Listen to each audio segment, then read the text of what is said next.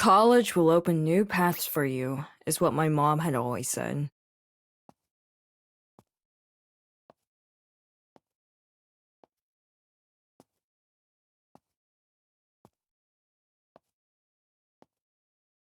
I took those words to heart, despite my usual cynicism.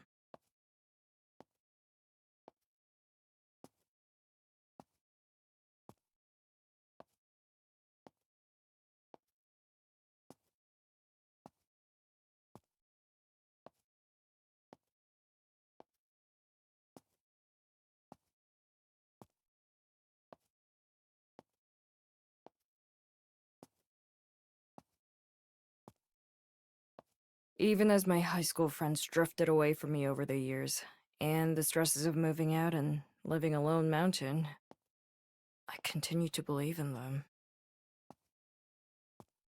Then came today.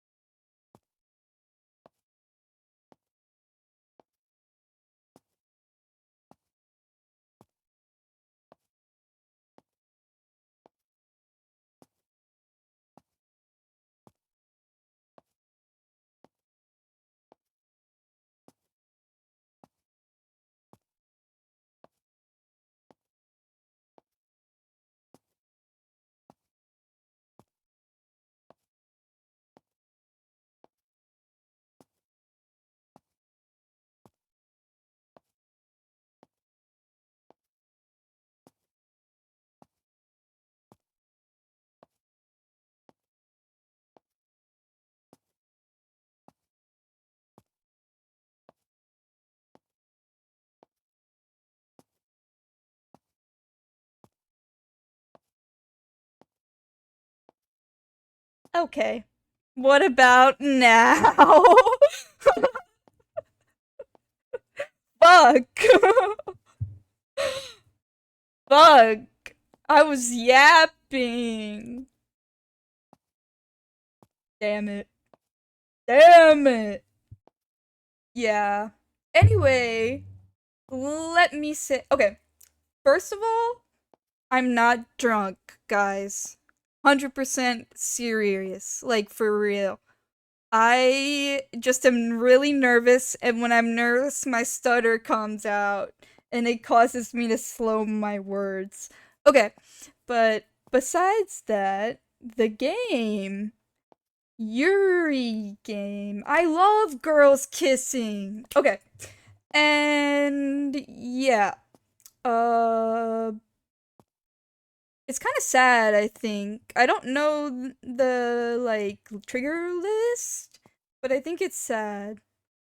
But besides that, Yuri game, am I right? Yeah. Anyway, I guess we can get into it. I hope everybody is ready to witness this game and me squealing about it. I'm completely going in it blind. Okay. Yeah. Yeah, I'm gonna check one more thing. Sorry for the clicking. Okay. I'm giving a thumbs up, but you can't see it.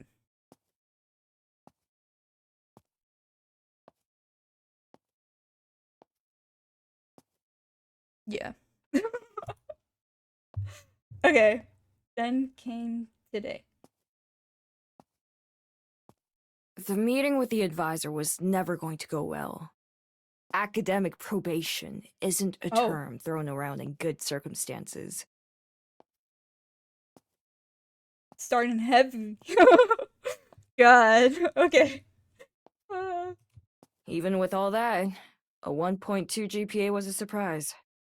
5 whole credits. 1.2. Okay. Sorry. I'm a little bit of a Studious nerd. After cruising through school before college, it feels like a bad joke when I repeat his coldly delivered words in my head.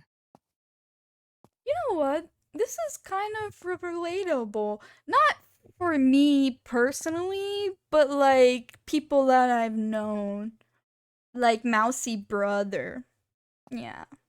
Ray Brother. Yeah. Okay. So I'm intrigued. And the art My heart's was really sinking. cute. I finally closed the door behind me.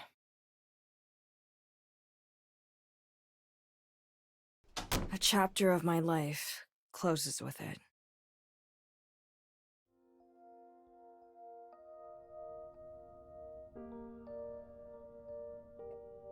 Walking by the bike propped against the wall, I shiver from the cliff of fall. The cliff. Okay.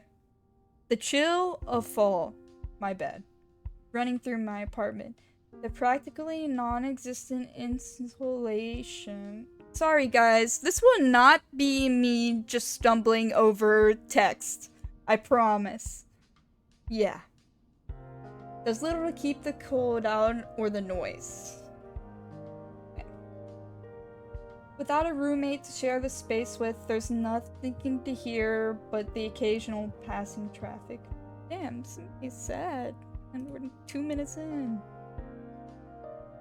I hardly mind. The solitude is more comfortable anyway. Unfortunately for me, that same silence makes me focus all the more on my failure. Jesus.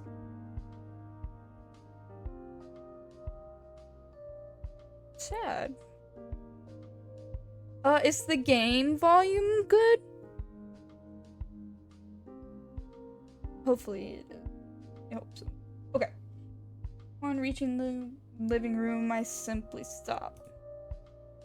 It's not like this should be out of left field. I had stopped checking my grades on the school website, knowing full well that the hours eaten up by my work would take their toll. Between working late and studying early, it's all I could do to not fall asleep during lecture. Okay. It's fine. It's fine, it's fine, it's fine. Denial. That's all it was. Now it's caught up to me, and I have no real way out. What do I do now? For all I've tried to avoid burdening my mom, neither of us could possibly afford another semester or so of college if I failed out. I shuffle to the kitchen counter and grab a glass of water to calm my nerves. With little else available to distract myself from what I should be doing, I wander over.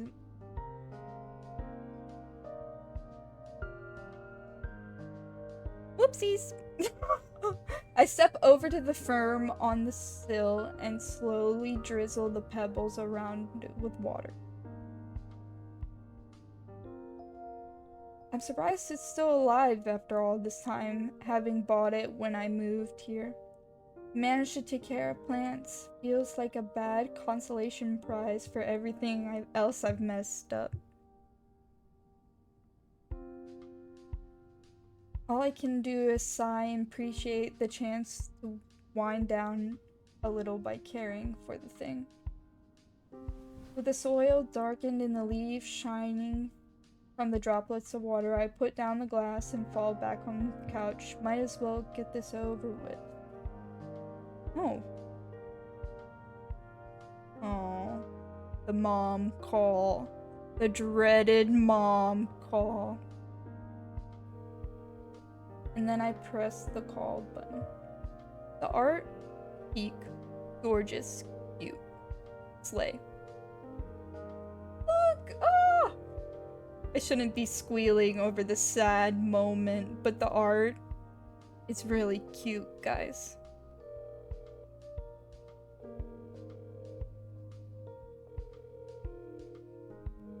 Okay. Hello? Hi, Mom. Hi, Olive. How's it going? I just got back from talking to my advisor. What did he say? Her cheery tone drops a little. She must have heard the defeat in my own voice. It's... I have a 1.2 GPA. Only 5 credits. I feel like I'm depleting as I sink further into my couch. I thought I'd be scared or frustrated at how bad this is, but that's worn off. It's become a dull emptiness. Oh, honey.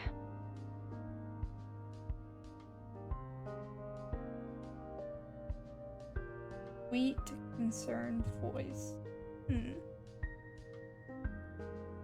It'd be so much easier if she just yelled at me, a sentiment I thought more than once. It's okay. This doesn't mean the end. I know someone as smart as my Ollie can find a way. Bro, like 10 minutes in and it's already... I'm just a little baby. It's okay. If I pulled off a decent GPA and passed all my classes and managed full credits for them, I'd still end up short. He did try to give me some options, but See, there you go. I don't know if they'll do any good, Mom. It's an intro art class and a creative writing class. He even said they're basically filler. Oh my god! Intro art, creative writing, let's go. Best classes ever, not filler. Okay? Very serious, fun stuff. Best moments in college. Yeah. It sounds like it's something you should try, don't you think? You could easily tackle either of those. I've never been good at that kind of stuff. You know that. You can only give your best shot. I think that's more than enough. You've been through harder trials in your life, and you've overcome those, and you're so much stronger for it. What this means is that there's hope. Hope. I really wish I could believe in her on that one. This is one hell of a long shot. If I did fine in topics like science and math back in high school, but I've never had an inkling of creativity. The art scene is also the last place I want to be anywhere near. Passing one of those 2 courses should give me barely enough credits to pass. Barely understates things. Then again, a pass is a pass, and skipping a semester isn't an option financially. My mom would doubtlessly do her best to help cover the costs, a fact that puts a knot in my stomach. All this is just trying to rationalize another simple fact. She's right. I'll do my best. Sorry for putting you through this. Read it. Not me. Honey, you don't need to apologize. I know there's a lot going on. I know you're doing what you can. I know! It's already so deep. You always have me on your side. Your advisor wants you to succeed too. That's why he gave you this option. I know you can do this. Thanks, I'll see you Mom. at work in a couple of days. We can talk about this more there, okay? I know it's easier said than done, but try not to stress yourself out too much about all this. Maybe you can make yourself something to take your mind off things. It's nearly dinner time after all, so make something nice for yourself. It's a better solution than drowning my worries in some greasy fast food. As much as I'd love to take the easy way out of it, any additional responsibilities tonight. So true. Alright. I'll try. See you. Bye, Olive. I love you. Just remember that tomorrow's another day. Love you too. With that, the line goes dead. The big moment is over. I rest the phone on the coffee table near me. Before me. Whatever. Starting tomorrow, I'll have all of 1 week. Jeez. What is with me today? I'm just nervous. Sorry, guys.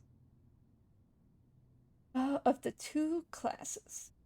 A class that will decide whether I get a college education or stuck in this rut for probably the rest of my life. Yeah, I feel that. All I have to do is pass an art or an English class to do it. English class. Yes. Sorry, guys. Oh, the art! Oh! Okay. As the silence of the apartment starts gnawing at the back of my mind, I decide to get up and start preparing the dinner. The dinner? Yeah. It's okay. Bro. Prologue. By a thread. I quite like the art style. Sorry, guys. I've said it before, but I'll say it again. It's adorable. The next day.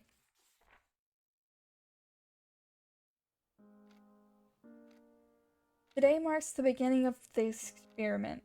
The drop period for classes ends next week, so my advisor's suggestion, I've signed up for both the art and the English lessons. Wow, college drop dates. So real. The plan is to sit in on both. Yep. Sorry, guys. Which is best for me and drop the other. I only need one to survive. And I'd rather not stuff my already full schedule any more than I have to. Yep. Art class. The first... Sorry, I just thought of the opening line of Heathers for some reason. Even though it's not relevant, because they're in college. But... anyway, how does that even go? It's like high school. I don't know. I don't know. The clip played in my head. Yeah. Oscillating between I don't have an ounce creativity and there's no way I can do this. It's just drawing, right? Could it be so hard? Oh, do I have news for you? And from there, we will cover the Futurist movement, which after its founding Futurist in movement. 1909... I remember that from class. A while ago. So silly. There's no way. Try as I might to take other notes, I have no idea what I'm writing down. Psst. Oh my god. I'm making the noise, but it's not picking up on my mic. Sorry, I have it like noise gated because I don't have the best mic. Yeah. But anyway, you can see me going psst. Oh, it worked for a second. Psst. Okay. Hey. Oh my god. Cute. The thing is shoved further into view. Glancing over shows to be an open notebook, which I try to do now. I thought the thing was referring to her, but okay. The notebook slides back and forth in response, tapping my own book as I try to write. Yeah. Grimacing only spurs them on. Now sure that they have my attention, what do they want from me? Passing notes in class. No. Nah, I don't care.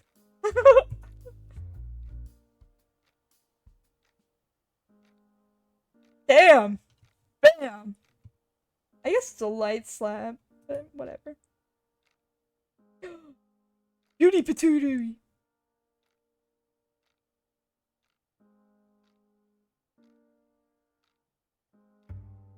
The sun behind her paling in comparison to her bright nature.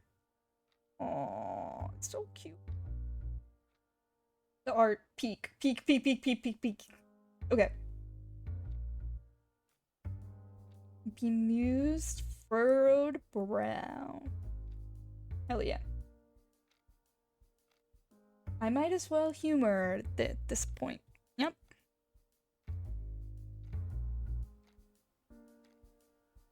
Oh, the little otters. Sorry, I'm making weird noises today. But anyway, otters. Hey, you look pretty lost. Are you doing okay? You need some help? Question otter. The otter question.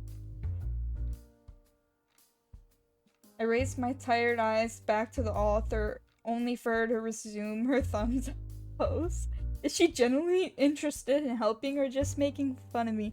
Okay, girl. Okay. You just called her pretty. And now you're gonna be like, she's just making fun of me. It's okay. I'd probably do the same. This is so cute.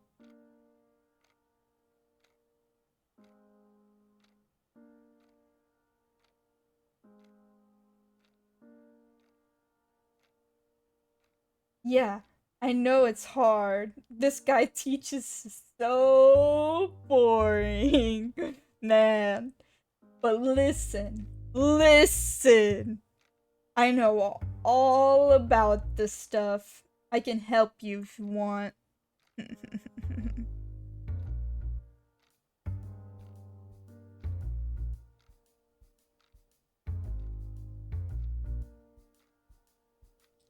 It's art history, dog. Though she's dedicated the full page to this conversation, I can make out various notes about art bleeding through the back of the page, even if the handwriting is hard to decipher. My eyes drifting further, I notice another book sitting on her desk. An open sketchbook this time. Its pages covered with drawings of this and that, in addition to some of the doodles in the notes she's been passing to me. This class must be perfect for someone like her. Yes!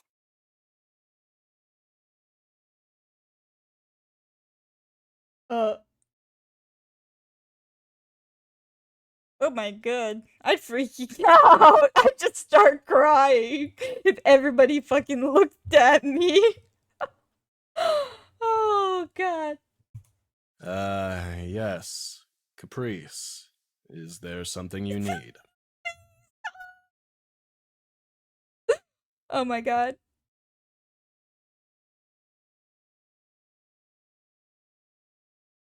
He knows her all too well. Just excited and ready to learn. Is there something you need? I need you to stay quiet while I'm talking, if that's okay with you. So silly. Yes, sir. Sorry, sir.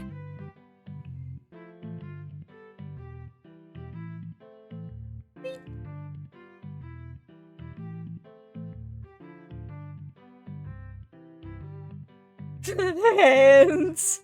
The crossed shoulder position. Don't let them dim your sparkle. Yeah, hell yeah. Why'd my stream lag out for like 2 seconds? But anyway, talking about dim your sparkle.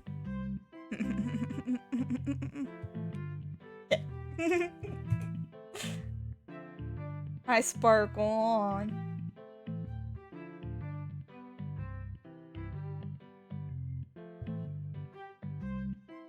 Let's talk after class. I know just how to help you. I'm Caprice, by the way. Yes, I did. I'm great at sparkling. It's my favorite hobby. Thanks, I'm off.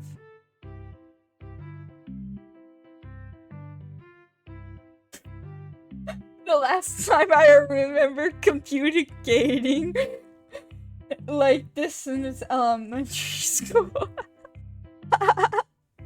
Sorry. Okay.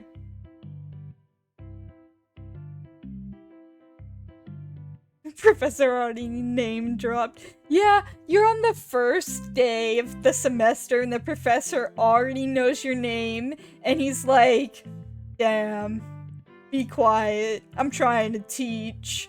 I'd cry.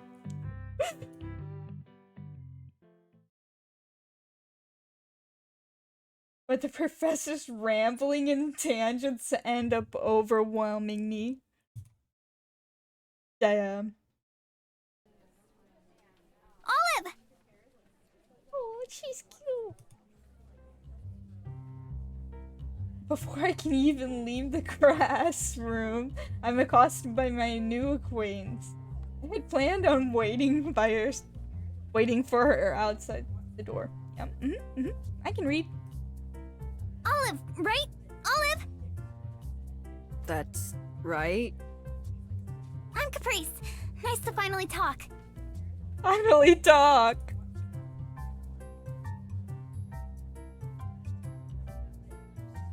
Wait, the way she just inched forward was kind of silly. Okay. Yanked around by the slight figure before me. Yeah, so... So, listen. I'm the president of the art President club of here the on art club! campus. Well, not the art club, but one of the art clubs. The better one. Forget about Better one! Damn! Shade on the first day. In fact, forget I mentioned it. There's only one art club, and it's mine.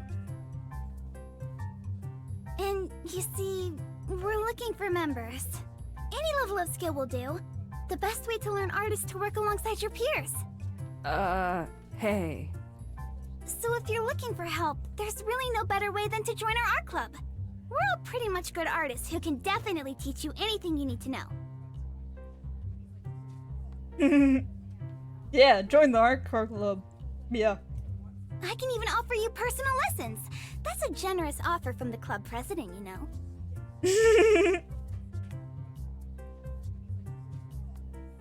I have to stop this. I'm not looking for a club or anything like this. Okay. But you could be. Thank you. But I think I'll pass. Oh no. I came on too strong. I'm sorry. Don't worry about all that stuff I said. He's so cute. I do think we could help you, though. Oh god, sorry if it glitched out. Give me 1 second. Okay. I appreciate the offer, really, but I just don't think... I'm not asking you to join. Just maybe come by sometime. Go to the art club. Okay. Oh, I know. I'll set up a club meeting for you to scope out. I'll let the others know to expect you once we can decide on a date. No strings attached. I think you'd fit right in.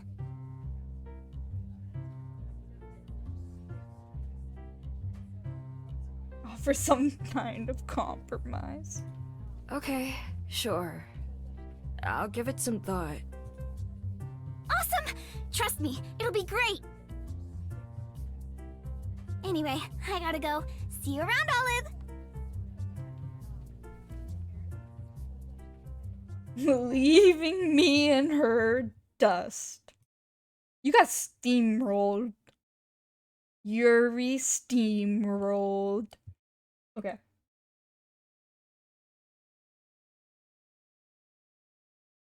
I'd rather not deal with someone so high energy. Maybe just sitting in won't hurt. Ellie, art club. Woohoo! I got places to be.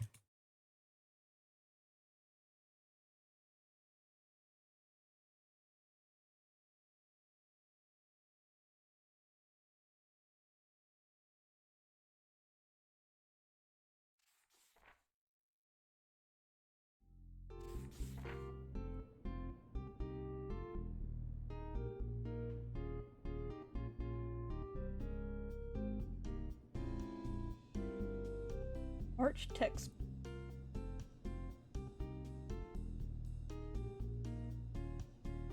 I have to constantly remind myself.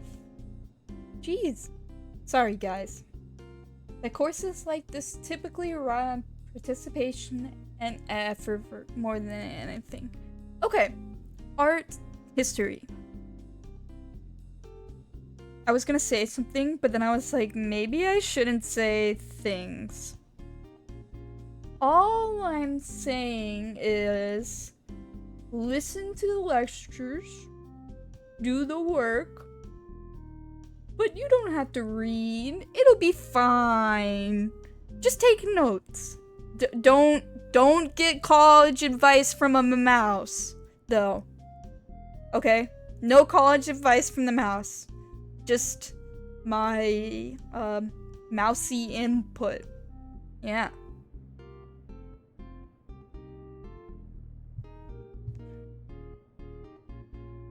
Foreign terms and information. Oh. Oh, cutie patootie! As a customer sneaks through the door without me noticing. Damn.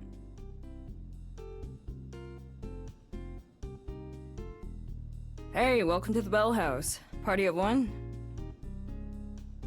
I go to retrieve a menu for the woman as she turns to meet me. 3, actually. My roommates should be in shortly. They're just wrapping up a conversation out in the car. I love all the voice acting. The voice acting, the art, characters, like... Eek. Okay? That's all I gotta say. Got it. Booth it is then. Right this way. I take a few steps further into the diner, ready to lead her to a spot near the back. I only make it a couple feet before a voice interrupts my train of thought. Hey Millie, catch!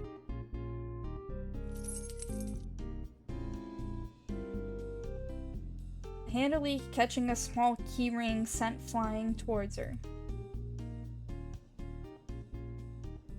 Oh. Another one.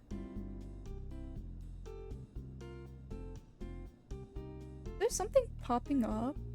I feel like I'm seeing someone. Anyway, it's fine. Okay. A woman in orange and yellow seems to be the culprit, and behind her... Oh. Oh no.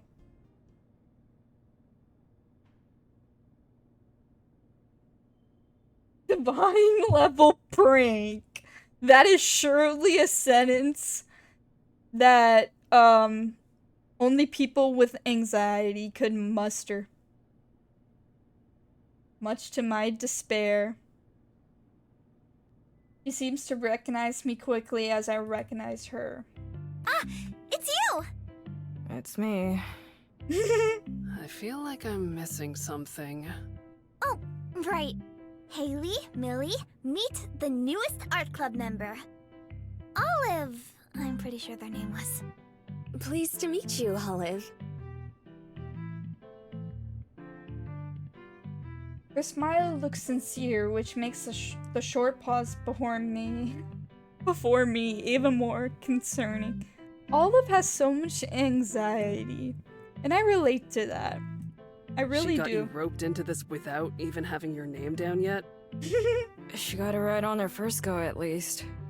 I'm not in the club yet, though. Just testing the waters. It's only a matter of time. Uh-huh. Anyway... Wanting nothing more than to be done with this interaction, I spin myself around and start making my way back to the back of the diner, beckoning them to follow. Yeah.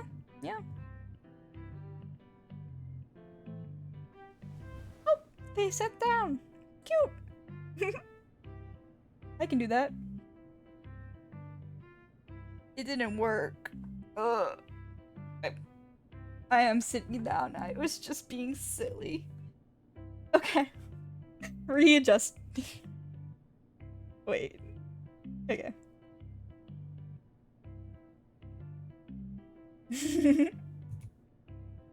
I wasn't eavesdropping.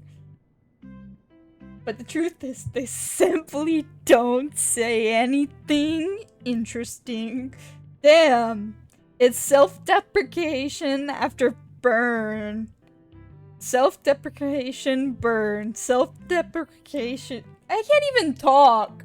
Holy moly. Okay. Chicken sandwich. Breakfast platter.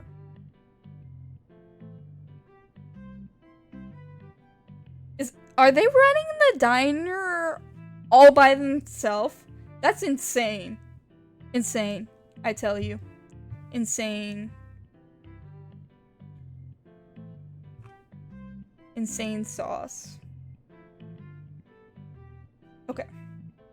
Sorry if my game is flickering. Just ignore it. Enjoy. Just speak up if you need anything else. It smells great. Thank you.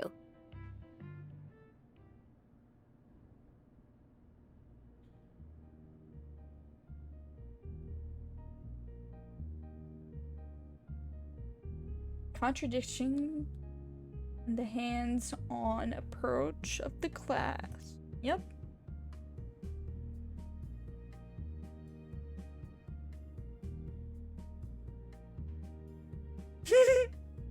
Aww, so cute.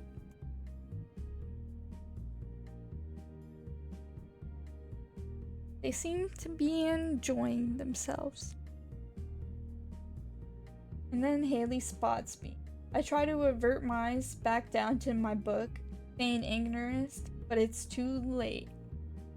Hey, whatever your name was. Olive. Hi. Damn. Sure, let's go with that.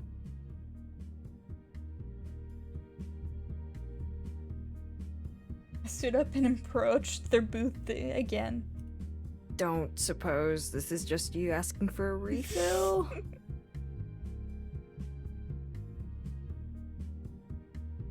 Maybe in a bit. Just figured you wanted to chat with you staring longingly at us like that. Damn. Blocked. Internally, I cringe. Thanks for wording it precisely like that, Haley. I have known you for approximately 5 minutes and I already feel like I'm hiding away forever. Okay. They're cute. Okay. That's all I'll say. Sorry, that textbook was giving me a headache and there's not much else to look at in here. Studying at work is impressive, though. You must really be invested in the art class already, huh? Not at all, sorry to say. I've actually got another class tomorrow as a backup plan, in case the art one doesn't work out. Oh, really? What kind of class, if you don't mind me asking? Huh? Just intro to creative writing. Some small filler thing. What? Shoot your shot.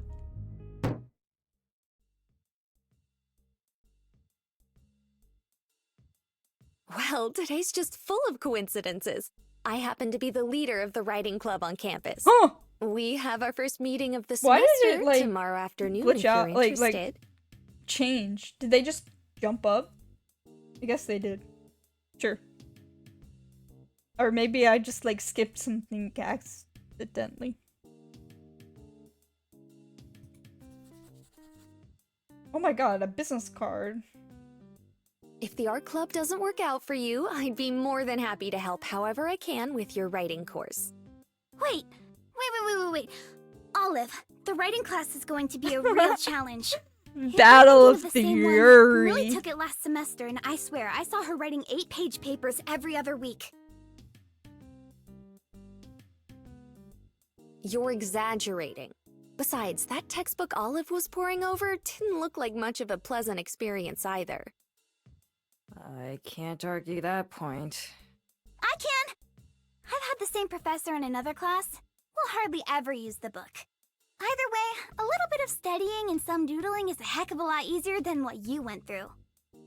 Says the woman spending days at a time stressing about inspiration and color composition. Bro, they throwing punches.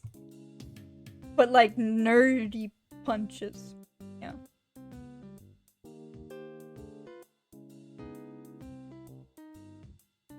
Going back to her sandwich as I tucked the card away in my back pocket. Damn. I kind of like her. The silly. Raised glass with a half-melted ice clinking the side as she shakes it around. Yep, I just made up that entire sentence. It was just a suggestion. Yeah. Coming Oh, right I clicked too up. fast. Slayly. I clicked too fast. No.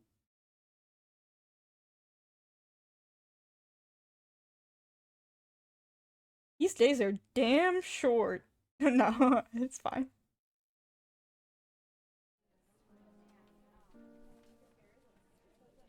Belongs in that course with a clear love of language and words.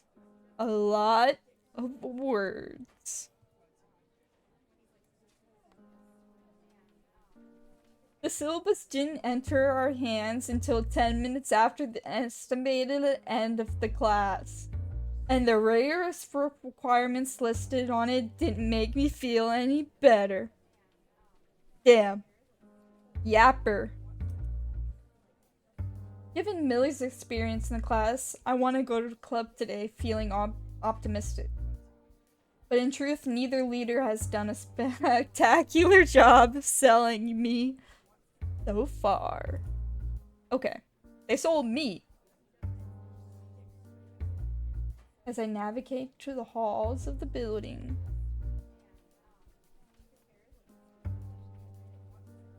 Oh, it's a car shop business card, not a writing club business card.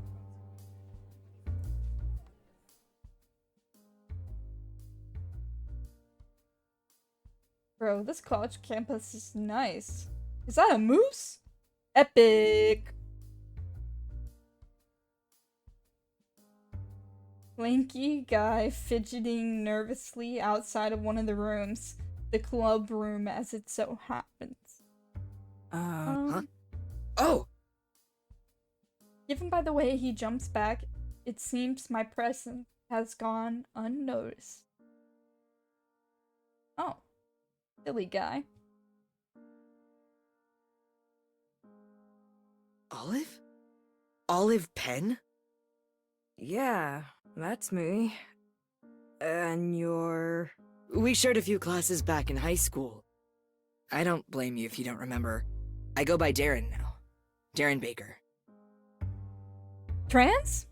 Epic! Darren. Hell yeah. Hi, Darren.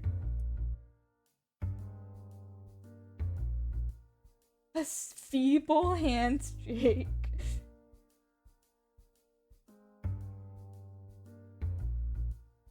A year of solitude. Damn. I remember. Don't worry. You're looking good. And you're looking the same as ever.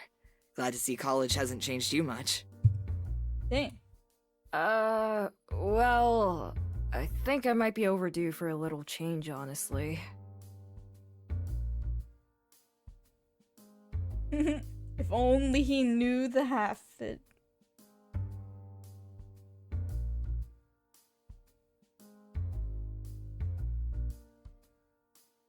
I'm becoming more and more aware of how late I am.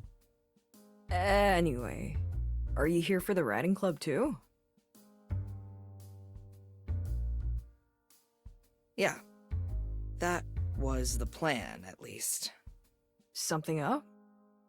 It's just more crowded than I was imagining it. Lots of noise and talking over each other. I poked my head in for a second, and that was enough. Eesh. Yeah, I can't blame you.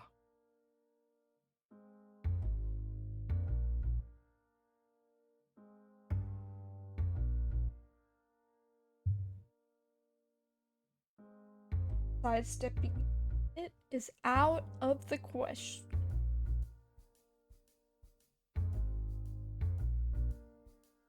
Well, wanna check it out together? I haven't been looking forward to it much either, to be honest. But having a friend there would help. Huh? No pressure though. I fully expect him to turn down the offer, not being shackled to the obligation like me. But instead, his face lights up. Not being shackled. Damn. Self-worth problems.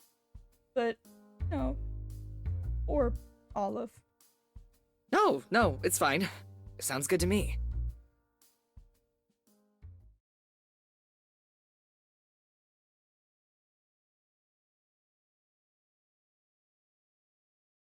Source of the squabbling.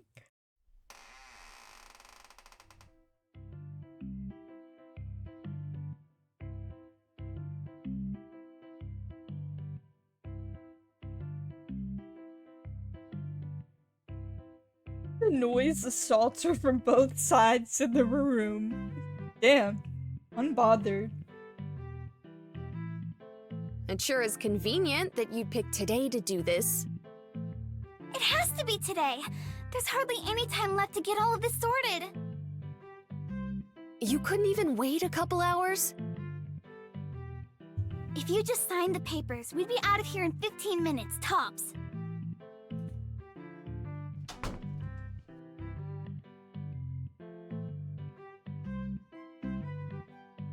Oh, what a coincidence.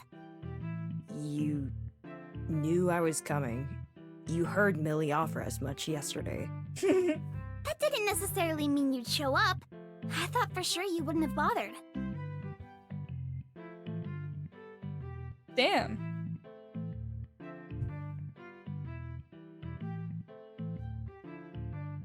Hey, you guys! This is Olive, the person I was telling you about. Damn! Oh my god.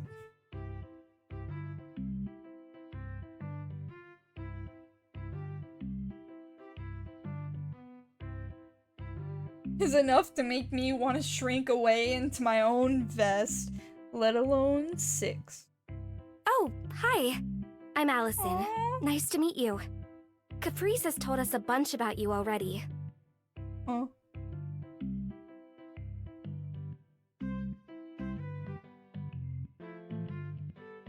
Eileen.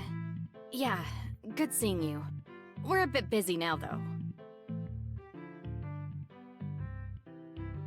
Happier. Oh. She's the joy whimsy machine.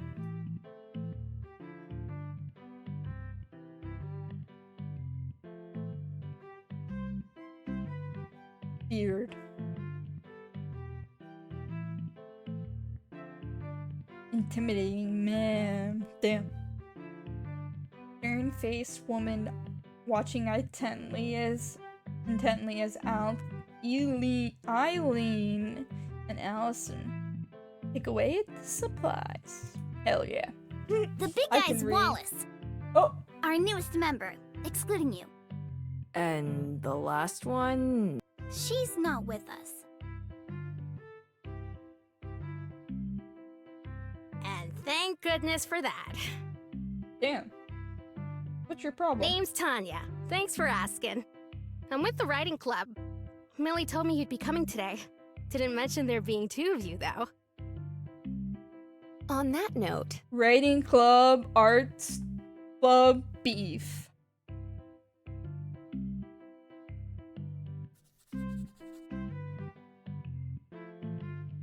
here's my signature as assurance that I'll finish filling out the form after the meeting if it makes you feel better. Now, if you don't mind, I'd like to actually have a meeting today, so I would appreciate it if you hurried up your pillaging.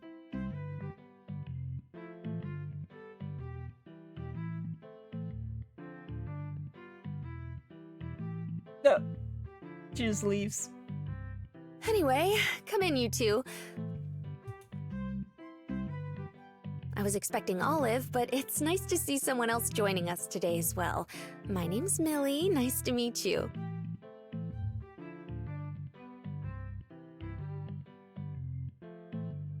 Darren. Hi.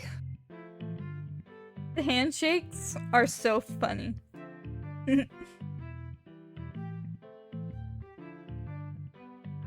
You've got quite the fan club, huh?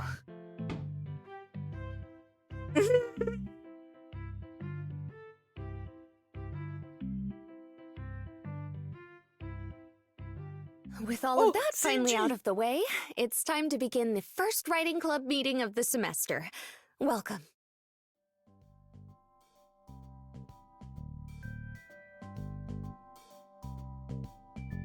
Front and center of the room, open book in hand, Millie definitely gives off a natural kind of teacher vibe. This club's one of the oldest in the school, so we have a lot to live up to. Tanya introduced herself already. She's been helping me keep things moving for a while now. The talkative girl is Heather.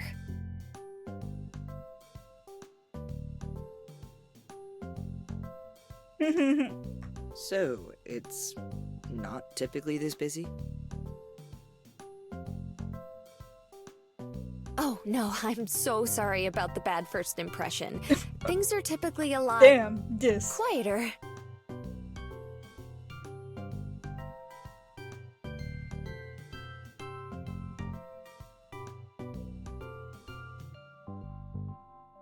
Don't let the size fool you, though. What we lack in quantity, we make up for in quality.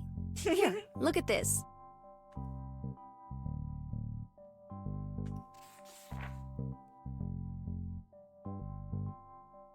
The club can be a great source of inspiration and technical know-how if you'll allow it.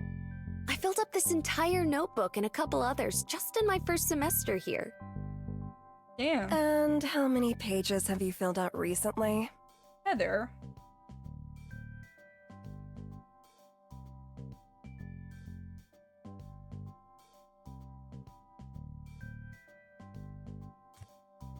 Plenty, thank you.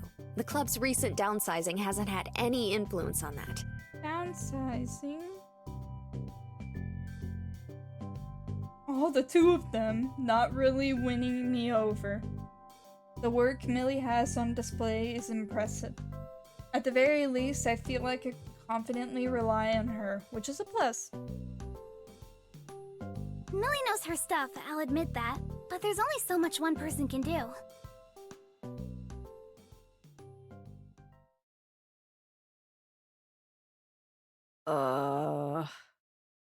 Bruh.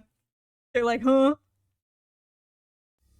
All I'm saying is that the art club, the entire club, would be able to help you. Unlike the writing club, our little circle looks out for each other. Damn, they beefing. Don't drag us into this. Yeah, you tell her, Wallace. Too late for that.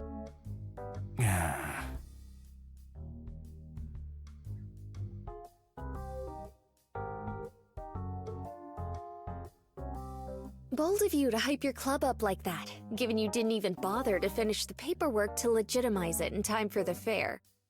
Oh, roasted. I've got a set of keys for a room and a bunch of like-minded artists.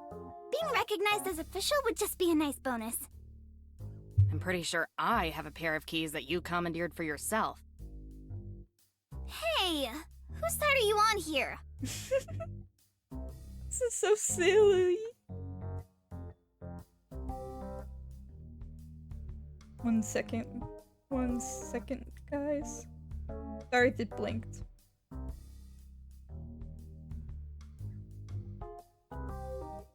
Okay. Okay, I'm back. Which honestly may be a point in their favor. Oh, it blinked again. Thank you for offering to share your space, by the way, Millie. We appreciate it. Even if Caprice won't say so. Come on, not you too. You're very welcome, Allison.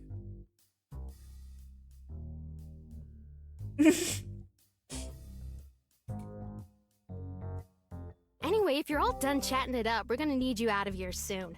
We were promised 15 minutes and you've already used up 5 of them. Yeah, we're going. Just give us a few minutes to finish grabbing everything. Wanna help us out, new kid? Huh? If you're being dragged into the group, you may as well start getting used to it sooner rather than Bro. later. You almost fail out of college and then you're in 2 classes and then you get, like, sucked into 2 clubs. Like, dog. Oh my god, the luck. What? No! I was gonna bring them to an actual club meeting. Show them the best we had to offer. I had plans. Plans.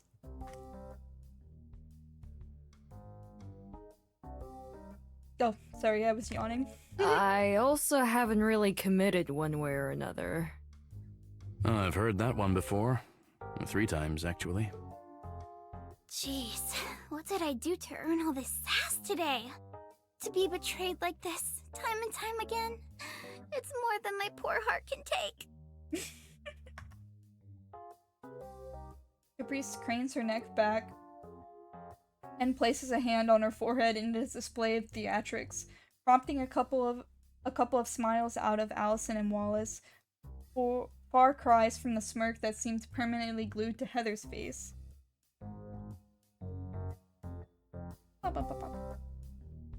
The thought of Heather is enough to remind me of my current situation, and I snap back to focus my attention on Millie and Darren.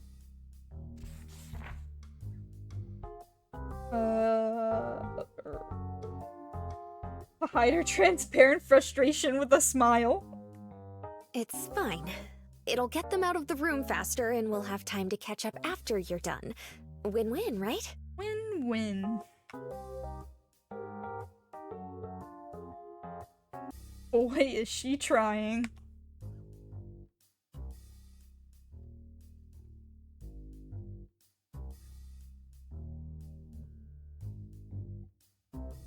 But at the same time,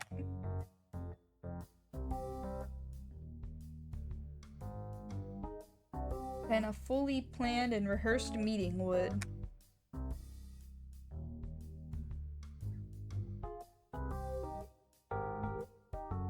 Hard not to feel anxious about it. Damn, anxiety bug.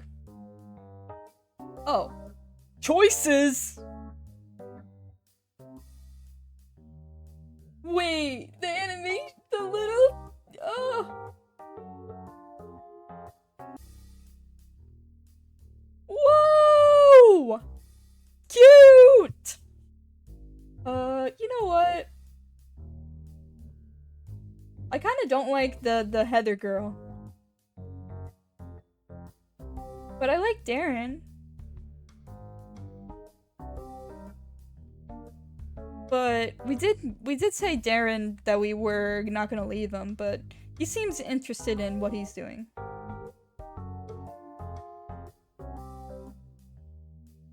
I feel, oh, decisions! This shouldn't be this hard.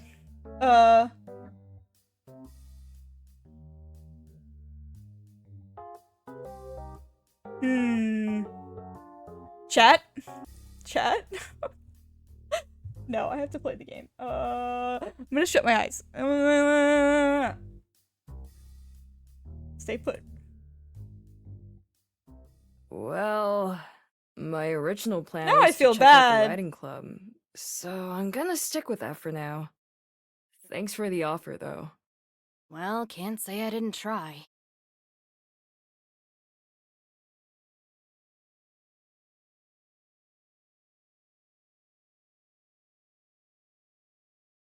Aw, at least she perked back up.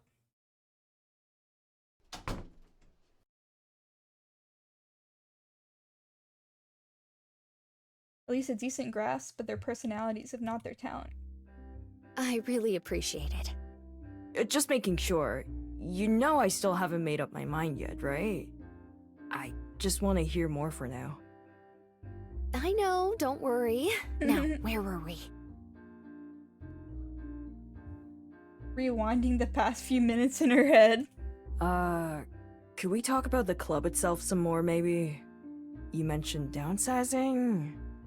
Ah, right. That.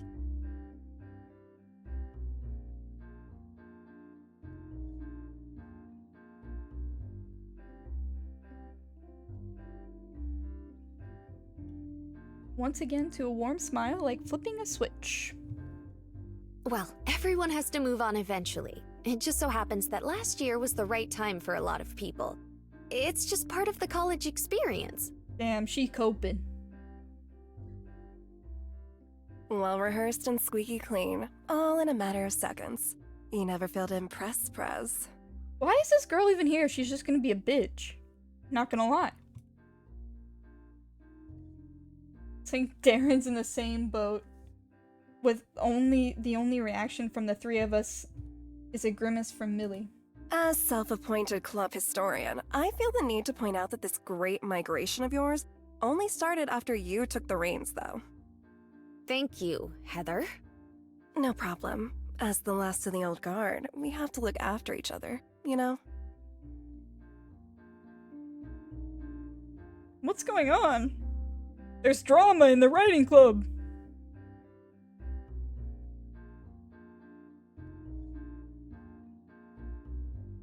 Left unsure of how to continue this conversation, I turned to Darren. To my surprise, he seems unusually non-post about Heather's A interruption. smaller club suits me perfectly, actually. I was a lot more anxious when I came in originally and saw so many of you in here. Yes, exactly.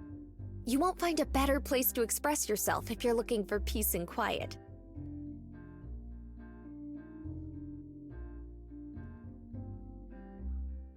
Looking considerably more at ease at her reassurance. Redirects. But just because we're quiet doesn't mean we're an empty room. Tanya, can I borrow you for a minute?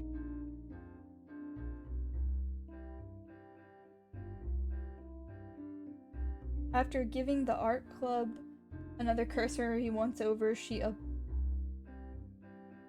obliges. Yep. Her friend's request, casually striding up to the front of the room. Hey again. Hey, hi. I want to give you two a proper introduction to Tanya. She's the most recent member, but she's already been a huge help.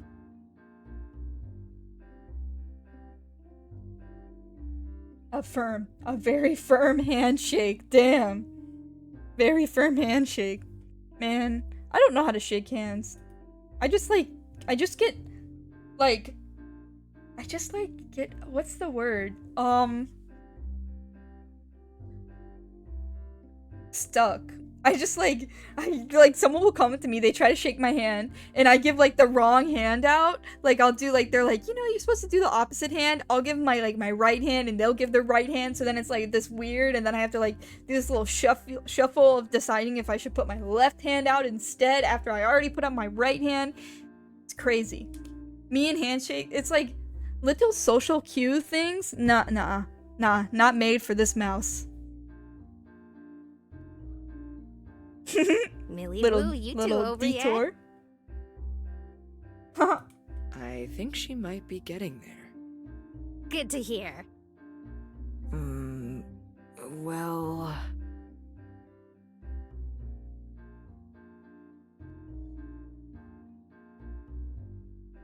2 words, barely and even words, are enough to get a simultaneously frown from both Tanya and Millie. Damn. Still got some hangups? I'm just not sure the club has what I'm looking for, I guess. Well, let's see if we can address that. What are you looking for here? Her voice actor... I don't know how many voice actors are involved in this project, but they sound familiar. Help with my writing class, assuming I stick with it. Yes, I'm aware. Anything else? Disappointed her with my response. Damn. All of us I'm just trying to pass. I don't give no fucks about creativity and friendship. Practically beaming. Is that all? Then you've got nothing to worry about. You couldn't ask for a better tutor than Millie here. Why is my mouse glowing red? My computer mouse. Why is it glowing red? What's going on? Is it out of batteries? Does it need batteries? Huh? How does that work? Don't they not need batteries? Aren't mouses like mice, I guess? Aren't they like always right? What am I even saying? Don't they have enough batteries?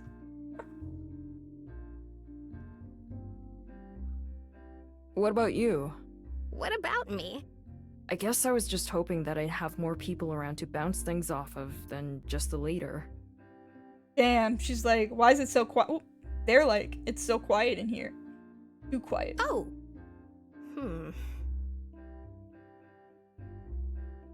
That kind of thing isn't really my strong suit. I don't know if calling on me for writing advice would be the best idea you've ever had. Okay. I told you, though. If there's anyone who could single-handedly drag you across the finish line, it's Millie here. Right? Well, I'd certainly try my best. Man, she's really gassing this girl up. So the pitch ends closer to a whimper than a bang. Damn. Looks like Darren's probably been won over, sitting upright and excited at the premise of an empty classroom, but but that same promise of a near deserted club makes me sink into my seat. I reach over and grab the notebook from Darren's desk, flipping through it as I absorb as much as I can of the barely legible print. The club's likely a wash, but it's hard to deny Millie's own personal expertise on the subject. I wonder if she'd really be enough. So? Sure. I'll think about it. Thanks. Think about it. Think about it. You know what? I'm kind of more sold on the art club. I don't know, guys. Sorry. Heather is annoying. And Millie seems a bit bossy, I guess. Friday. Every student's favorite day of the week. Is it gonna give me another option of who to sit by? I fucking hate cafeterias. Perhaps it's my imagination, but even as I head into the cafeteria, the chattering of people around me takes on a slightly happier tone from the days before. As for me, my mind is still occupied with thoughts of clubs, classes, and my last-ditch gamble to survive the semester. My stomach grumbles, the smell of food from the tables only reminding me of my hunger. After skipping breakfast in my rush to get to school, I need something more than a cookie from the nearby cafe to get me through the day. Damn. But I love cookies.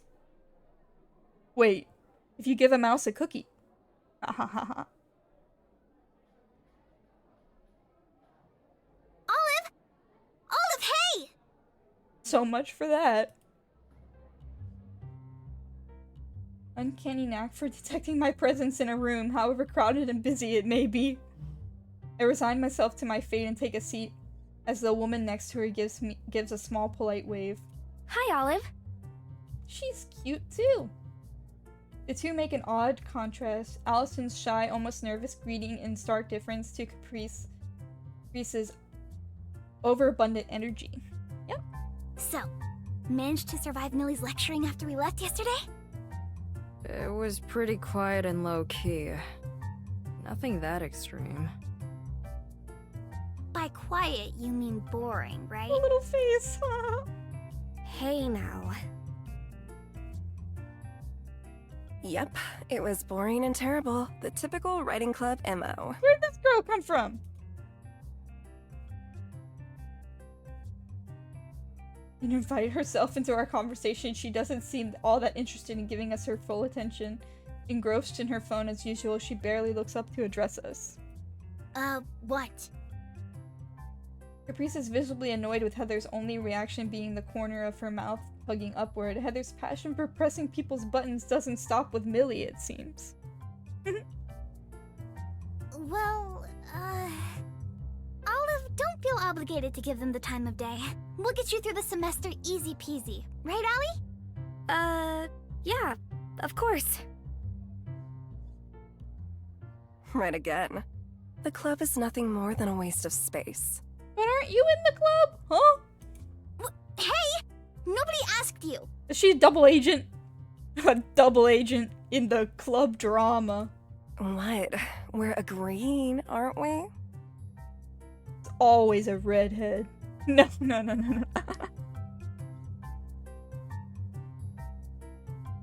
As impressive a feat as any.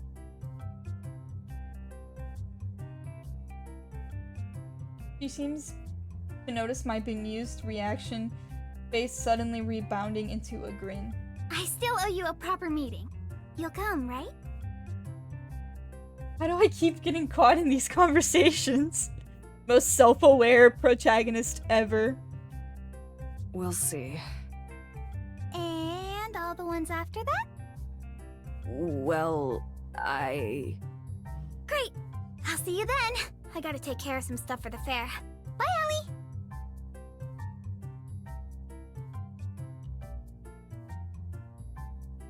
What about food? Already ate! Bye! Damn.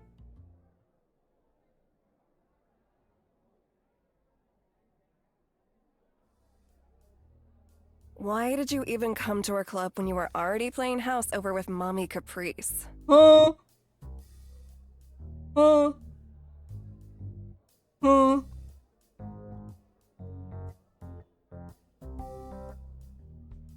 Please don't call her that. Just keeping my options open.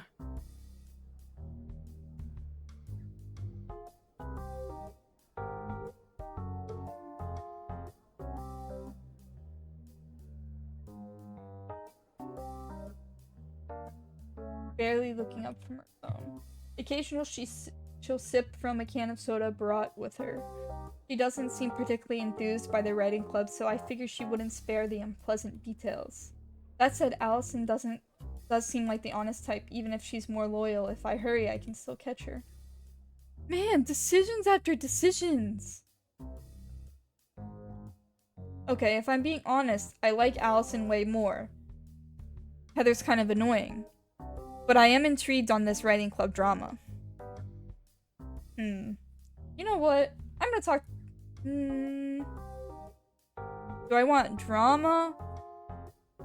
Or friendship? Drama? Friendship. Drama? Friendship. I'll talk to Allison, fine. Heather's only half paying attention to me to begin with, so I quickly get up and skip over to Allison as she strides off. I have no intention of playing peacemaker, but it's striking how strong her feelings on the matter are. Hey, Allison.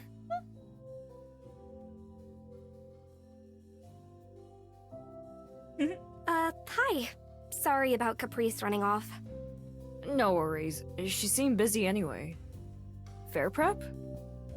Yeah, we're all a bit behind schedule, so we've been kind of scrambling. Heather gives a dry ha as she overhears the last of our conversation before wandering off to the food counter. She's always so rude. Outs at her back as she walks away. Do you interact with the writing club much? Outside of yesterday, I mean. Every now and then. More lately with this fair stuff. Not like Heather's much of a club member, though. What exactly is the club fair about? I saw it advertised earlier last year, too. Club fair? There's not much to it. A bunch of the school clubs set up in the gymnasium and try to recruit people. Mostly freshmen who haven't been poached yet. Millie offered to share her space, so we're sneaking in this year. If you have a way to get new people like that, why is Caprice so dead set on recruiting me? Damn. Why me? Caprice is really serious about the club. But you've probably noticed that already. Honestly, she's serious about everything she does. She wants to get every person possible. A dream of hers is to grow and expand the club beyond even the huge existing one. And just lore drop. Like, come on, give me the lore. And what? to be honest with you, I prefer smaller groups. I'm fine with how things are. Nothing against you, though. You're free to join if you want. You'd love it, I'm sure. Everyone really is nice, and we have a lot of fun. Caprice is wonderful, too. I know she can be a little overbearing at times, but she always brings so much energy. A little too much, maybe. Sometimes, sure. I get it. When I first met her, I thought she was pretty overbearing. I wouldn't really fault you for thinking that. She's good at what she does, though, right? Oh, absolutely. Everyone there is. I'm still learning, but they're always teaching me new things. Art club. How fun. But I guess what's happening is... Pausing to give her next words some thought. Caprice wants us to be a legitimate club. A club that's official, real, whichever word you want to use. We aren't much of one right now. We barely nudged our way into the fair. Even then, we kind of cheated to get there. Damn. Art club. If I join, will that even change anything? I don't know. It'd take more than one person, probably.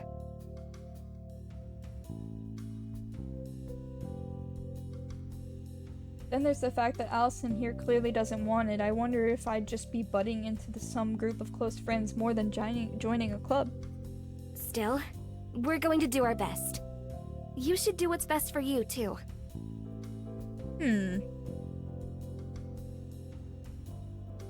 I realize I'm far away from my...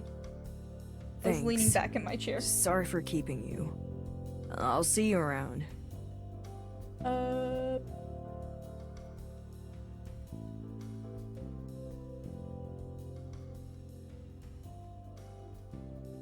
Oh, sorry. I was like, just spacing out, I guess. I don't know.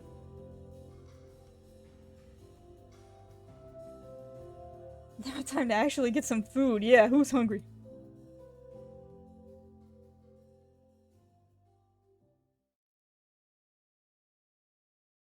Our club is close and friendly. They're small because it's like they're a group of friends trying to be a club.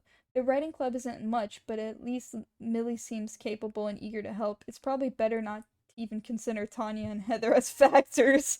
Damn. I'm not sure if either is a good option. Hopefully this club fair will help me find better answers.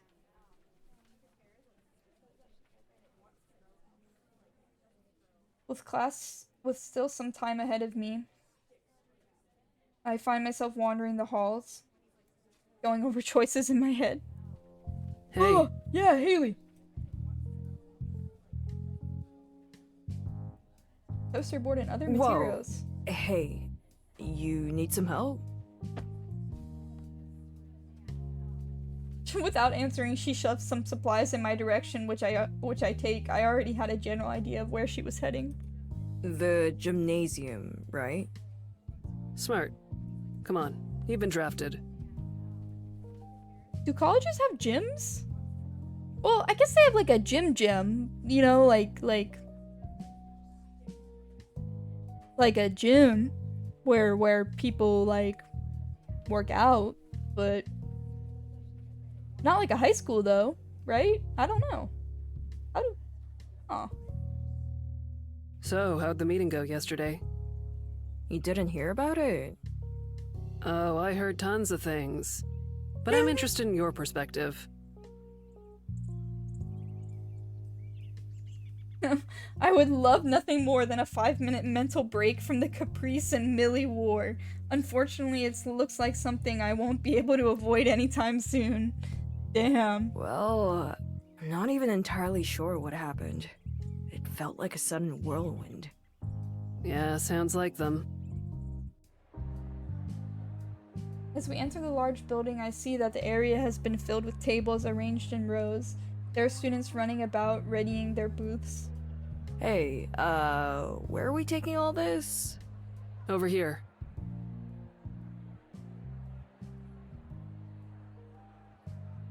I follow her to a table on what's supposed to be a table. Anyway, I find two smaller booths crammed inside the same small space, one covered in a red cloth and the other in a blue cloth. Like, pick your pill or whatever.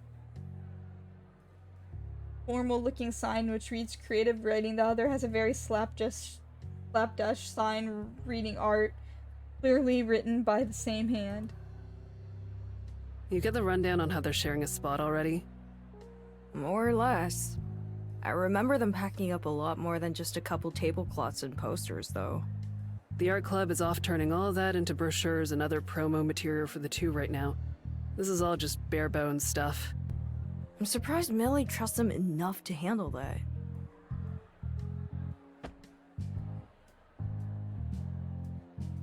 Tucks her armful of supplies safely under the writing club's desk. She lifts up the cloth for me. Millie gets along well enough with all of them. It won't be an issue. Could have fooled me. Things are just complicated right now is all.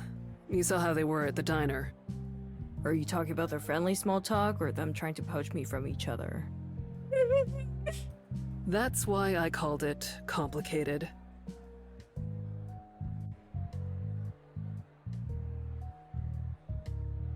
You're committed at this point, right? You're gonna be picking one or the other? Yeah, that's about as far as I've gotten in my thinking, though. No particular feelings so far? She'll be like, join the music club. No. Ugh, tons of feelings. Most of them dread. It all sort of cancels each other out. Well, good luck. Wait, what's up? That was just Millie stuff. Gotta head over to the art room now. Want me to come with you? I've got it covered, thanks. The headphones come up, signifying the end of the conversation.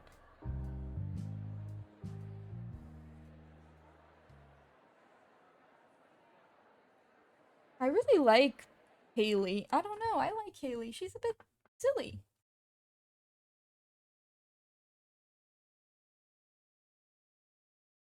But they just leave their club stuff unattended?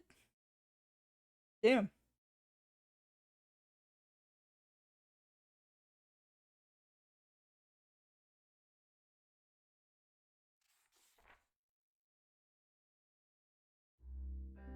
Today marks a day so rare, I can't remember it the last like it's something so monumental that the full implications haven't yet settled in. A day without school, study, or work. A sizzling of bacon rings in my ears. It's playing with my nose with time on my hands. For once, I've decided to start the day with a simple pleasure, the taste of eggs and bacon for a late breakfast. As I nudge the bacon with a spatula, I take a sip of the steaming hot coffee beside me. Coffee! Yummy! I like the coffee. Unfortunately, my skills in cooking haven't translated to my skills as a barista. The concoction is proving foul. Oh my god, bad coffee. If it weren't badly needed caffeine, I would have tipped it out already. Damn, all of it's so silly. The little cactus sitting on my windowsill catches my eye. My pride and joy, as embarrassing as that might be to admit. Easy to take care of, too. Looks like you're doing better than me these days. My words to the plant go unheard. Living alone isn't the easiest thing. Every chore, meal, and errand needs doing myself after all, but it's comfortable. I can do these things on my own schedule and eat at my own pace. Solitude might not be easy nor cheap, but it is simple. Pleased with the plant's quiet and unassuming company, I take another sip of my foul coffee. A distant ping from the couch announces a received text. Considering how few people I know, it's either mom or work calling to ask me to cover a shift.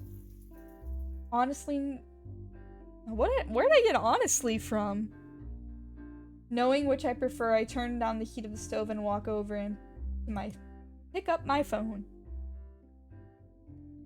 Oh, text.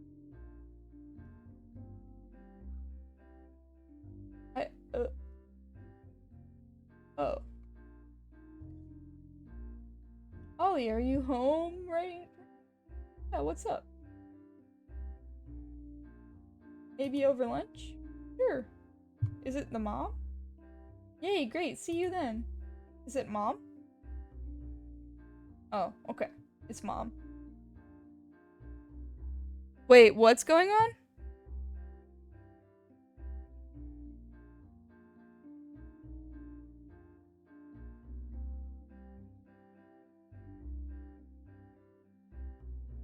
Huh?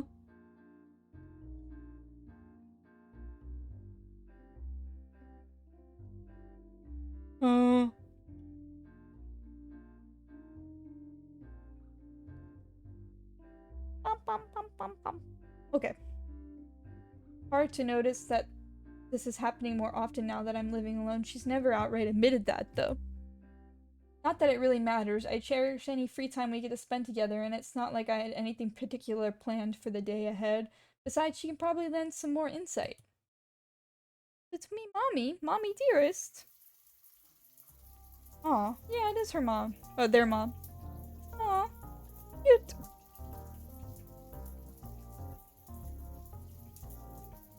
She still brings extra treats for me. I'm thankful I had a light breakfast. Honey, Treats. you really didn't need to cook for me. At least let me help. Aw. I was going to cook lunch for myself anyway. Whether it's for 1 or 2 people, doesn't make that much difference.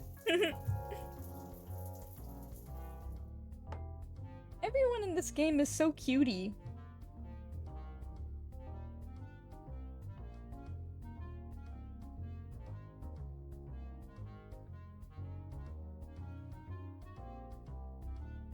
Despite her protest, Mom's eyes widen at the meal as it's placed before her, still steaming This is better away. than having to cook for yourself.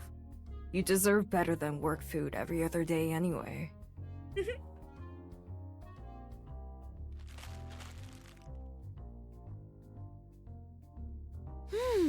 It looks as good as it smells.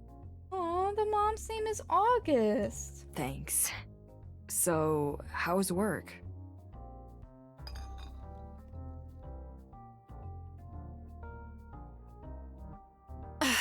And she's yelling at me. Her baby is crying, and her other kid, oh, I'm telling you, they had the most embarrassed look. But what can I do? Except apologize. And of course, she didn't even tip. Sorry I wasn't there to help you deal Damn. with that. Always tip if you can. They deserve it. I'm glad you weren't there. Speaking of which, how's your day off been so far? Oh, boring. Stressful. What did you do? I sat around here, mostly just a lot of thinking. Thinking. Thinking about thinking. Ollie, it's your day off. At least take some time for yourself. With what's been going on... Still turn up about your classes, huh? Yeah, guess so. And things just keep getting more complicated.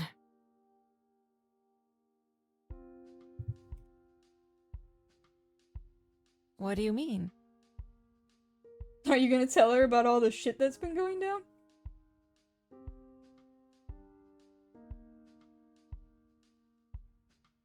Her varying expressions between interest and concern.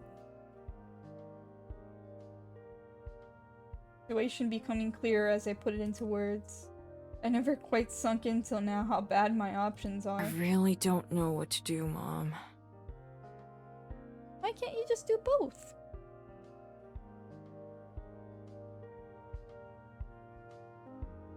I know it's tough, but look at it this way.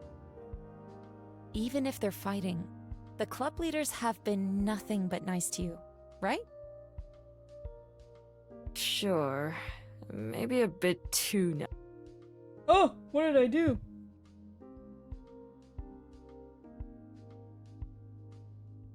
Oh.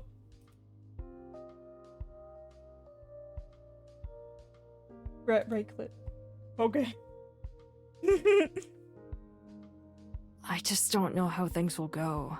My whole college career hinges on this. You're more resilient than you give yourself credit for. I'm sure you'll pull through. Everyone wants you to do well. I know you won't regret your choice. Whatever it is. That's easy to say. It's true, though. You're wasting your day off stressing over it. Take the rest of the day for yourself. Relax, do something you enjoy. Don't make it another day of stress. That way you'll be going to this fair with a clearer head. That's easier said than done. He does have a point, though. I can't do anything more than I've already done at this point. It may not sit right with me that my future depends on people I barely know, but those two are who I'm stuck with. I have no choice but to gamble on this. I'll try. That's my Ollie. Aww, cute. Now,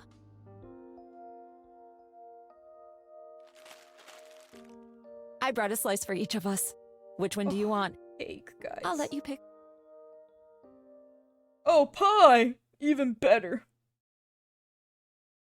One slice of blueberry and the other slice of cherry. If I didn't know any better, she had done this on purpose. Oh, it's a red pill, blue pill situation. Just like the clubs. Red pill, blue pill.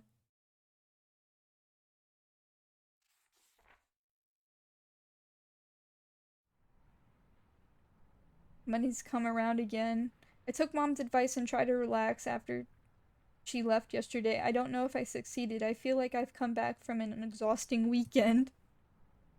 Today's the day of the fair. I'm not sure I'm sold on either choice yet, but I don't really have time to mull it over anymore. I went over it again and again, but I'm hoping seeing them at the fair today will finally realize that. We'll finalize that, yeah. With the morning study over, the cafe beckons for a quick pick-me-up before going to war in the club's gymnasium venue. Never having been to this kind of event before, I expect chaos, especially so given the circumstances. Damn.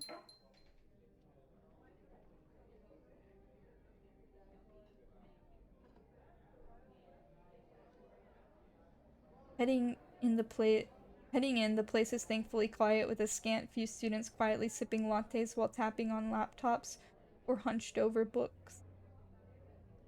My girl!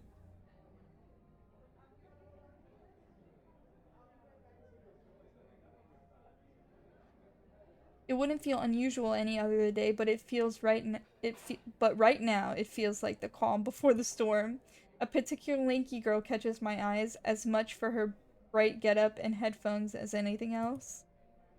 Haley sits quietly as she listens to her music, hand in chin, with a small coffee beside her. For someone so mild-mannered, she sure stands out. She picks up her head and waves me over. Oh, I like Haley. She's my fave, kind of, not gonna lie. Can I date her? Or does it have to be red pill or blue pill?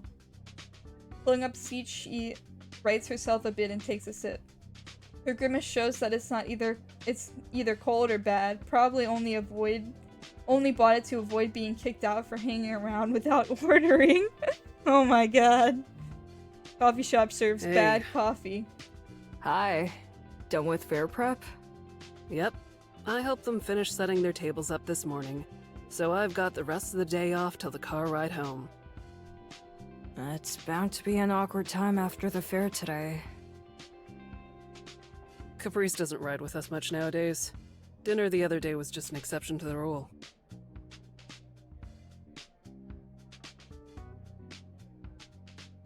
Are things okay? Like, between them, I mean. Her face remains as deadpan as ever, but I can faintly make out a raise in her eyebrows. I guess a question like that, out of nowhere, probably deserves a reaction like that. They've just been having some personal stuff going on for a while, and things are volatile. Nothing Yeah. you need to worry about. Drama. Probably. Probably. Would it make you feel any better if I said, definitely? Fair enough. I pinch the bridge of my nose in frustration, an act that apparently does not go unnoticed by her. This stressing you out that much? You don't know the half of it. The situation on my end is pretty dire. You'll be fine. Promise. I mean it this time. How do you figure? If you're just worried about your grades or whatever, they'll both make sure you get to where you need to be. They've never let me down anyway. Another sip of her coffee, supposedly forgetting about the reaction she just had to it. I expected her face contorts immediately in response. Even if that's true, being stuck in the middle of those two like this just makes the entire thing feel more overwhelming than it probably needs to be, you know? Yeah, well, join the club. No! I've been stressing about just dealing with them this morning. I can't imagine actually sharing a living space with those two. I want to feel pity for Haley, but the small smile on her face makes me second guess that decision. Get it? Yeah, I got it. I like Haley, guys. She's my favorite. Sorry, I feel like yeah. I like her a lot. Content that our joke landed, she pulls her headphones back over her ears and our conversation is at its end. Get your drink and get out there. Don't let me keep you. Good luck. Alright.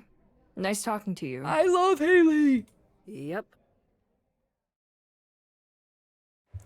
Haley. Clubbing club.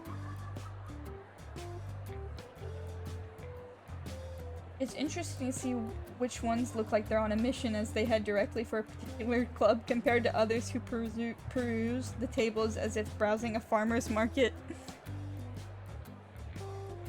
Yeah, they do! They're cute!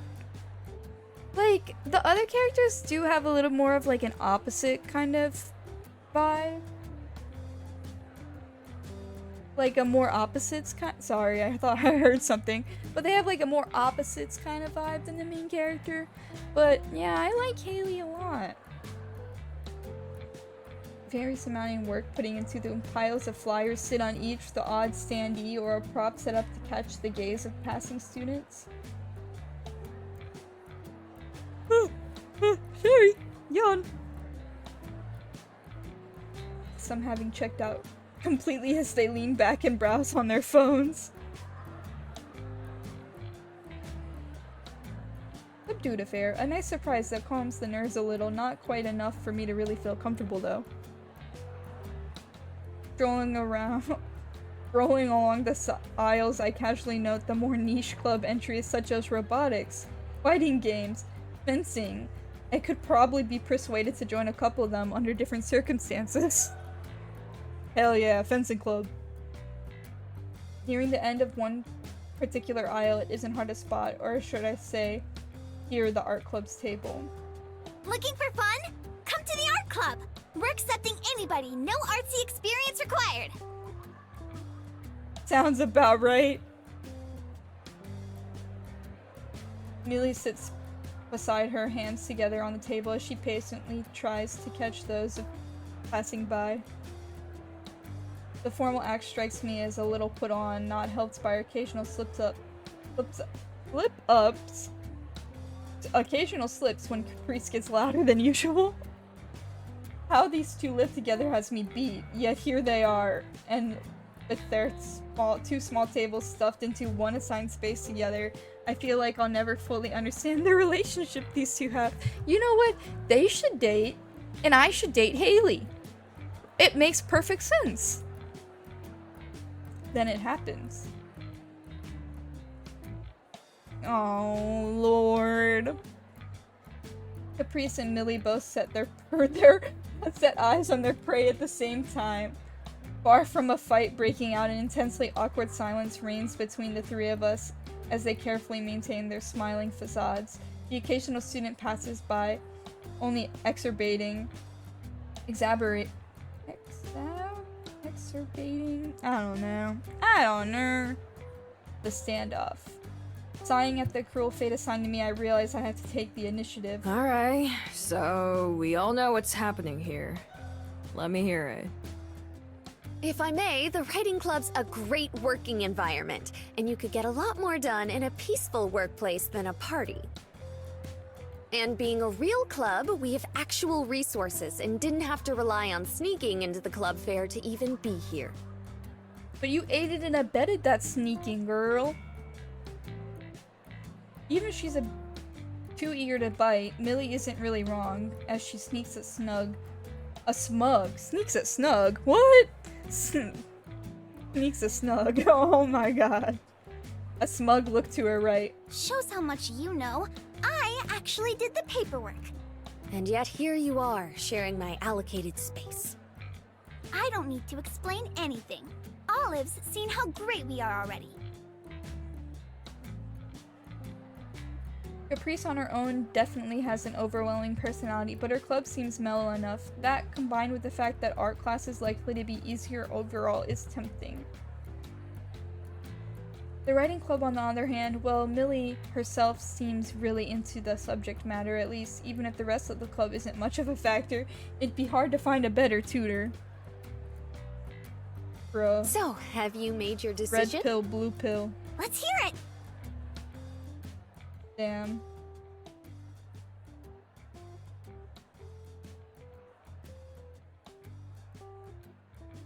There's not much chance I could do both and pull out a pass.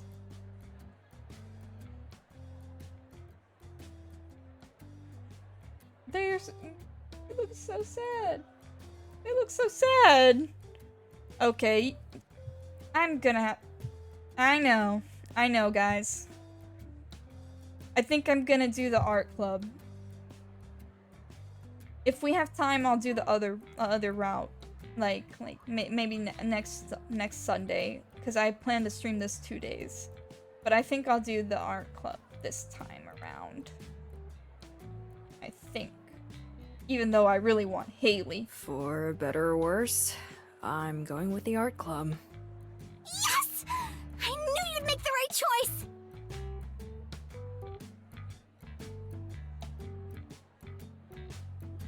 I don't like their inner, like, I wish they could just be happy.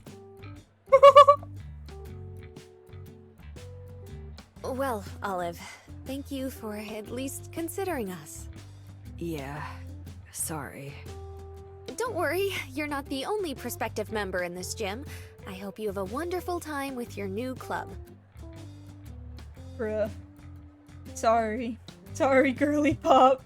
Now I feel bad. Thank you. Good luck. Wonderful won't even begin to describe it. She reaches out and grabs my hand. Thank you.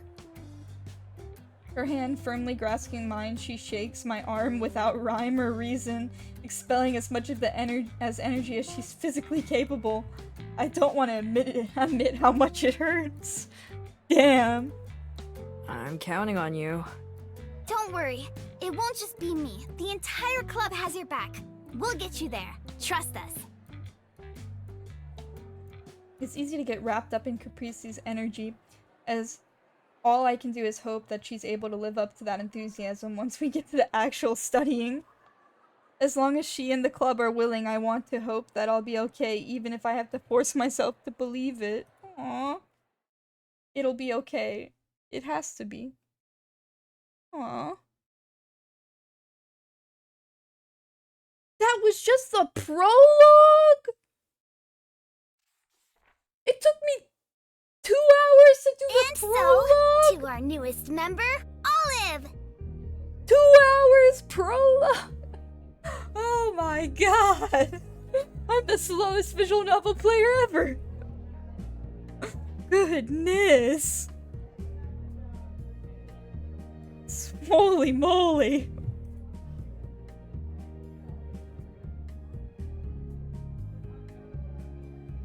Olive is always so sad. So sopping wet cat.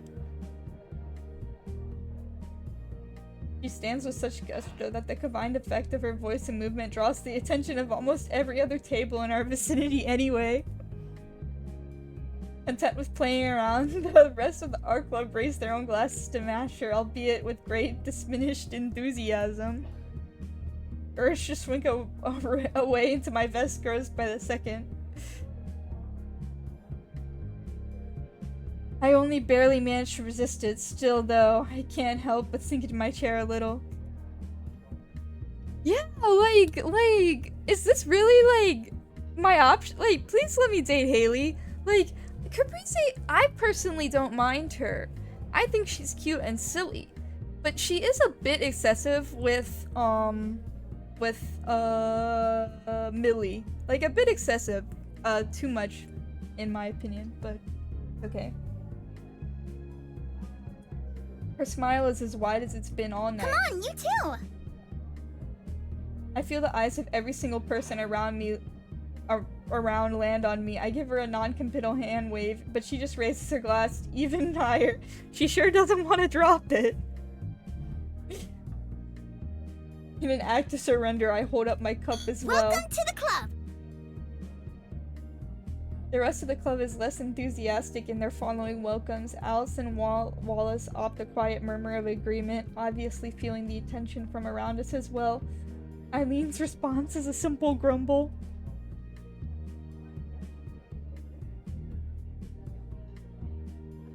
Sadless with the response regardless, Caprice extends her glass and takes a drink, ending her impromptu toast. Pizza again, huh? It's tradition! We gotta do this every time someone new joins the ranks.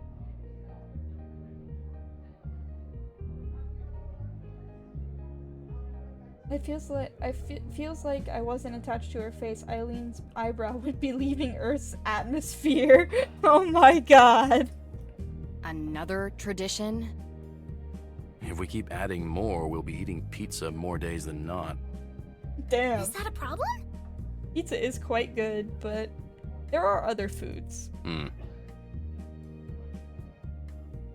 Oh, so I'm just excused for a party? Something tugs at the back of my mind, but I shake it off for now. An excessive celebrations isn't that big of a deal, assuming we still get study groups together. Now that Olive has decided to join our club, we're up to 5 members. And how many did that other club recruit? 0? See, I just don't like the pitting the friends against each other. Like... Caprice. I'm kidding. I wish only the best for them. She's been beaming with a kind of competitive sparkle only seen in athletes. Weird about it. I do need help and I'm trusting her my best to help, but then and everything I'm just a pawn Caprice is trying to keep off on the field. Yeah, like, maybe I shouldn't have picked this option. Like,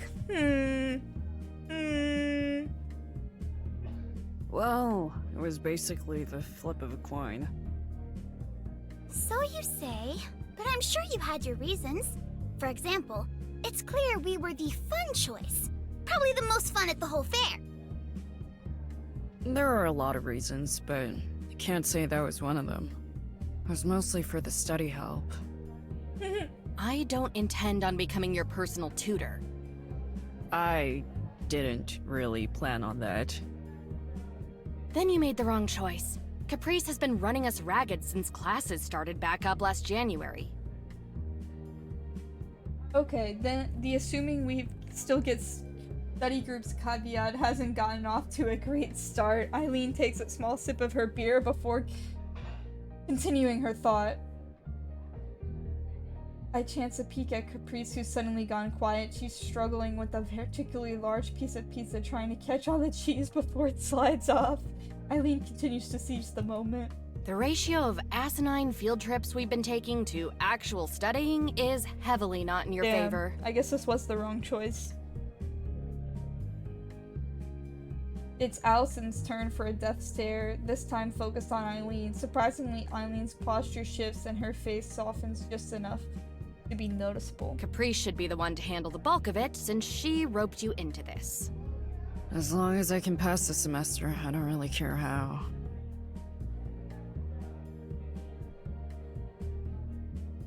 As a smoke screen to think things over. There's vague offers of help here and there, but it's hard to imagine how much of that is genuine versus how easily Caprice seems to wrap others into her excitement. And that brings me back to the head honcho herself. The more I sit here and listen to current affairs, the more I worry that perhaps I made the decision because I got wrapped up in her energy too. Like Helene said, I'm here because of Caprice, and it's too late to walk back that decision, so I have to trust her. Freed of her pizza, Caprice finishes all her fish soda in one go and pipes back down. None of that is important right now. We're celebrating! This is the beginning of a new year! It's already fall. Caprice grumbles in protest at Wallace's remark as she takes the hat from her head and brings it out as if it were a wet rag, taking a moment to gather her thoughts. At the last imaginary drop it's wrung out of the poor thing, she places it atop her head once more and her face lights up. So here's the agenda going forward. We'll draw, create, and make more than ever before. And since Olive is just entering the world of art, we'll have to cultivate in them a love for it.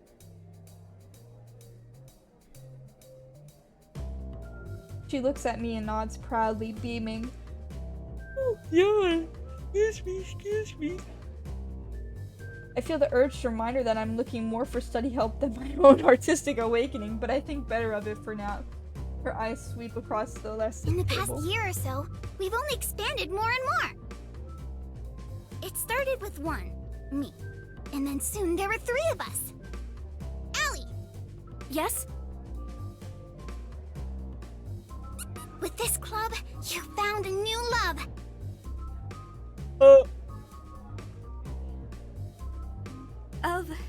Of the arts, you mean?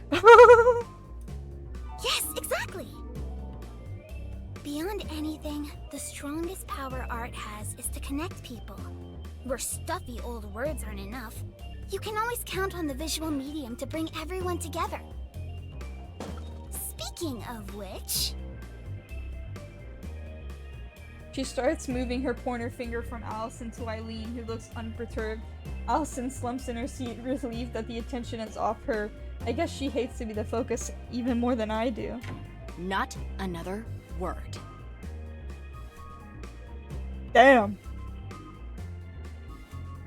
Caprice's finger glides past Eileen and lands on Wallace, an emotion so clean you wouldn't think it was a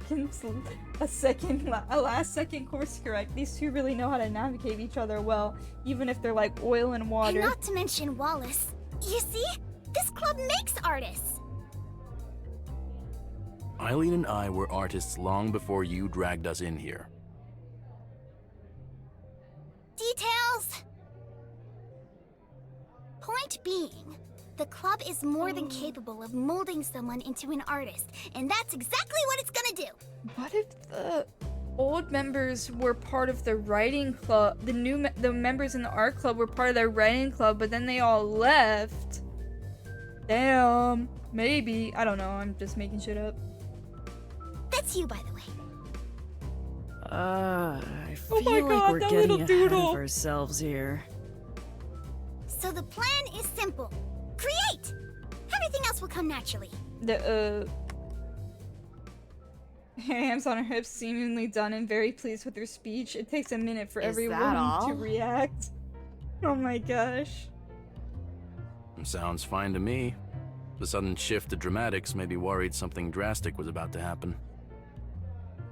I believe in freedom of expression, but as usual, I'll be directing meetings to help inspire you. Inspiration can come from anywhere, and when it strikes, you have to capitalize! Came from the internet. How many she's trying to churn out on the spot. That sounds good and all, but how will it help me pass her actual art class? Oh, Olive. She gives me a sad, pitiful look like I've just asked her how to boil water. To understand art, truly understand it, you have to experience it. Be immersed in it. There's no better way to do that than to be surrounded by it all the time. But do you guys, like, actually study? I took that class last semester. A big part of the finals is about exploring the fundamentals in your own way. What, like actual art? So what's the textbook even for? It'll be fun. You'll see.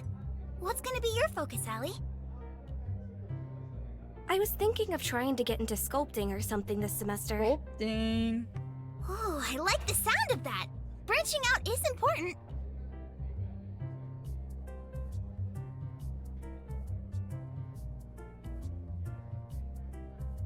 But then the Fine Arts Club at our school, which I didn't even have a chance to consider joining instead of this one, probably covers just about every art form there is. I've been trying some new brushes.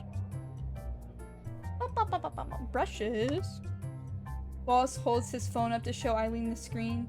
Allison curiously leans in to take a look. I can't see it from my angle, but trying to get closer to steal a look doesn't feel right now with how new I am to this circle. Huh, not bad. But man, a tablet just doesn't feel the same as the real thing. Oh, he's a digital artist! Cool! I'm sure you'd be great once you got used to it. I'm sure you would. As for me, I don't think I could ever go traditional. No undo. I don't know how you do it. It's hard. It's hard. No undo is hard. That's why we practice. That's what erasers are for, too. I'll just stick to digital. Thanks. Beard man. He ain't compromising. Eileen the traditionalist, Wallace the digital artist, and Allison the experimentalist. Interesting. Regardless of everything else, I could have done a lot worse than this variety if I was looking for help. As for Caprice, what does Caprice do? Girl, what does this girl even do? Man, the MC really has it out for this girl. I've seen some quick sketches of hers in class, but I like to assume there's more to her than that. I guess it won't hurt to ask. Hey, what kind of art do you do? Damn. He gives a mischievous smile. Oh, are you curious? Not for long. Not for long. Okay, but they are kind of cute. They are kind of cute, not gonna lie. Oh, don't be like that. I made the posters and flyers for our club, of course. You saw some of my best work at the fair. Join the new art club. Visit us in room 237. Just check if the door is open. Are those her best examples? The posters were eye-catching, but they felt like the technique had been swapped out with raw energy while creating them. I guess that's suitably on brand, but I'm not sure if pure energy and willpower are enough to help me brute force through the actual technical know-how I needed for a passing grade. Oh my god. Oddly though, those worries leave me briefly when taking in the pride and excitement she has when talking about them. I can show you more during the next club meeting if you want. Sure, girly. Sure. Oh wow, on the same page. But only if you have something to show me in return. I haven't even started yet and she's already giving me homework. The thought alone of going home tonight and drawing something as simple as a straight line to present embarrasses me senseless. Nevertheless. I'll try. Damn. Their banter is funny. And Olive's oh, this little doodle is so cute.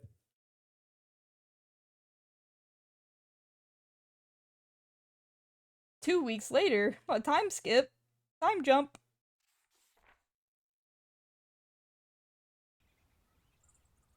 My last class of the day passes in a blur. I don't think I can honestly say what the topic was about, but since it was just computer literacy, it probably didn't matter anyway.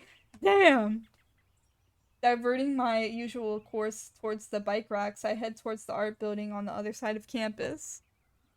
I try not to bump into the streams of people leaving and entering the campus, either escaping towards home or hurriedly rushing to their clubs, but it's a fruitless endeavor. It's been 2 weeks since the art club's orientation/pizza party. Since then, the meetings have been even more scattershot than I had expected. Both times Caprice either left early or rescheduled at the last minute for another day. In the end, it doesn't affect me much since we trade notes in class. Still, my worst fears about the club becoming so casual are coming true as I make my way towards the next meeting. Feeling of dread hangs over me. Hey. Oh, my girl! Lost in my thoughts, it takes me a minute to register when Haley calls out to me a few steps from behind. Oh, hi. Like usual, Haley's headphones are already slung around her neck like she was expecting me. Off to the art club? Yeah. Well, I hope so. I'm not sure if it'll happen today or not. There's probably some drama, like some It stuff going won't, on. Yeah. Oh! Haley knows things. Oh, yeah? Honestly, you right. Sorry to break the bad news. Man, I really picked the wrong club, huh? Aw. No. Either choice has its own issues. The writing club is barely holding together too, since Darren left. Darren left? Damn!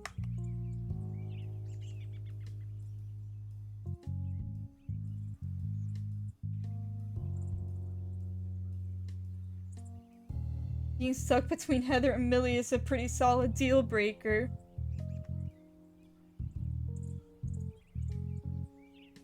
She looks almost as downtrodden as I feel. I joined to help keep the numbers up, but there's no helping the attitude of the other members. Damn. Look, I know it's probably weird coming from me, but if you could give the art club an honest try, it'd really help me out. I'm not following, and Haley doesn't seem to mind if I do or not.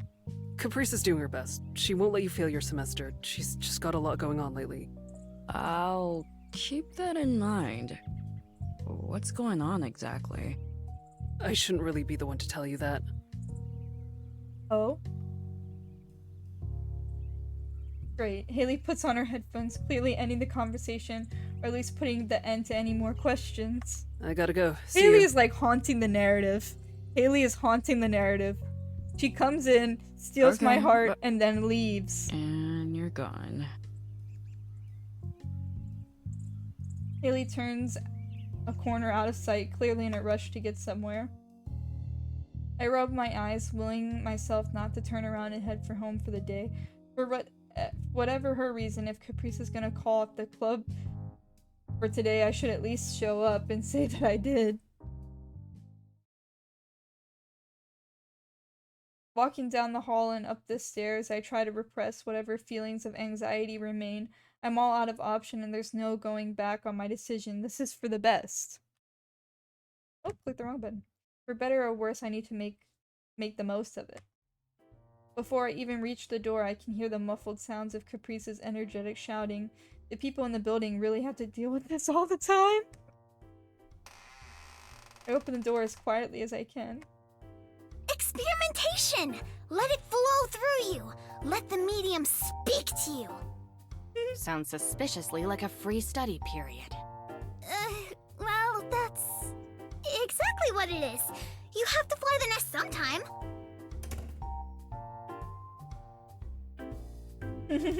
Like a cat who just spotted a mouse. A mouse? I wonder. Olive! Welcome! You're late. Caprice, thank you. Sorry. Did I interrupt you? Yes, with perfect timing too. Come sit. I guess our club is on. Good. Whoa, what a cold response. Did you have a bad day? I'm having a bad afternoon. Per usual. Huh? I thought it's been pretty nice so far. An Eileen bad is an average Joe's great. Allison giggles and Eileen closes her eyes in possibly mock frustration.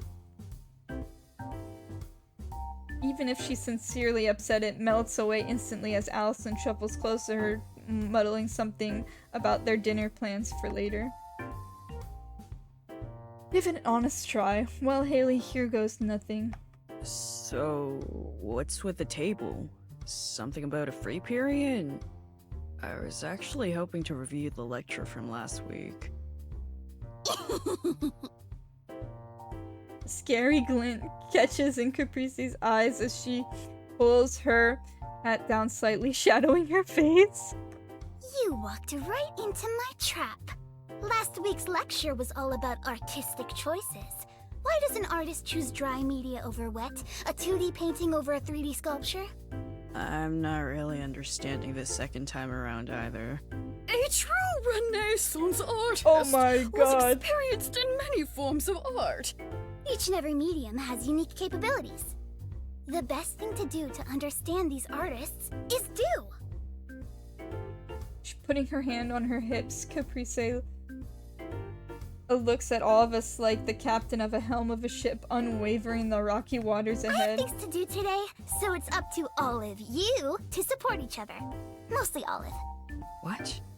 You're leaving?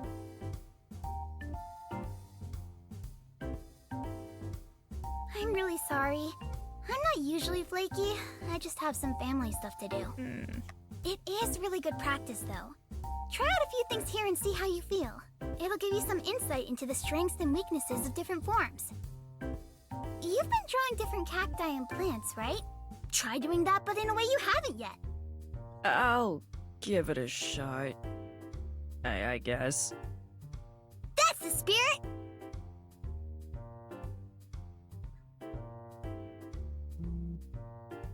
Caprice's phone buzzes in her pocket. She takes a moment to glance at the screen. Her smile wavers slightly, and then when she returns it to its place, her voice has lost a bit of its excited edge. Well, I'm up! Damn, there's Have some a good time, shit going everyone. on. Wallace, would you mind locking up my stuff when you guys leave? Sure. Take care. See ya, Caprice.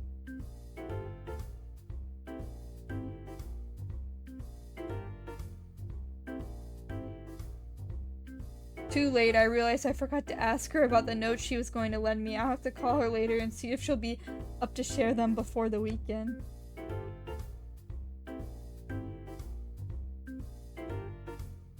With a sigh, it looks like I'll have to figure this out myself. I take a look at the supplies at the table, trying to figure out exactly what to do. Olive. Hey, Allison. I don't think I've heard my name so many times in one day. A weird thought that I push aside for now. I know it seems like a lot, but it's a really fun segment. I remember it from last year. Caprice brought in what she could, but if you want to try sculpting, just let me know. I have some extra clay with me. Oh, sure. Thanks for the offer.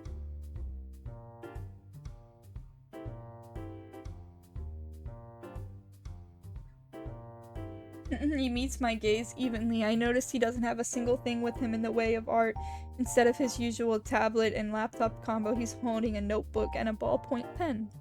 I'm not drawing today, so I won't be much help. No worries. Do you have an art block or something? Far from it. All it says is roughs and poor handwriting on the cover. I'm going to be planning out the next chapter of my comic. Oh, cool. Without drawing? I need to write it before I can draw it. I don't know if it'll count in your case, but it's pretty easy to do if you get in the headspace for it. Huh. Interesting. See. Thanks.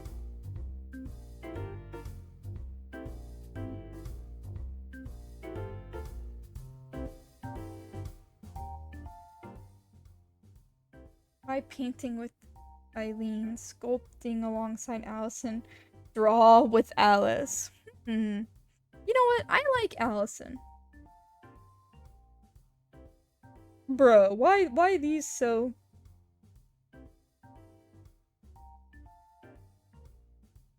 Yeah, I like Allison. We'll do Allison. Allison works on shaping a white ball of clay with her hands, and a somewhat hooked tool scraping off bits and pieces here and there. As I approach, she looks up with a bright smile to greet me. Hey, I thought I'd take you up on that offer. That's great! Come sit. There's plenty to share. I sit. Allison moves over her supplies in the middle of the table. Between the assortment of bright bricks and small metal tools, she's printed out an article on beginner sculpting tips. Allison hums to herself, completely content to work on her own piece at her own pace without any particular instructions. I grab a green brick and try to mimic her movements. How are you liking it? Your classes, I mean. As she says that, I remember something vaguely about her taking the class before. With that in mind, I feel no shame in being totally honest. I wish it were as easy as it seemed on the flyer. She laughs and nods along. Already the little form she pulled out was pulling and shaping starts to look like a small bird. Aw, birdie! I know. I know. At least you have Caprice as a tutor, huh? She's... well, like she said before, she wouldn't miss an art club meeting for the world. Is everything okay? I'm not really sure, to be honest. She doesn't really talk to us about it, but ever since her argument with her roommate began, she's been sort of out of it. To go from the best of friends to how they're acting now? I don't know what could have happened to cause such a rift so quickly. What's going on? You're talking about Millie, right? The writing club lead? Mm-hmm. I've tried asking, but she just insists that everything is totally okie dokie and changes the subject. If you find out anything, let me know. We're all pretty worried about her. Aww.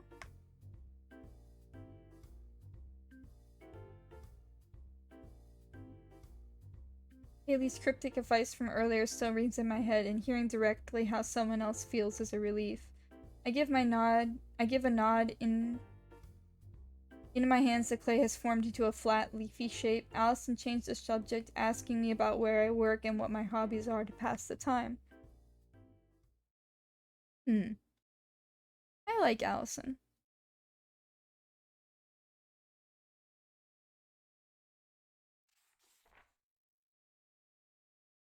Aquarium? Oh, look!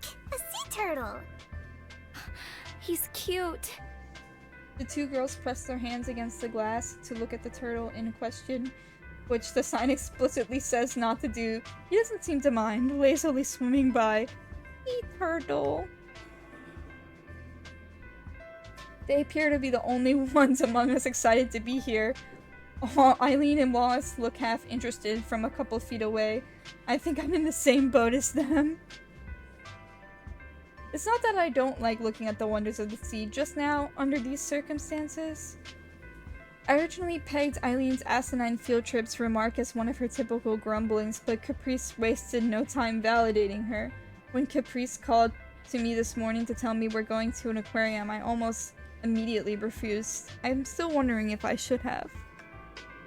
The last few art club meetings alone have been more of a casual hangout than anything else, but at the last thing I feel like I'm doing is hanging out when I could be studying. Still, it's about the only opportunity I have had to speak with Caprice since I decided to join the club, so I figured I might as well go. Hey, are you seeing this? Pay attention. This will be on the test later. Test? I perk up a little for the first time since we arrived, something akin to hope swelling in my chest. Is this a roundabout review for the last few classes we've had? There's no test. The test!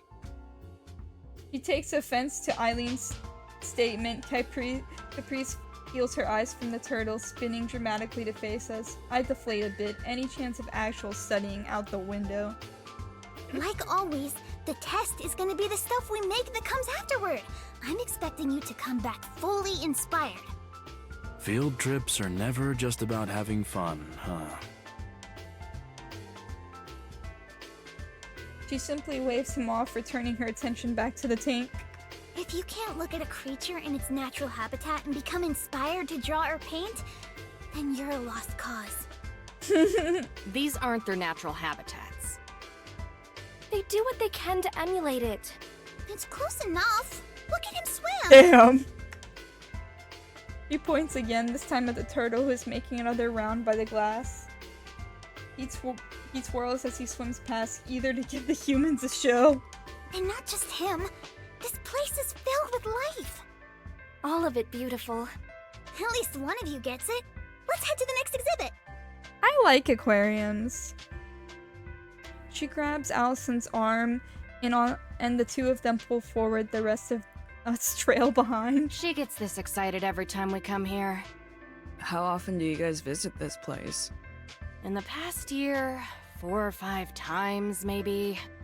Last time I came here, I was in elementary school. And it already feels too soon, right? As if to justify her distaste for the place, she shivers a bit. I thought it was odd for her dress this warm for the occasion, but it actually looks like she could do with another layer or two. Hey, there's nothing wrong with visiting as an adult. Once in a while. Every few years, I could see. Doesn't the novelty wear off after so many times? Not for her.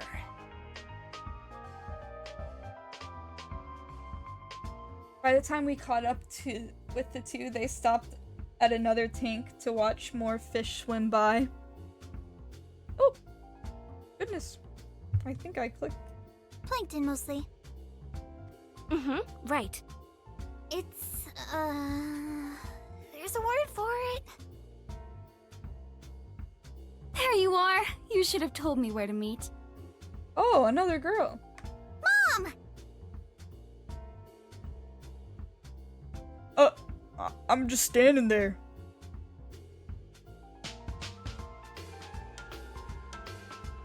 Hey, here for club work? Yep. Oh, right, Mom. This is Olive. They're our newest member. Nice to finally meet you, Olive. Finally? I glance over to Caprice, who smiles back at me like nothing is amiss with that statement. Yapper. She extends her hand to shake, so I grasp it. Her handshake is gentler than I would have assumed for someone related to Caprice. In the back of my mind, I remember all the times Caprice has dipped out citing family affairs. Her mom looks perfectly healthy though, which is a relief. I'm Charlotte, but you can call me Charlie. Caprice's mom, as you may have gathered by now. I don't think I'll ever be comfortable calling a Pierce mom by her given name, let alone a nickname. So, hey, you guys looking for inspiration? Yeah. That's the excuse. Great. Check this out. I like her mom. Silly.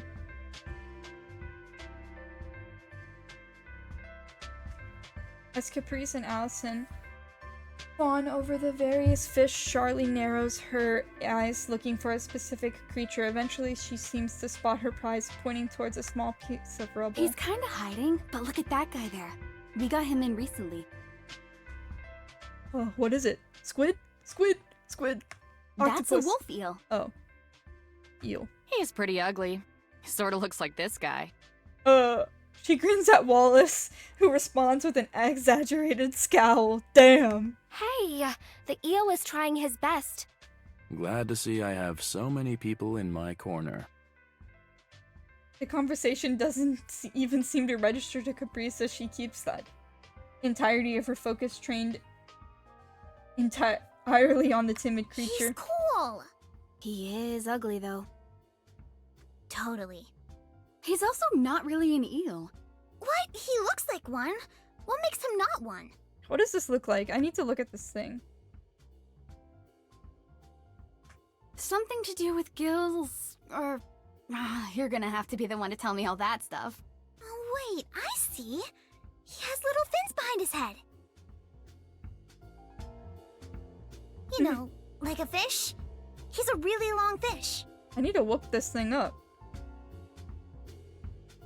Rather than show off how ignorant I am about the classification of marine life, I'm more interested in how Caprice knew that in the first place. Are you studying this stuff alongside art? Both Caprice and her mom turn to me in response. While Caprice looks a bit confused at my question, Charlie is beaming. She didn't say. Caprice here is gonna be a marine biologist. She pats her daughter's shoulder with pride. Caprice looks a bit sheepish. It's what I plan on studying in university anyway. Like mother, like daughter, or? No, she's smarter than me. I just memorize scripts and whatnot. Though you can't work here long without learning some stuff. I'm more about marine mammals, though. We should go see the otters next. Otters? Oh my god. Yeah, I've been looking forward to it. You might want to wait. Feeding time's coming up soon. Speaking of feeding time, if we're gonna be waiting anyway, we may as well grab something to eat. Food, food, food, food. I'm on my lunch break. We can all go together.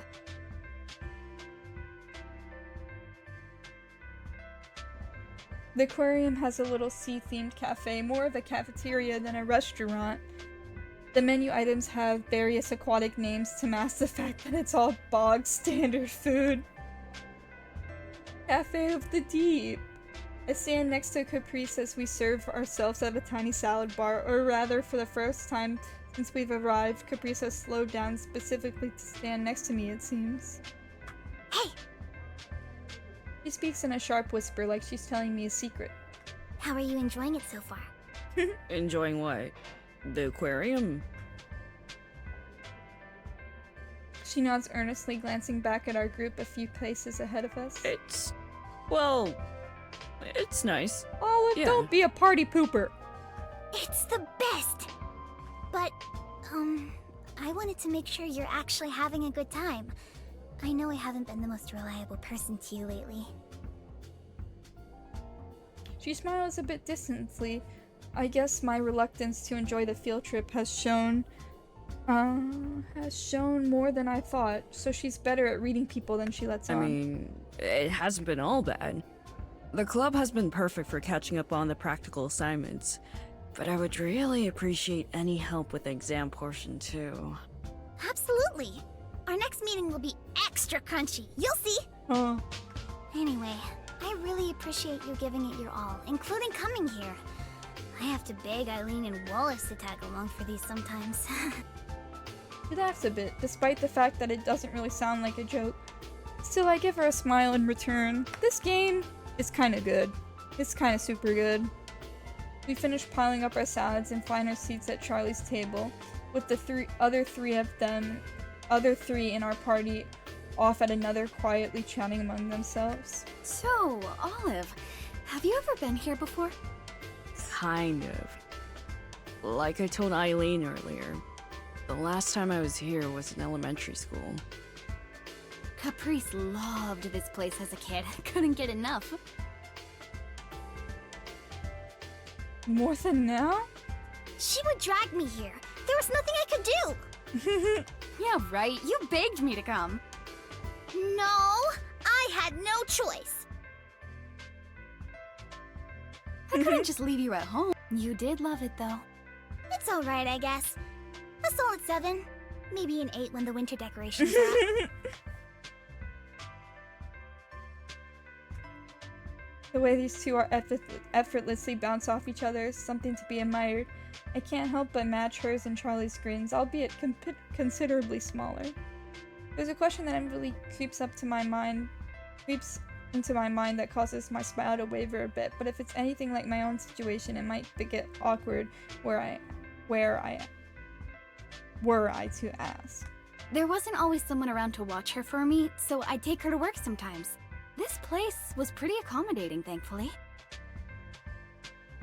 He answered my question without the need of bringing it myself. Charlie's demeanor remains unchanged, so at least it doesn't seem like too much of a sore spot. I get that. My mom had to bring me into work now and then too. I guess our family lives weren't super different growing up. A small, vague feeling of melancholy flickers in me for a moment. Though I don't know whether it's for myself or Caprice. If it wasn't Mom bringing me in for work, it was Grandpa driving me up here just to visit. I was raised by the sea. She tilts her head up slightly, bringing the back of her left hand up to her forehead in dramatic fashion. And this junky cafe food.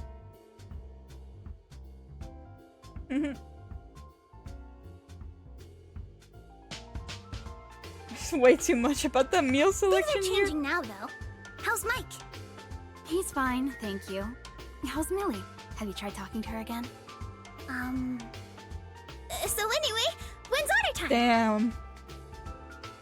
Something looks like a genuine disappointment finally makes its way to Charlie's face. It doesn't really suit her after seeing her smile nonstop since I've met her. Caprice. Don't worry, Mom. Things will work out fine, I'm sure. Hmm? I sure hope so. I wouldn't want to... Mom, really? It'll be okay. Oh no. What if it's some weird, like, family drama, like...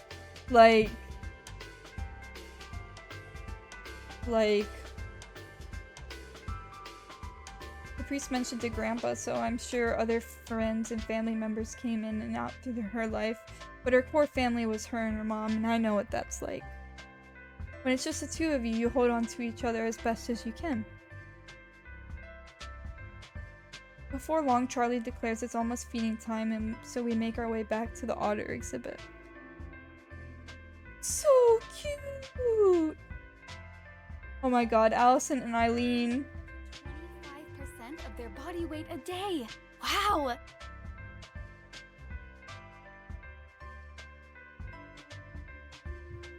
Olive,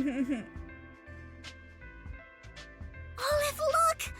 Ollie the otter! Oh, the CG Maybe is it's so short for Olive, cute. too. Aww, so cute! She laughs, apparently finding this amusing. I show her the grimace she probably expects, and she laughs more. Caprice gets excited about everything, it seems, yet I feel like today I'm seeing her watch something she really truly loves. Don't forget, when we get back, we're drawing otters. Or we'll be. Not that she doesn't love art, of course.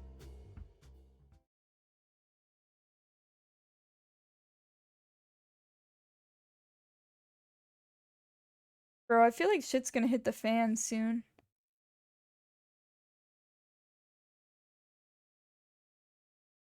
With my classes done for the day, I make my way to the art room. At this point, it's starting to feel like part of my usual routine. A thought that scares me at least a little bit. What's not usual, however, is Caprice standing outside the door. I pull my phone out as I approach the door just to double check the time. I'm definitely not early. Hiya! Hey. So, do I need to ask why we're not inside? Oh, it's 'cause I forgot the keys at home today. Oh, that's all? How silly of me. So is the club canceled today then?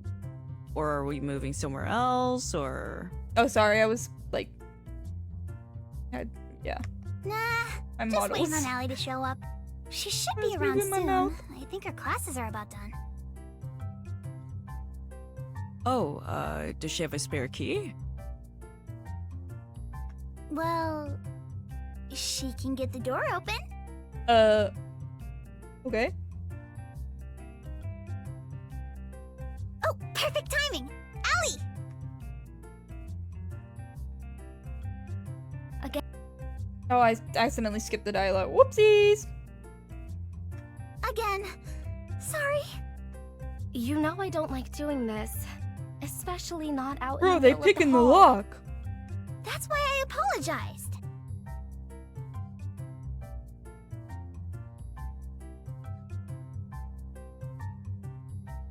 Oh, wait. Shh. Just watch.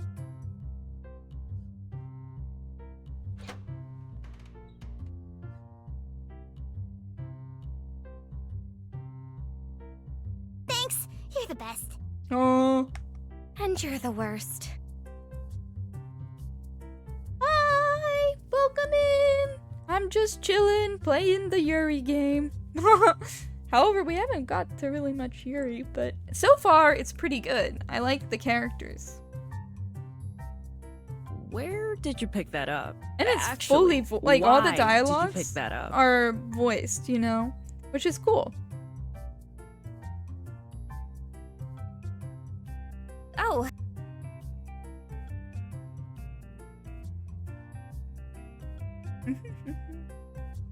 Allison releases herself from Caprice's embrace and turns back around, reminded that I'm still here. It was just something fun to learn. I don't actually do it outside of playing around with locks and stuff at home, though. Lockpicking as a hobby, but not being a breaking and entering. Oh, yes! This is my new model. I have, yeah, it's my, second outfit. So I have this one, and then this one. Yeah. But I figured the student look would be cuter for the college game. Yeah, but yeah, I did get a new model recently. And the club door? And the club door. But that's all. She helps with the cupboards and all the other locks inside, too. Eileen also told me this story about a vending machine. Helps with the cupboards and all the other locks inside. Dang! This girl. Thank you, Caprice. She's got a little past, a lock-picking past.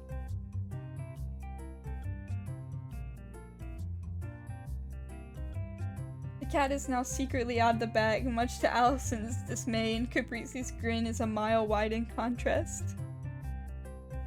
Maybe we should continue this inside so people can't hear. Yes!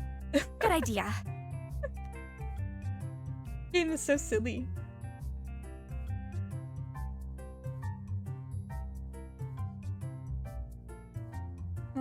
Allison swings the door open the rest of the way and is the first to find her usual spot. Caprice and I shuffle in behind, with Caprice wasting no time to sit herself at the front of the classroom. You know, nefarious implications aside, it's a pretty cool skill to have. Alice and I continue to shuffle through our respective bags, pulling out our supplies and organizing them on our desks. Man, I used to pick honestly, locks.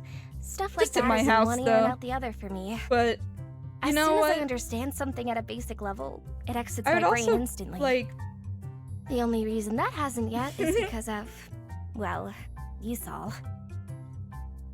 so like when breaking, yeah, I would pick locks in my house, and that was just because I was a little bit silly, I guess. And then and then sometimes we would get dropped off, like when I was really little, like they would lock the doors to the house, you know, and we didn't have keys, and we'd be dropped off by ourselves. So I would climb the fence to my house and open the window. I would always leave a window unlocked in the back of the house and climb through the window I had unlocked. I was kind of crazy.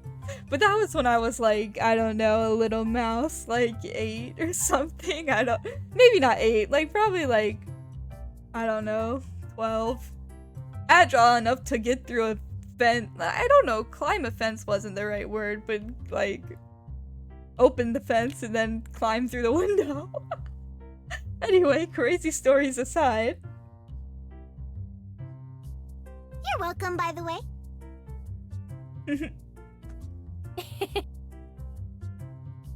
It's neat that you're just able to pick things up like that, though. I can't juggle my attention around to save my life. I don't think that's a bad thing. Even if you know you can't focus on multiple things, you'll eventually learn to laser focus on something, right? I finish unpacking my sketchbook and notes from class and then place my bag on the floor. Allison looks to almost be done as well, pulling out a small box of clay. Jumping around a lot makes it hard to stick with one thing. You'll be a better artist than me by the end of this. Eager to prove her wrong, I opened my sketchbook and flipped through what few pages I've filled in the past couple weeks. They all seem bad to me in the moment, but to my surprise, there's at least some sort of difference no matter how small.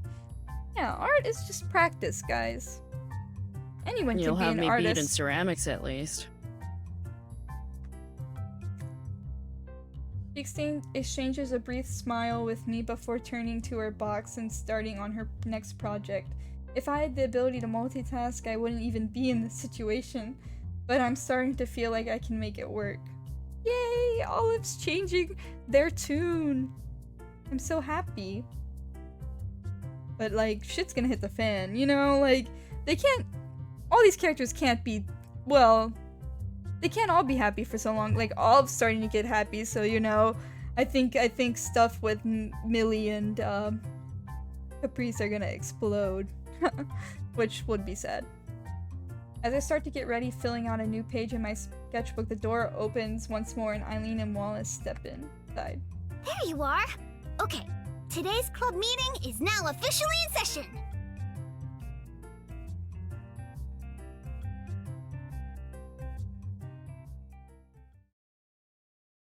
Bum, bum, bum. 2 days later.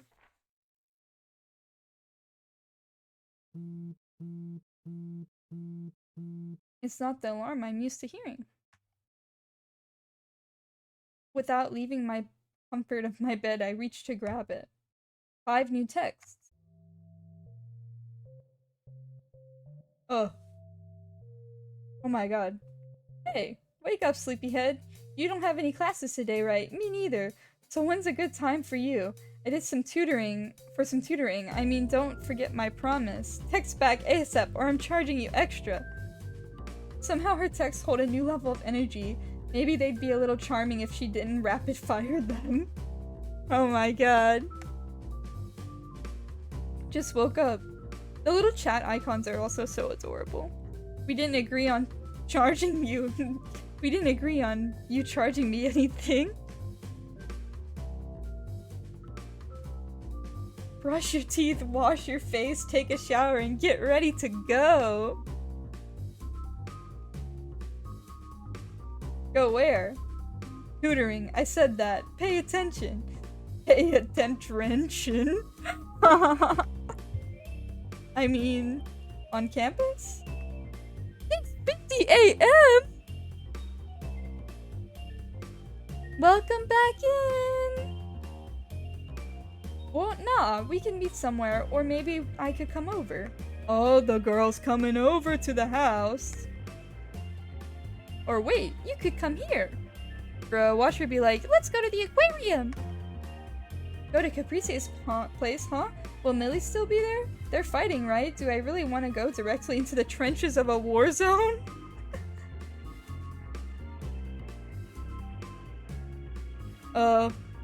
It's an otter? Get your facts right? But it's Caprice. Caprice, my bad. I keep wanting to call her, like, something else, but it's Caprice, yeah. It's an otter. Your roommate's okay with that? Yeah, show me my girl, Haley. Don't worry about it. Everything's under control.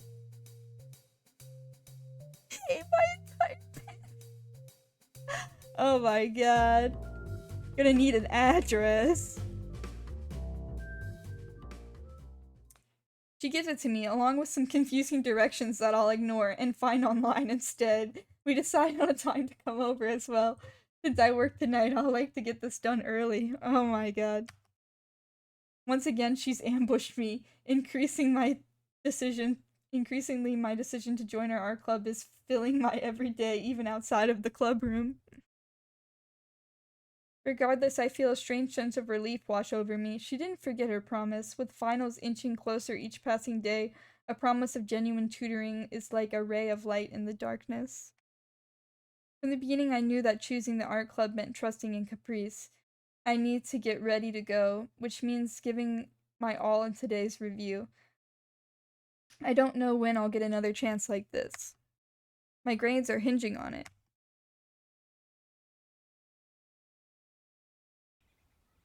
I haven't gone to many other people's places in my adult life. I can't help but feel a little nervous. The fact that I might find myself physically stuck between Caprice and Millie definitely doesn't help matters either. If they are afraid to go back and forth on campus, I can only imagine the terrors that happen in the privacy of their own home. Jeez. All this absent-minded musing has given me just enough time to pedal my way to the entrance of their complex. Time to push aside any lingering worries. From the outside, their building looks nicer than I expected. I guess that's what 3 people together can afford. Give me 1 second.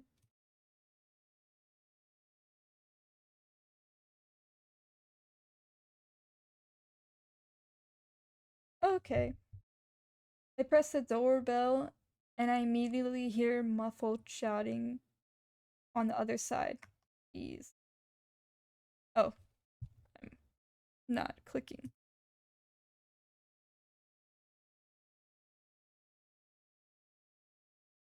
The door unlocks and swings open, and I'm greeted with the smiling face of Caprice. Welcome! You're late. That little face! Oh my god.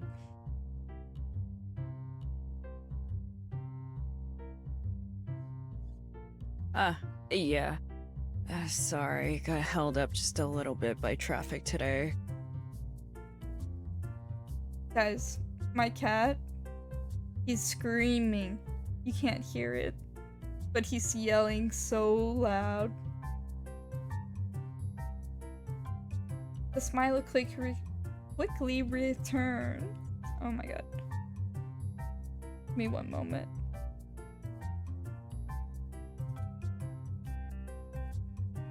He's angry.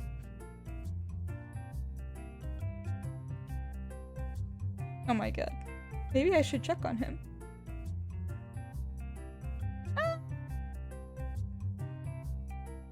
It's okay.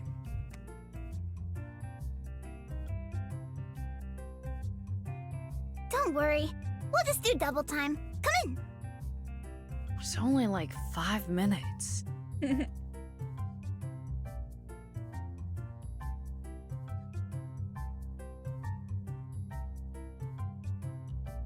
I know for sure the apartment is definitely bigger than mine, and it certainly looks lived in. In the living room, clothes and books and various items lay strewn about. Maybe I shouldn't have expected them to be tidier. Haley sits on the couch, flicking through her phone. Hello. My girl! Hey, Haley's here. She won't be joining us for tutoring. I'm banned from all art club activities while acting as a traitor to the other side.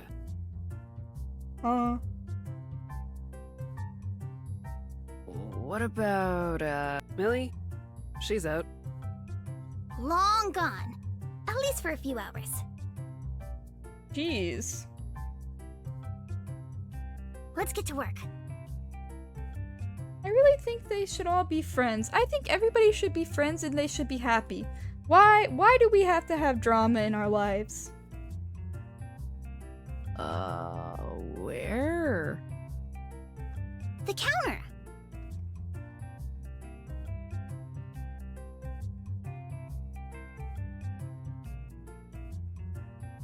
Most study-esque place here.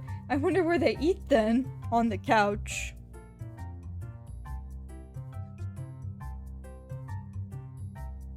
Do you guys ever cook in here? Cook? Not. Ollie? Ollie. The zoom in? That microwave gets everyday use. Right. Are you really sticking with that? With what? Ollie.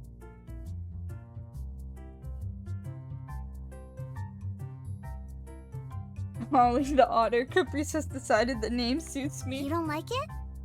The only person who calls me that is my mom. It's kind of embarrassing. Mommy nickname. Oh my god. It's cute! Isn't it cute?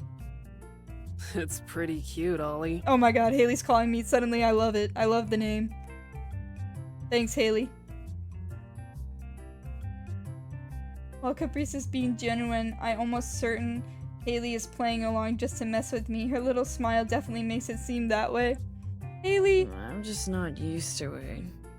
I mean, do you really have to? Yes, it's important. Zoom in. Super important. I sigh. This topic isn't important enough to Do argue. what you want.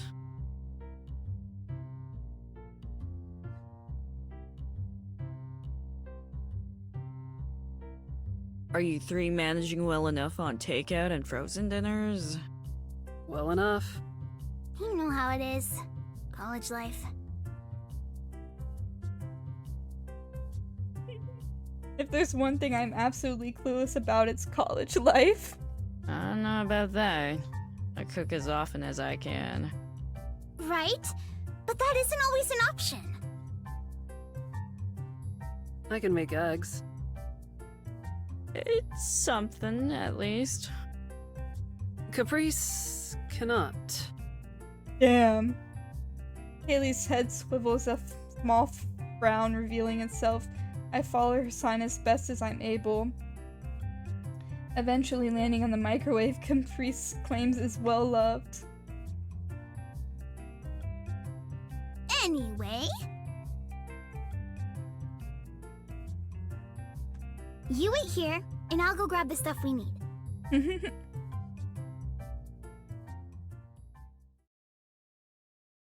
I share a glance with Haley, but she shrugs. Want a tour? Sure.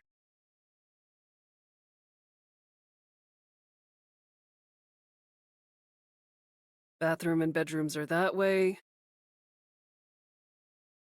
That's about it. You've seen everything else. Thanks. I really think I've got my bearings now. Oh my god.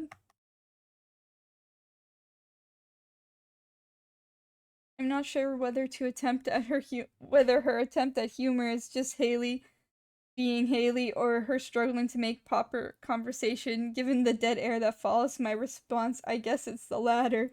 I love Haley. Caprice still struggling with making meetings, huh? Yeah, things have been really busy for her, apparently. You think you have enough time to catch up? I don't know yet. Do you think I made the wrong choice?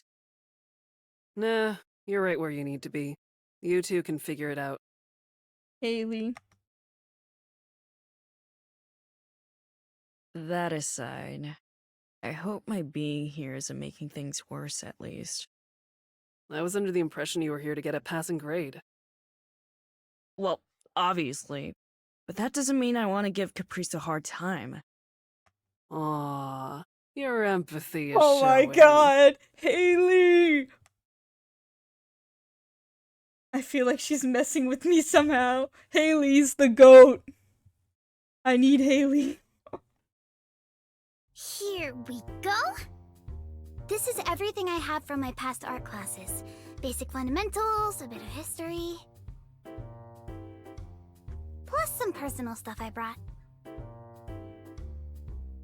I recognize it immediately. It's the same book I bought myself. Art, what is it? And much more. Did you bring yours too? That'll make it a bit easier. It's in my bag. Good.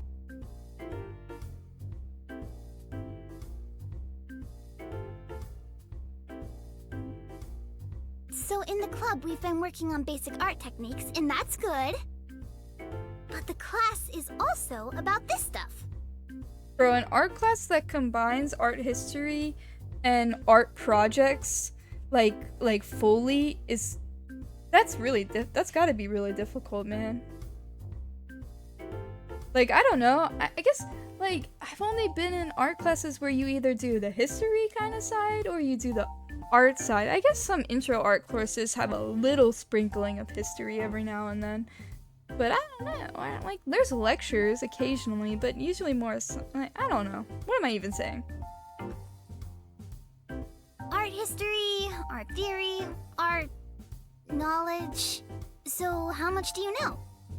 Whole lot of nothing. I open the book and stare at the page I've randomly turned to. I'm not sure what I'm looking for. In truth, I've barely even opened this thing. Ever since I'm stressing about it in the diner way back when. Girl! Caprice was right. The professor hardly ever brings it up in class. I've been hoping all this time to look at it in the art club, so I also put it off my own independent study. Okay, we'll start with chapter 1. Chapter 1 it is then. Good luck.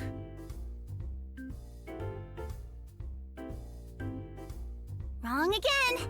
Take another look. An important thing to look at is the values and shading.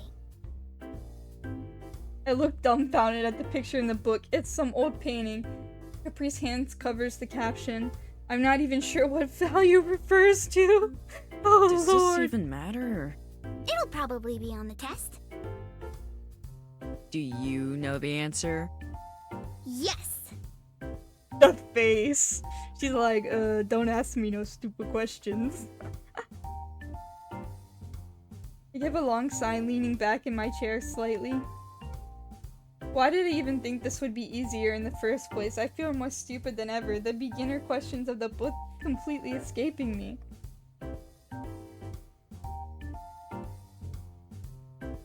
He comes to her. Eventually something must come to her as her eyelids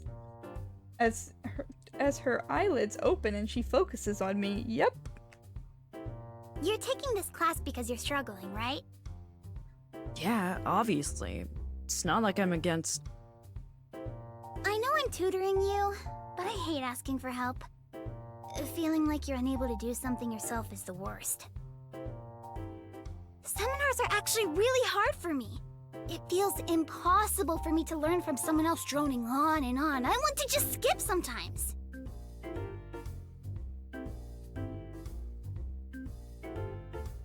But I really want to pass all my classes too, you know? So I go because it's my only chance to learn all the stuff that isn't in a book. How's she? I love marine animals. I really want to work with them someday. So I keep trying my hardest. And even with the stuff I struggle with, I get through to the end somehow. You have to try your hardest in everything you do. Nothing's totally insurmountable. Aww. She tilts her head, trying her best to get the rest of the thought out of her brain. Damn! Olive is always Well, the stuff like that's important to shooting you shot, like Does firing this matter? bullets. It is up to you. I mean, this stuff is important. I want to pass. That's why I'm here. It just feels disconnected from me. I don't understand how to look at fine art and understand what I'm looking at, much less how to do it myself. You just sort of feel it in your bones. I don't think anyone can teach me how to do that. Well, maybe it's just that this study method isn't good. Got any better ideas?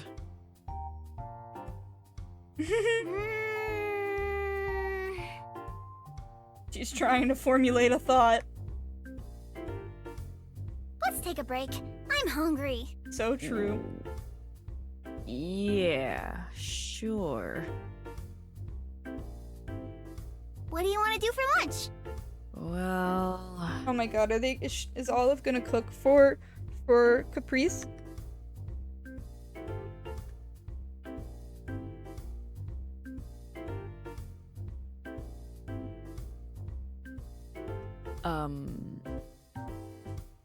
If you guys are okay with it, I could cook something. Caprice immediately lights up at the suggestion. Even when she's mostly hidden behind the couch, it's not hard to see I've gotten Haley's attention either. I need Oh a my clean god. space first. Cooking for Haley. Oh, Right. We can help with that. They're like, give us a home-cooked meal. Please feed us. We are poor college students that subsist only on ramen. Yeah, they need some real food. This should be good enough. No one has any allergies or intolerances, right? Nope. Lactose, but I'll still eat cheese. Thanks. That's okay. Most cheeses...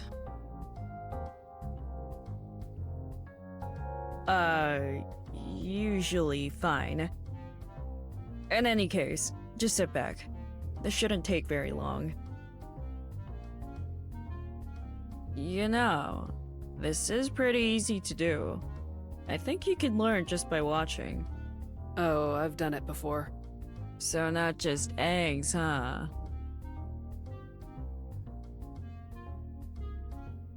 As long as the instructions are easy, I can do it. But, you know, sometimes you just don't feel like it. How often is sometimes? Most? It's a good thing we have you. I'm not gonna be your personal chef. Darn. You seem really good at it. Well, it's my job. Oh, right. The trolley diner. You picked up everything just from that? More or less. I only really had to learn the basics for the menu, but I like to research things on my own. And I wanted to try new things for my mom and me back home. That's cool. Aww. Yeah, impressive. Not exactly a gourmet chef. Olive is cute. But you know a lot, right? And you're actually a pro. I don't know if knowing how to put together a BLT or scramble an egg makes me a pro. Oh my god. I think that anyone could learn to do what I do at work. The fact that you're practically self-taught isn't nothing, though. Some gears. Oh, God. Excuse me. Some gears seem to be turning Caprice's head as she crosses her arms again. I'm terrified of what could be coming next. Yeah. Say, Ollie, what's the origin of this dish? Not quite what I was expecting. What? Spaghetti? It's Italian. Common with tomato sauce, but you guys didn't have any. This is a little more traditional. Not that this is authentic Italian or anything. Oh my god, her special interest is cooking. How do you know that? Huh? Doesn't everyone? Yeah, but there are things that make it definitely Italian, right? Sure. Olive oil is a big one in Italian dishes, but the way the noodles are...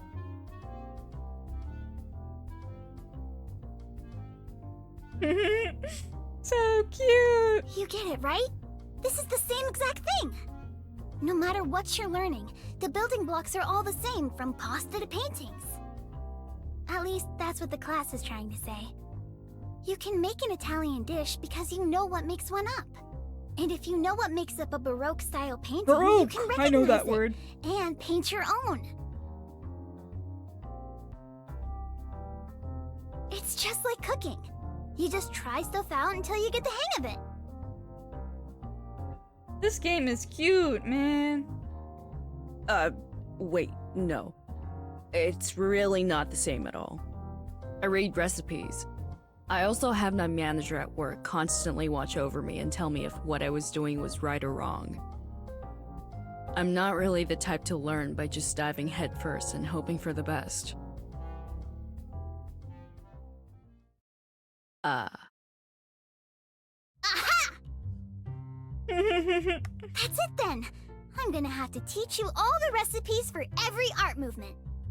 That'll be easy. Consider me the soup chef of social movements. Oh my god. I don't even want to correct her. Oui, chef. Oh my god, oui.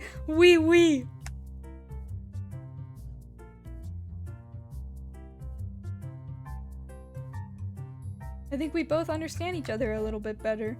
I began to drain the pasta. When I originally thought of an elective art class, I thought I'd just be drawing whatever, which seemed doable. It's hard to consider all the history and stuff alongside it, though. The art we do today is built on the art of the past. Or something like that. I think cooking is probably the same? It is, yeah.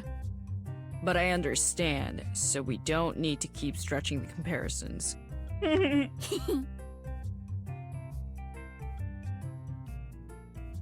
At the end of that lesson, I returned to watching the pot in front of me. Food's about done, by the by. I'm glad we hit the important part of the lesson. Good job, team. Haley is so awesome, man. Over lunch, Caprice tried tutoring me from the book some more. Haley looked on with what I could guess is only amusement. What I could guess? Only guess is amusement, yeah. I don't know if anything changed within me because of what she said, but for some reason talking about it while eating the spaghetti I cooked made it feel a little bit more easy to get into. Thanks for the lunch! Thank you for helping me out. Really.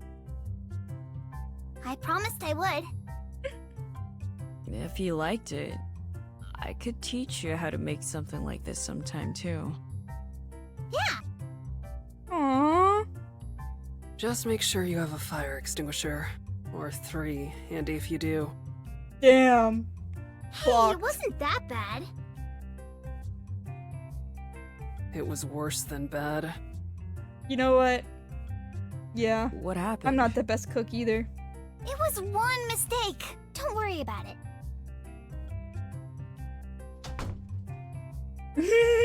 She's like, we don't need to talk about that. Let's get out, Corinne. Get out of here. Forget about that. You're not going to tell me? Nope.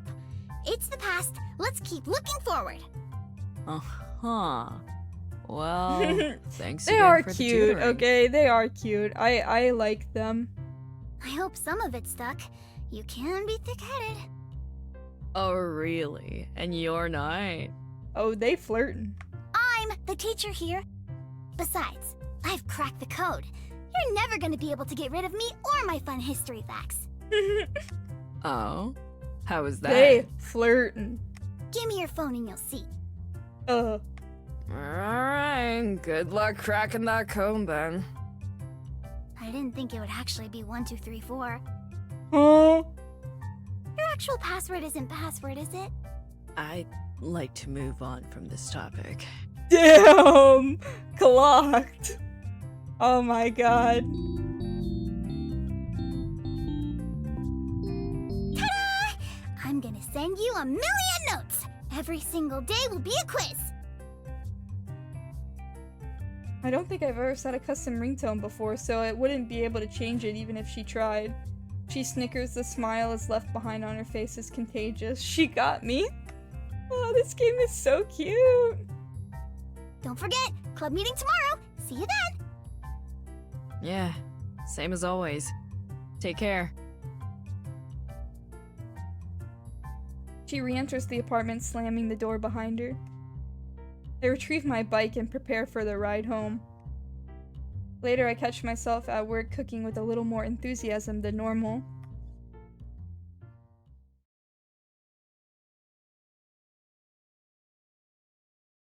One week later.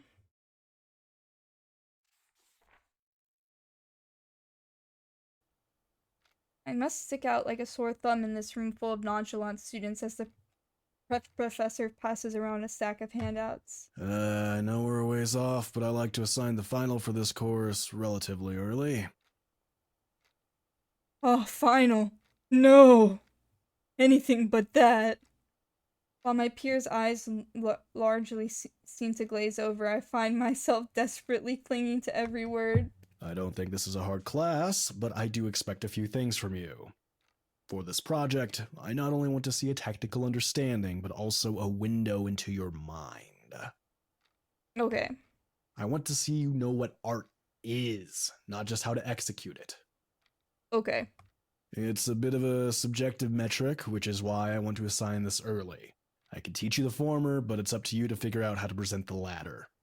I want to give you time to stew on it. Okay, this is giving, like, better, like if the Life is Strange intro dialogue, you know, wasn't creepy, you know, it's giving that. It's giving, like, hipster kind of vibe. But, you know, Life is Strange Professor creepy as fuck. But, yeah. Bro, I want to play Life is Strange. I missed that fucking game. It's no surprise that Caprice had mentioned taking classes with this professor before. They both seem to enjoy the philosophy of it. It's almost more than they like the medium itself. The fact that my tutor holds the same teaching style as my professor should come as a relief, but I can't feel the knots forming. I can't help but feel the knots forming in my stomach. No matter how much I study, it could still come crashing down if I don't measure up to his invisible standards. Whether it was a deliberate act after sensing my worries, a simple disregard for personal space, or a small bump from Caprice's elbow drags me out of my own head and back into reality. Oh, they're cute, guys. They are cute. I'm sure she'll want to say her piece on the matter once the class is out, so I decide to keep my head down and as I pore over the assignment sheet hundreds of times until the top of the hour. Caprice is quick to meet my pace as we exit the room, quickly widening the smile on her face, making it clear she's eager to talk. See, Ollie? Passing's gonna be easy peasy. Simple disregard for personal space it is. I think you and I have different definitions of easy and peasy. Her grin remains steadfast, while part of me wishes she'd wilt at least a little with me for the sake of validation, but I'm glad my pessimism isn't contagious. Yeah, Ollie, if your pessimism was contagious, You're already on the right path to everybody everything would with be flying gone, colors. man. Just They'd gotta be keep so up with the club and sad. you'll have absolutely nothing to worry about. The club. I'm not sure how I feel about it right now. On one hand, every time Caprice had to leave early, we all focused on the oh my goodness. We had to leave early. All we focused on were the windows of our minds. At the same time, it's like being given toy blocks and suddenly being told to build a real house afterwards. Without a solid foundation and compared to real artists like Aline and Wallace, I'm just playing pretend. Ponders my reaction for a moment. We don't have a meeting today, but we can head to the room anyway if you want. I can help brainstorm ideas with you. I don't doubt she would. Lately, our text messages are filled with her scattershot tips and tricks for remembering every art movement. Bro, an entire art class of every art movement is crazy. Hopefully it's just like, art since 1945, you know? Or art after 1945, you know, well, art since 1945 is the same thing. Like, art before 1940, yeah, trying to fit all the artistic movements in one class, nah. Ain't happening. I can't today, sorry. I've got a shift at work starting in an hour or so. Work. I could come with.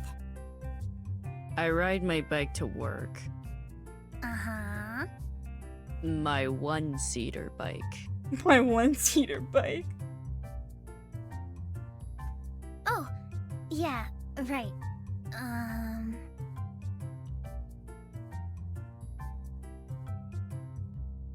One visit to my place of work was troubling enough. When I think of my mom meeting her, I instinctively shrink away, hoping Caprice won't reach the next obvious idea. Ah, I could just take the trolley. I still remember where it is, so I'll just drop by later. Oh, jeez.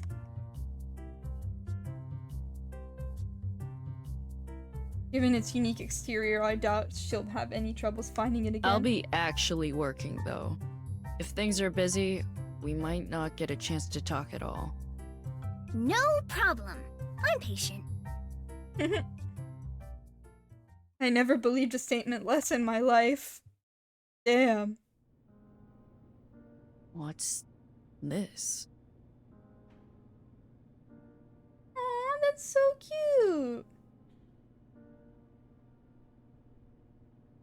Another companion for your windowsill.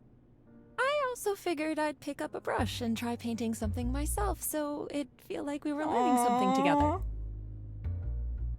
The flowers are vibrant and obviously healthy likely from Mom's own garden. Considering how I got my green thumb from her, it's so surprised to see how carefully they've been taken care of. You would think she hated me trying to give me ears during work hours. Thankfully, the sound of my phone going off pulls us away from the sentimental gesture before I hit that tipping point. Damn, yeah, I would start crying too, not gonna lie. Alert! Lesson 53 values. This is yours. Oh, great. My old art, my favorite. This is yours now. Oh my god, the shading, the improvement. When I told you to fill the background with black, it was a trick. I made you think about your light. I made you think about your light more, not just the darkness. Just like...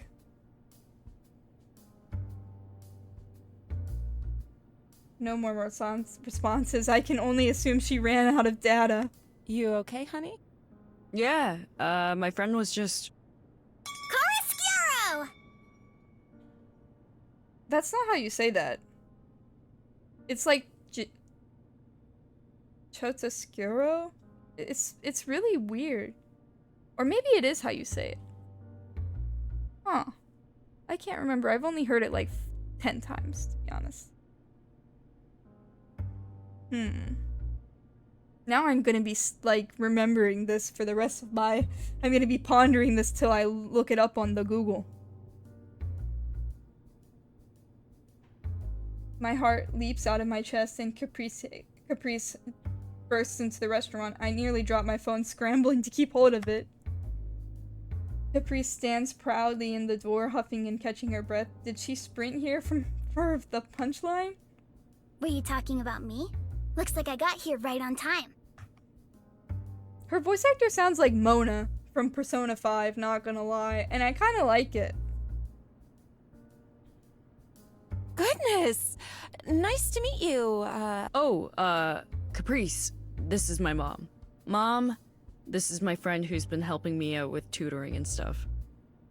So I heard. This act is really long, by the way. Like, I feel like it's... I don't know. Laughs loudly, unfazed by her explosive entrance. Almost simultaneously, they exchange large smiles. Aww. It is so good to finally meet you. Olive talks about you all the time, you know. All of it is good, I hope. Naturally. They're quick to get lost in their own conversation, pushing me off to the side as they catch up like old friends. Aww. Oh, this CG is so The fact that you work with cute. your mom is so cool. Oh my I want to do that someday too. Oh my god. Oh my god. Oh, so lovely. Olive blushing. Oh my god. We make a good team. My mom beams at my response. I know, it's adorable. The art in this game is so great. I can still make a positive impact on her mood. It's a relief that I can still make a positive impact on her mood. I eye over my new little flower pot. She is kind of fine, shit, not gonna lie. Oh yeah, I noticed that when I came in. What's the deal with all the flowers? I must have given Caprice an excuse to bring it up with my careless gaze. Thankfully, Mom seems fine retreading the topic with her. Retreading the topic with her. Huh. Oh, I just wanted to give Ollie a little something for all their hard work lately. Besides, Quinn needed a friend anyway. Quinn? Is that the name of Ollie's cactus? Quinn?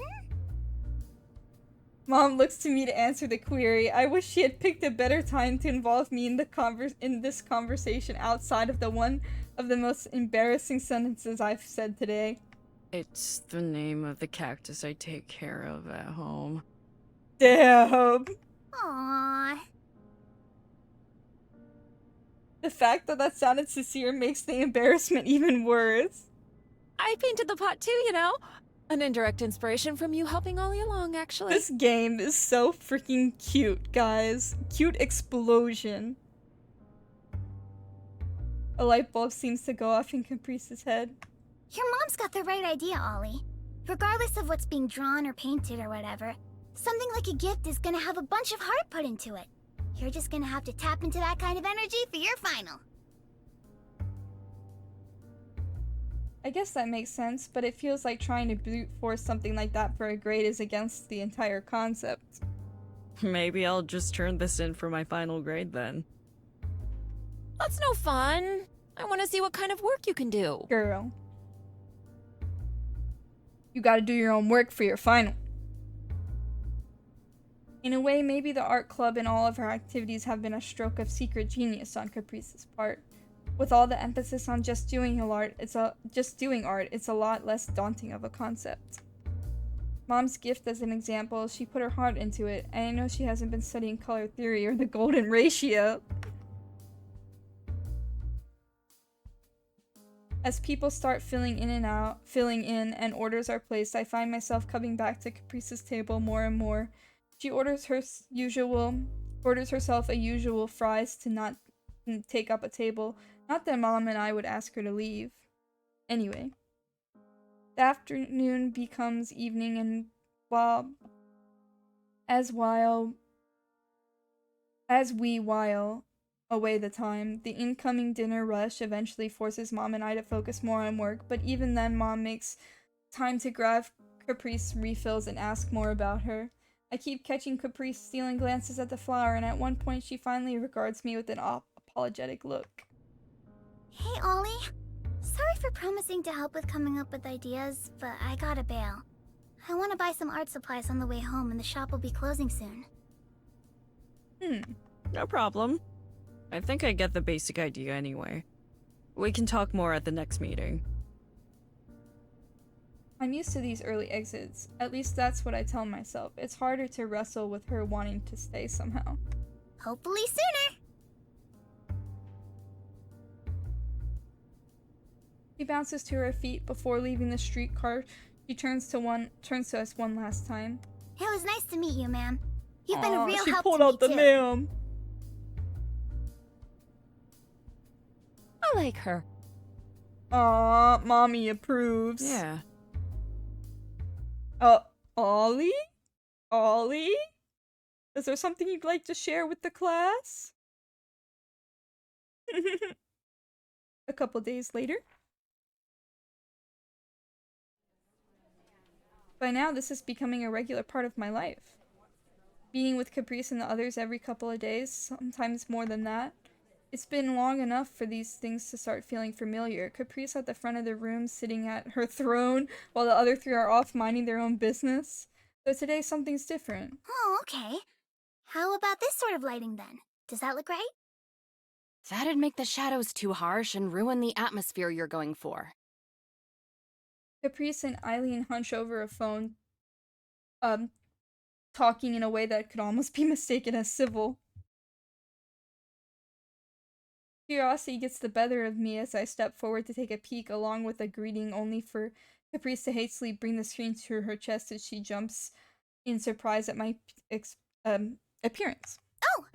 Oh my god. Hi! Is Caprice making a gift for Ollie? This is so cute. Oh my god. Can I ask her out? Can we go on a date? Can we go on a date, like, now, please? Am I interrupting something? And Ollie's, like, sad. They're like, oh, I'm a waste of space, you know? Like Ollie usually is. I was just getting some input from Eileen about my final. Eileen's face mirrors my own skepticism. I catch myself feeling unusually hurt that she tries so transparently to hide something from me, but it's a small enough exchange for me to bury down and refocus on why I'm here to begin with. Damn. Sure. On the subject of finals, I wanted to start talking about mine, actually. Her phone, Eileen, me, and Caprice's head swivel between us, her expression deflating a little bit more between each movement. Yeah, you're... If it's just bouncing off ideas for now, Wallace and I can help you today if you want. Allison pairs her offer from the back of the room with a small wave as if to remind the three of us she's still here. Wallace looks indifferent about being dragged into her offer to help, which is a step up from rejecting it, I suppose. That'd be perfect. Ollie could use some additional input anyway, right? He gives me a wide smile and before giving me a chance to respond goes back over to the phone with Eileen, their back and forth art mumblings, acting as the only noise in the otherwise silent room. If it's more about the thought than the execution, then I don't understand why you're stressed about it. The final could just be sign your name, and I'd be worried beyond belief considering what's on the line here. Damn. Fair enough. Still think you're drastically overthinking things, though. Can't expect others to feel the weight of my situation, but at least I wish I didn't have to explain it so often. You'll be fine. You said you wanted to talk with Caprice about it, right? You'll be fine, Ollie. Did you can have do any it. ideas? Maybe we can help push you in the right direction. Yeah, give Ollie some advice. When Caprice initially explained it back to me at the diner, I told her I understood it, but now I've been prompted from my own thoughts. I find myself doubting how much I meant that. I enjoy taking care of my plants, so maybe like a flower or something. I put the gaps of silence in the middle of my sentence, helped really sell my pitch. Oh my god. Yikes.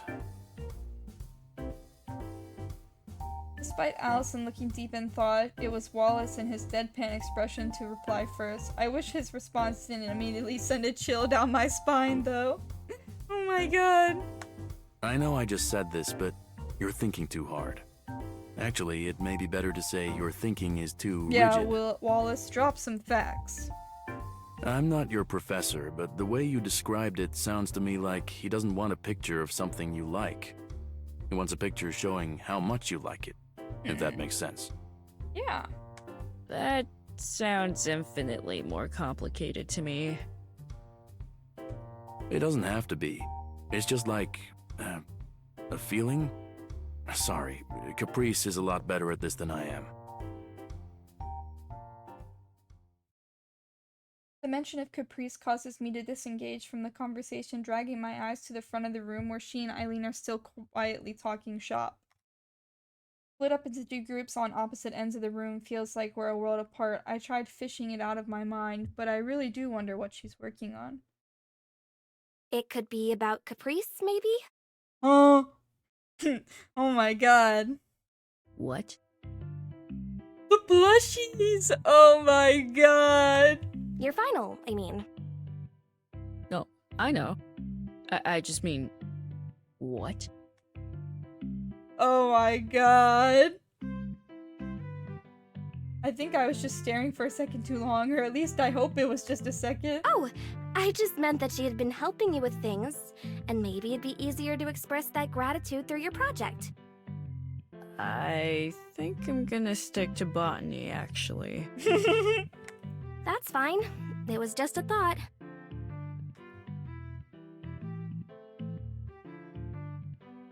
If those two bothered looking back here, we'd be quite a show, I'm sure. Allison's smile looks as sincere as it does timid. Wallace's slight smirk and the heat rising in my face must make for an unusual combination for any would-be onlooker. Oh my god. She does have the right idea, though. You need to stop trying to handle this so literally and focus on telling a story instead. A picture is worth 1,000 words, etc. Yeah. The irony of my final being boiled down to just tell a story when I decidedly opt out of the writing club is not lost on me. Oh my god. Nevertheless, my explanation makes some kind of sense. Even if I feel like I'm not really getting any closer to figuring out what I want to do with it. You guys talking about me? Oh my lord. It's my turn to jump from my chair as Caprice's hand pats me on my back. Not really. No. Oh my god. I respond before I can fully collect my spell, desperate to not let the other two answer that question. Bummer. Part of me wanted you to mourn my tutoring today. Oh my god, they're so silly. Olive's going to I be wasn't fine. on the Caprice I think train, Wallace but now I explained the am. concept well I enough, am on right? the Caprice train. Alright, choo choo. Yeah. If that's all, I think I'm going to head out. Wanna grab a coffee on the way Also, home, the Allison? Allison and Eileen couple in the background is actually really fucking cute too. Okay. Wallace is air ace though. Like Wallace, he's his own guy. That's all he needs. You know? Anyone catching my drift? Allison springs up as eager as I am to eject herself from this conversation. Satisfied with her partner's response, Eileen turns to Caprice. I can keep giving advice if you want, but I can also just outright help you do it if it'd be easier. You can't do my final for me, Eileen. That'd be cheating. I really can't help but wonder whether she thinks she's actually fooling anyone. Eileen's sigh seems to serve as a sufficient substitution for a proper response to her weak attempt at a cover-up. With a quick nod to Wallace and Eileen's out the door and Allison right behind her. It's not long before Wallace packs up his things and follows suit. Packing up my things with Caprice isn't uncommon at this point, but the quiet today feels different. I can't really put my finger on it. I glance up from my busy work to get ready to get a read on my club leader. The energy she typically shows when stuffing her papers and supplies into her backpack is absent, instead replaced with a slow, distracted actions as if her hands were simply going through the motions. Oh, what's happening to Caprice? Nope. I got caught on my microphone string. Oh my god, they both looked at each other. Oh my god. They glanced at each other at the same time. She looks up and catches my eyes for a moment, which mutually shocks both of us into returning to our cleaning. After a few moments, she's the first to break the awkward silence. Sorry for letting you down today. Aww. The shift in tone is so stunning and opposite from her usual self that it's hard to even parse what she's apologizing for.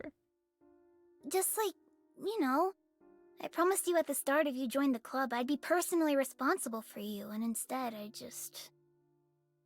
She proceeds to do a small motion with her hands as if to shoo a small animal away.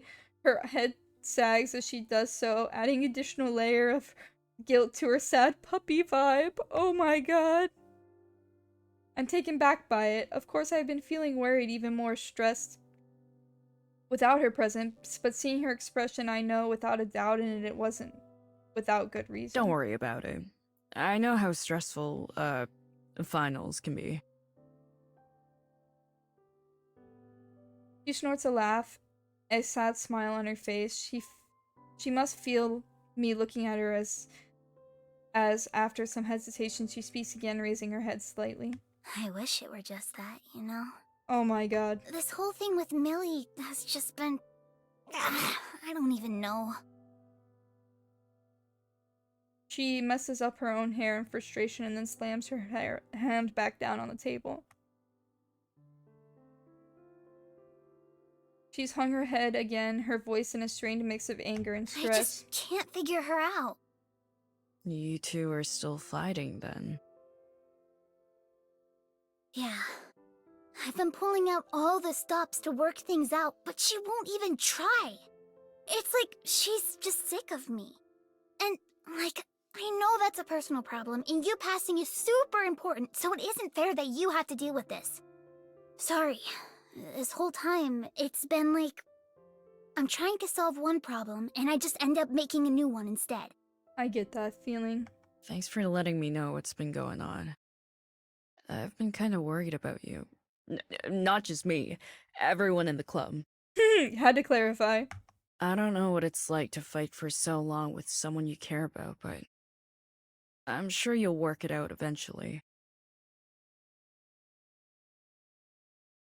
The smallest of pouts crosses her lips. I edge a bit closer and lean against the table she's standing in front of, trying to catch her eye. Plus, Even if you've been busy with other things, you've managed to help me out a lot. You really made a great thing here. Aww. I give her a smile, leaning a bit to make sure she can see it and know that I mean it. She turns away slightly but the corners of her mouth betray her brooding. Really? How? Name 3 things. Oh my god.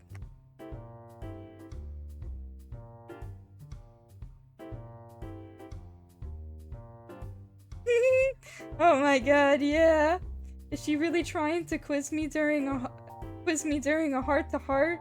I can't tell if she's being stubborn, competitive, or attempting to make up for her lack of leadership later. Still, I can't fail if she's gonna test me. Okay. Pointillism. What about pointillism? Lots of dots to make a picture. I think that lesson went pretty well. That was a good one. You made a really nice sunset. Secondly, field trips. I can't remember the last time I left the house for something fun before They're this. so cutie, holy moly.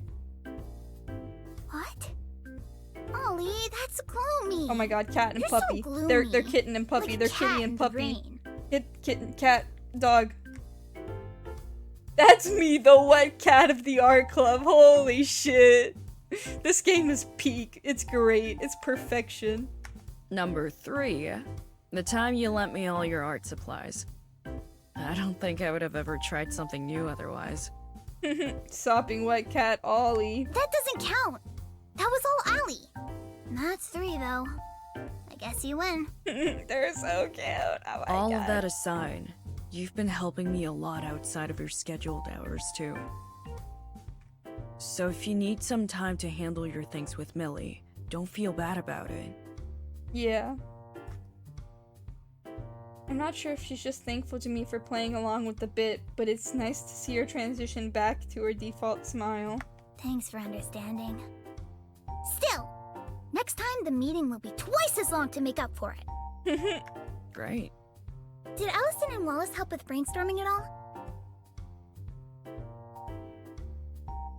I wanted to say I wanted to say that Wallace's explanation helped at the end there, but maybe Allison's isn't too far off the mark. It's true that by and large here, her lesson. Oh my god, I can't read.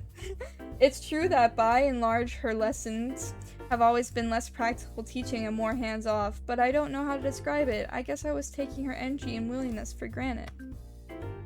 I have a few general ideas, yeah. Ooh, do tell. No telling. I mean, you aren't sharing yours, so... What? Come on, I can't help like that. You've been doing just fine so far. Her face sitting somewhere comfortably between a pout and a smile is a good indication that the doom and gloom she was feeling is entirely gone. The two of us break away, packing our notebooks and other scholarly knickknacks away. I wasn't lying to make her feel better or anything. Without Caprice and the club she built, I'd be drowning. It used to be terrifying to pick up a pencil and start drawing. Now, even if it's bad and amateurish, I can do it. Regardless of how things turn out, she's been there to cheer me on through every mistake and push me to try again. As the club meeting is officially adjourned, I find myself thinking about how grateful I am to Caprice for just a second too long. Oh my god. Gay people. Gay people! 2 weeks later.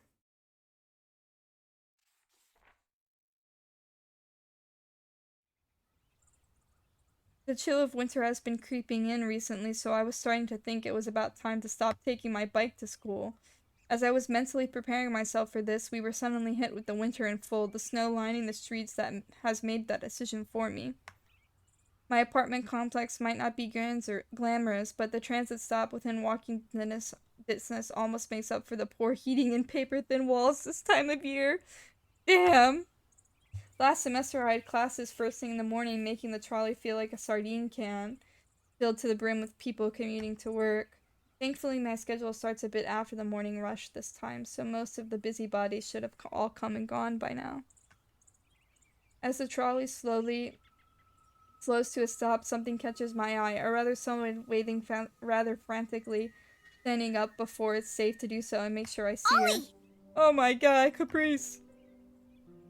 Caprice's shout attracts some attention, but everyone quickly returns to their phones or their morning naps. My heart pounds in my chest, the attention immediately sparking a feeling of self-consciousness. Still, it's unmatched when compared to seeing her explicitly pat the seat next to her, preemptively scooting over. I make my way over to her as she continues her morning greetings. Bro, another CG? Hey! Oh my You riding the god, trolley so too? cute! I haven't seen you here before. I just started today. So cute. Oh, we're gonna be riding buddies then. Oh my god, Ollie in their winter clothes! Oh, this is so cute! Should I expect more pop quizzes? They're so adorable. They're so freaking adorable. Oh my god. Oh my god. Oh my god. The commute? I'm leaning towards enjoying it instead, but I'll keep my options. Oh my god. Oh my god. The take it you and banter. Millie The don't banter. carpool Holy anymore? shit. Holy shit. Yeah. Bleh. That bad, huh? Sorry. At least we can carpool together now. I don't think this count. It definitely does. Hey, do you want to see something I made recently? Oh my god. So cute. Ah, I'm squealing. I'm crying. I'm throwing up. They're so cute. I huff a laugh as Caprice animally interrupts me and then waves her phone around like she's showing off already. Yeah, sure. Hmm? She stares me down. Yes? Closer? Can I please see? Well, if you insist. Oh my god. Oh my god. I can't help laughing, any lingering cold from the weather now warmed by the atmosphere of our shared space. Oh, it's so cute. Rolling through our gallery a minute before looking at landing on what looks like a movie poster. The colors are bright and bold, more than making up for the poor camera quality. While I can't make out the text, the overall effect is striking. You really made that? Her grin is proud, but a little sheepish. There was this contest at the aquarium. My mom told me about it. I didn't win, but I came pretty close. Can't imagine who won. This would have been my top pick for sure. Oh my god. I might be biased, though. Aw, come on. I'm not that good. I mean it. Even if I'm the bottom rung of the art club, you don't need to be a chef to know good food or whatever. Oh my god.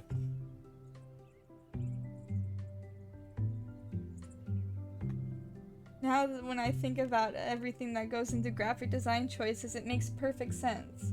Caprice has always focused on making sure what she's felt was seen and heard, and her designs leave little room for guessing. Caprice pulls out her phone, idly swiping at the screen. A bit of color rises to her face. Thanks. Seems like you could make a decent living doing design and stuff if you wanted to. She starts scrolling back through her other photos lightingly as she processes my response, her eyes shifting back and forth a couple times before she answers. Maybe when I'm a little better, I could use it for some income. But it's just a hobby. I love drawing and designing, but I don't know if I want to make it my job, you know? Get that? You're that dead set on marine biology, huh? It's been my dream for a long time. I basically grew up at the aquarium. I really want to work with otters and sea lions and everything in Oh my between. god, sea lions. After catching my eyes for a second, her smile softens and she continues looking away from me again in the process. Like I told you, in some ways, they helped raise me. I'd like to return the favor somehow, I guess. The trolley isn't exactly warm and everyone in here is wearing at least a little blush on their face. Even still, it's easy to spot Caprice's intensifying just a little bit. Sorry, I know that sounds weird. Nah, it makes perfect sense to me. If it were up to me, I'd never leave the diner. It's nice work and I practically grew up in those booths. But what are you studying for then? I don't have a major if that's what you're asking. I'm just stumbling around to find something to support my mom, really. She deserves some rest more than anyone. Aww. Before this mess of a semester, I was dabbling in business, but... Blech. yeah. Blech.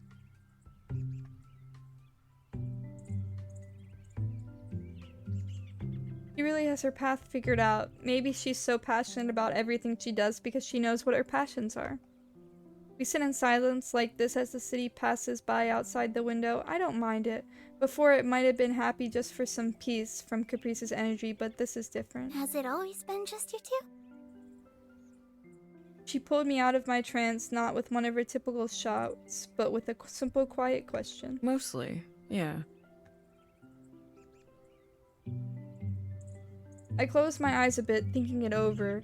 Even when she was married to my dad, it was really just us. What does she think about it? About us roughing it out? No, I mean, what does she think about your goal? My goal? I never really thought about my future prospects in such optimistic terms. Calling it what I'm doing now as a dream or a path towards some definite end point doesn't feel right.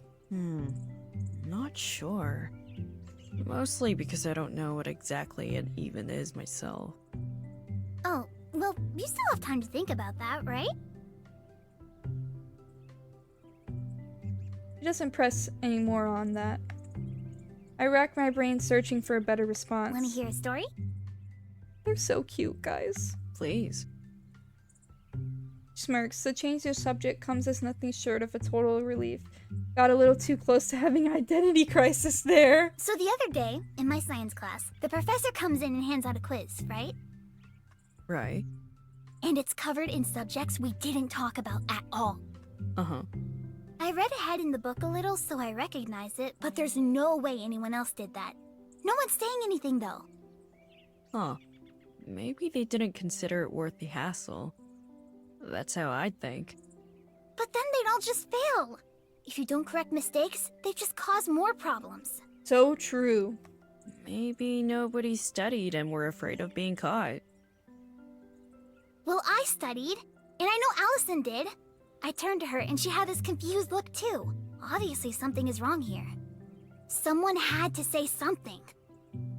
And here enters the hero of our story. Exactly. So, you stood up in the middle of a quiz?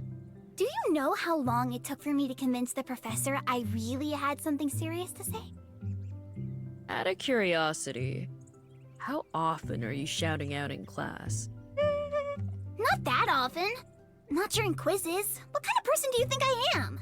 I do share one class with you. You're making fun of me. She laughs and as she lightly smacks my shoulder. They're All so I'm cute. saying is I have the no words professor for how knew you cute pretty they are. well. Yeah, well, we students have to speak up for ourselves. College is a dialogue. Where'd you hear that one? You think I can't come up with it myself? So anyway, listen. I stand up, megaphone in hand. Megaphone? He wasn't listening, and I had it under my desk for a rally later. Anyway, let me finish the story. I turn it on.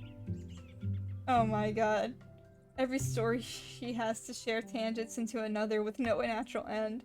My initial impression of her was right on the money. She definitely doesn't have any sort of filter. As she starts sneaking more smiles and chuckles out of me, I begin to think that maybe that's not a bad thing. Oh my fucking god. So focused on Caprice chatting away, I don't even realize we're finally stopped at our destination until the driver makes a last call honk. We better get off. Come on. She hops out of her seat and dashes out before I even have time to think. I grab my bag and follow her quickly as I'm able. When I step off in front of the campus gates, a slight wind catches me off guard and I can't help but shiver in my heavy coat. Caprice barely seems to notice. Will you be riding this way from now on? At least until the weather warms up. Ooh, we really will be riding buddies then! Oh my god. I'll be looking forward to it. Her smile is bright this morning and I can't help but feel a little bit warmer looking at it. Holy moly. Sure.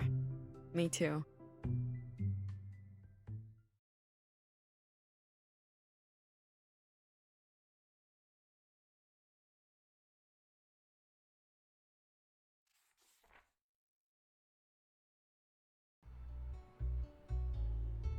Today, the cold today is manageable, mostly ignorable with my coat.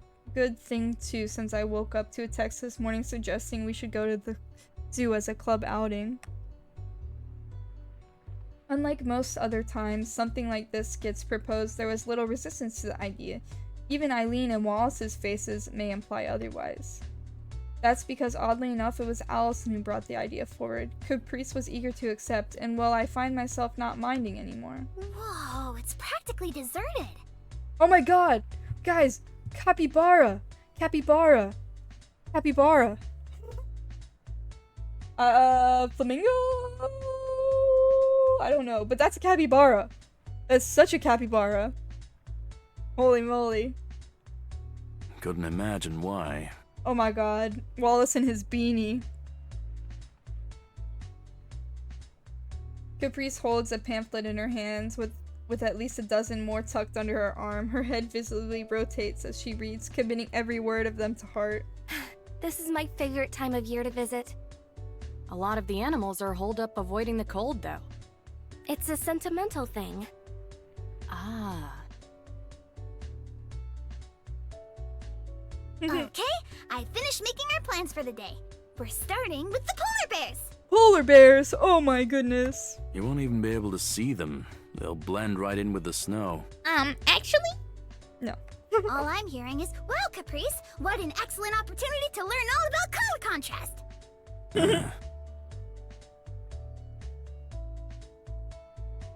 I'll get all of us some bottled water and catch up with you in a bit. I'm going to need a second set of hands to carry them, though. I've got it. Actually, I was sort of hoping I could get Olive's help here. Oh, but... I wanted to chat with them a bit. About some club stuff. Aww. Yeah, okay, but don't keep us waiting for too long. Sure thing. See you soon. This game is so cute, guys.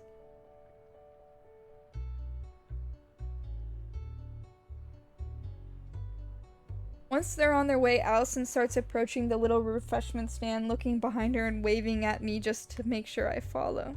So, what's up? I've been thinking about your final.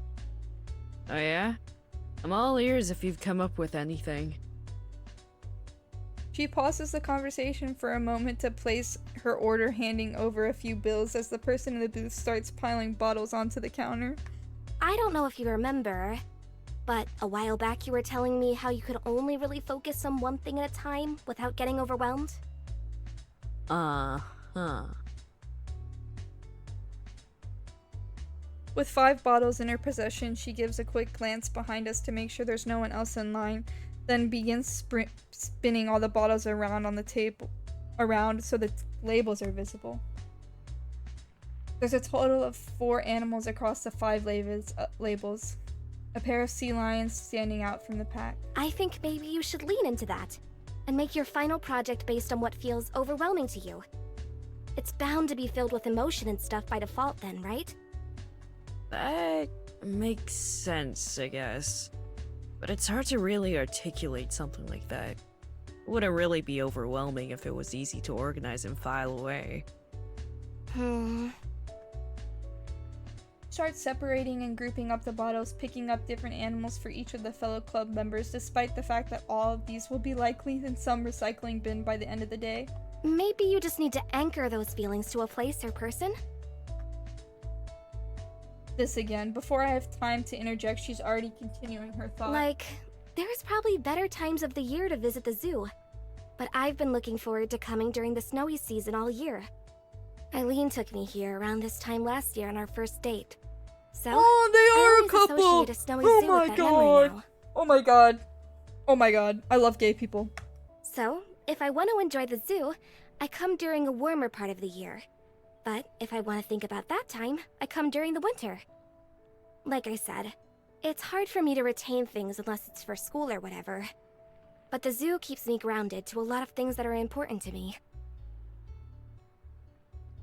You just need to find someone or something important to you. Ollie, and you figure out gotta how lock they've been able to in. help you through this. You gotta lock in. It's okay to make your final about the girl you like.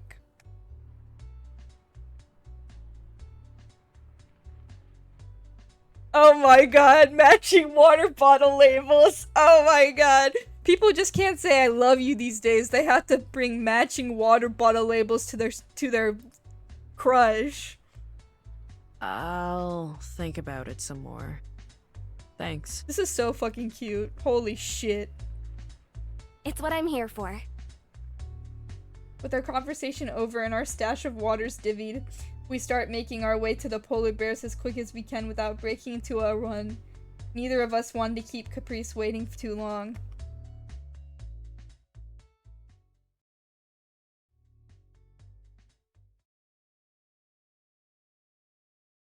Bro, I'm hungry. I might need to end the stream soon. I have to eat something.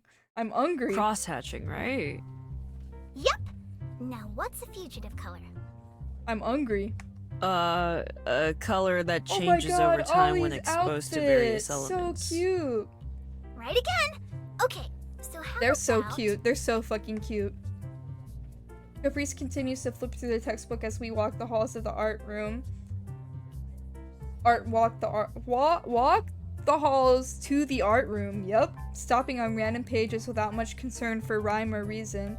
With each pause comes a question. As soon as I answer one of those, another is already ready to take its place.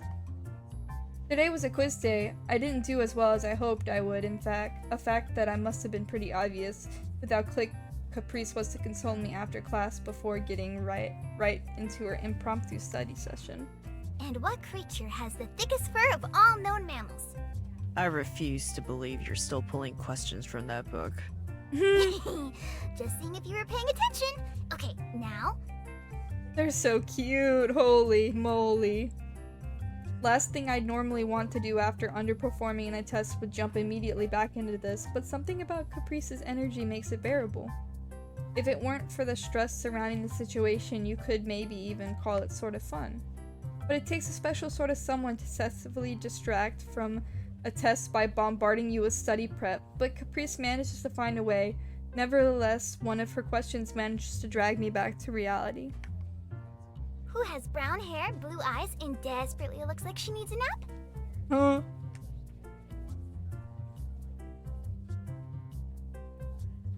Haley! Oh my god. Haley, I love you. I really do. If it was me in this game, I would be dating you. But we are playing as Olive. And Olive and Caprice, the train needs to go choo-choo, you know? Haley. Got it in one. She finishes her greeting with a small yawn and a half-hearted wave. You look how I feel. I try to smile as I retrace my last couple of steps to join the two again. It's coming a lot less naturally to me than it was a few minutes ago. Could have fooled me with how you two were practically skipping through the hall together. Classes have been running me ragged.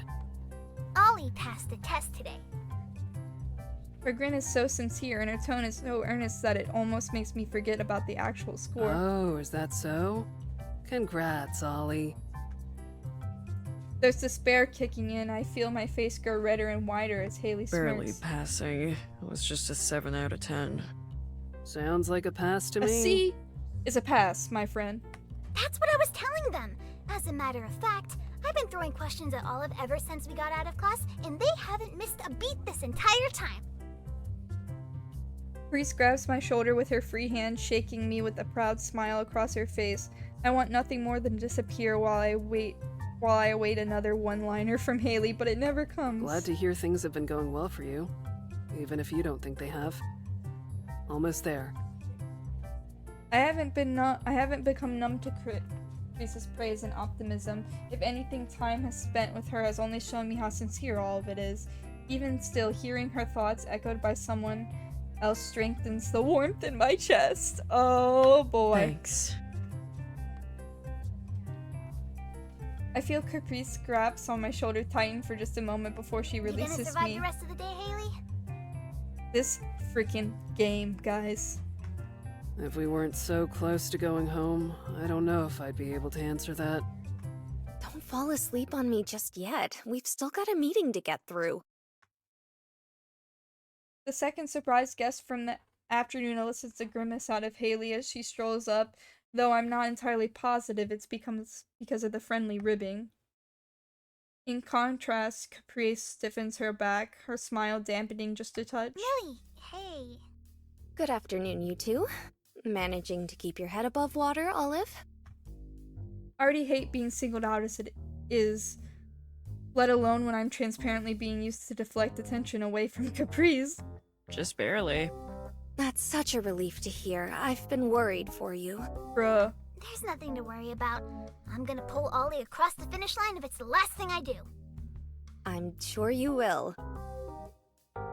Something about how Millie says that feels like a jab, even if the words themselves are completely tame. The mood in the hall shifts. Red rises to Caprice's cheeks as a hand starts to curl into fists. How am I supposed to take that exactly? What do you mean? Man, it's always the blondes. What you just said. You meant something by that, obviously. I think you're reading into things a little too much. Oh, really? Ollie, what do you think? Oh no, I thought my days of being put in the middle were behind me. This cold sweat at the back of my neck starting to irritate me as I adjust my collar. Millie turns to me directly. It felt a little passive-aggressive. Alright, I can see that. She turns to Caprice, closing her eyes tightly and looking at her evenly. I dare to sigh in relief when the pressure is off me and Millie's mature response. I'll be direct then. You drag people around whether they like it or not. At least it's good for something. That said, Olive, if she's ever being too much, you need to tell her directly. Damn! This is sad. I want people to be really friends. Still mad about that? Well, sorry for committing the crime of double-checking if you didn't want to go to the dress fitting. Guess I'm just the worst. You asked me 15 times. 'Cause we kept rescheduling for you! And you won't take a hint. Oh my god, dress fitting? Like a wedding? I feel a hole in my stomach as they glare. You know what I think's going on, guys? Let me theorize here. I think that Millie's dad is marrying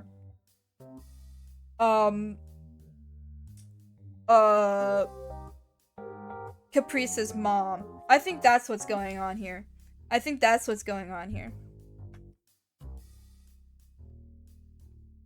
I forgot something in the music room.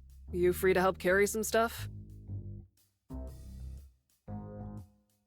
Who doesn't even seem to notice me. I turn back after a wordless nod. She lets go of my arm and starts leading me down the hall, never turning back to make sure I'm falling behind her. You scared them away! It's little wonder they left us, what with you all stanced up like that. Olive would never! With a dull thud, the door of the music room closes. After the hustle and bustle of the crowds right outside, the silence feels especially eerie. It's quiet. Ironic, right? You didn't forget anything in here. Clever. Even if I did, the actual classroom is locked up back there. I wouldn't be getting it till tomorrow anyway. She gives a small nod towards the locked door to the side. I was wondering why this place felt so sparse. So, did you want to talk, or?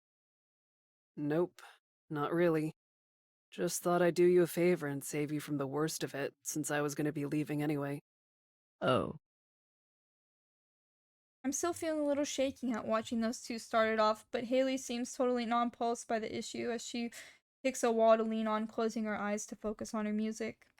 One of them will come around to pick us up for the clubs once they get it out of their system. Make yourself comfortable. Despite her invitation, I just stand awkwardly in the middle of the room, not quite sure what to do with myself. I debate on making my way back to the pair, but leaving Haley feels inappropriate. Instead, I figure I'd try to spark up a conversation. Surely it can't blow up in my face again so quickly. Besides, if she doesn't want to talk, she won't respond, or that's what I tell myself to justify justify this as I open my mouth to speak. Are they like this at home too? Her shrug is immediate, so at least I'm not being totally disregarded, even if it still takes a few moments for her to find the words to respond properly. It comes and goes. It'll build up to a small shouting match, and then they'll be mostly okay with each other the day after. That doesn't sound healthy. I know. They know too, probably. Then why keep going through the cycle?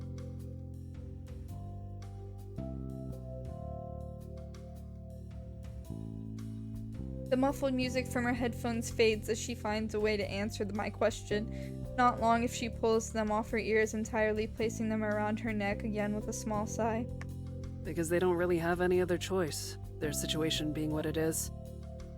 Haley's tone is a deadpan at best at times, but it's hard not to notice the tinge of sadness. For now. You look how I feel. It took her making a joke for me to notice my own frown. It's one I've worn several times before about this exact same subject. Originally, it's because the argument made things messy and complicated when all I want is some help, but now... Are you going to tell me what it is? If Caprice hasn't told you, you know I can't. Girl code. You just have to believe me when I say they can't really change what's going on. Even if they could, it'd only make things worse. From an outside perspective, it just sounds like you've given up on things getting better. It's not like I haven't tried. I wouldn't be sharing a room with Heather 2 days a week by choice if I didn't think it'd help Millie out. Haley sneers as Heather's name leaves her lips, adding emphasis to our already crystal clear point. My head hurts a bit from all the secrecy, but one thing is pretty clear. They're still living together, they're still trying, so... If they're both willing to try to reconcile most days, they'll be able to figure it out eventually, right? Vague and cryptic situations or not. It's only after getting a look of faint surprise on Haley's face that I pause to stop myself, not realizing how far I pushed myself out of my comfort zone until I was already well outside of its boundaries. That almost sounded optimistic. Where do you pick that habit up? I know the answer to that question, but I can't find myself to say her name aloud. All I can do is avert my eyes and scratch my cheek. Honestly, Haley seems to take that as a sufficient response as a cat-like grin spreads around her face. I'm not sure if that makes things better or worse. Don't know. Well, it suits you. Aww. Worse. Definitely worse. Before we can stew in this awkwardness for too long, the door opens behind us, and its frame stands Caprice looking like a deer caught in headlights as Haley and I turn to her. You two are still here. Good. Olive, you ready to head over to the club? There's little energy in her voice as she gets the words out. I find myself wishing she called me Ollie. Sure. Is everything okay? Huh? Oh, yeah. We worked it all out. Just a bad misunderstanding in the end. No need to worry about us. We gotta focus on you. As soon as she's called out, she's quick to throw her mask back on, her tone springing back to life as a smile spreading across her face. She's given me this expression so many times before, and it always feels sincere, but not this time. I join her by the door and turning away to look at Haley once I'm at Caprice's side. You gonna be good? Yeah, I'll start heading over to the writing room in a sec. You two go on ahead. Okay, have fun over there. Tell Millie I said hi. You said hi to her not even 20 minutes ago. Yeah, well, I think she appreciates it more when it comes from you. Her smile doesn't waver, but her tone definitely does. One look at Haley's face tells me we're on the same page. Alright. See you. And with that, Caprice ushers me to the door and closes behind us, leaving Haley alone in the room.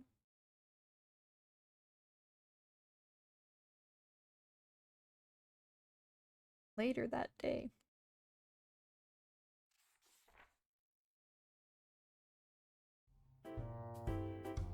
big final Listen, project. This is make or break. Your big moment. The energy she's putting on display now, it's not even hard to see, at least partially forced given the circumstances. Maybe I'm just overthinking it though, since the others seem to notice. They haven't been saying anything about it though. The rest of the club's gathered around for the discussion. I have the same feeling I get from mock meetings in my intro to business classes. We're going to make sure Olive makes the best piece they can make and ace the class! I don't think we should make the big moment just about me. In truth, I'm not even sure it's necessary at this point. I've done everything I can do to pad my grade before the final. Aw, I skipped it. Fuck.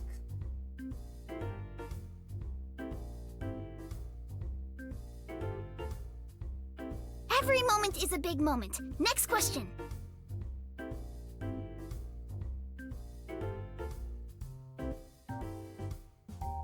Allison raises her hand, a strange concept in this club. Well, I was thinking. I'm not sure what you've covered in art class, but since Olive has been mostly learning with pencil, I think doing something with graphite or charcoal would be best. Ooh, Allie's already taking initiative with ideas. I like to hear it.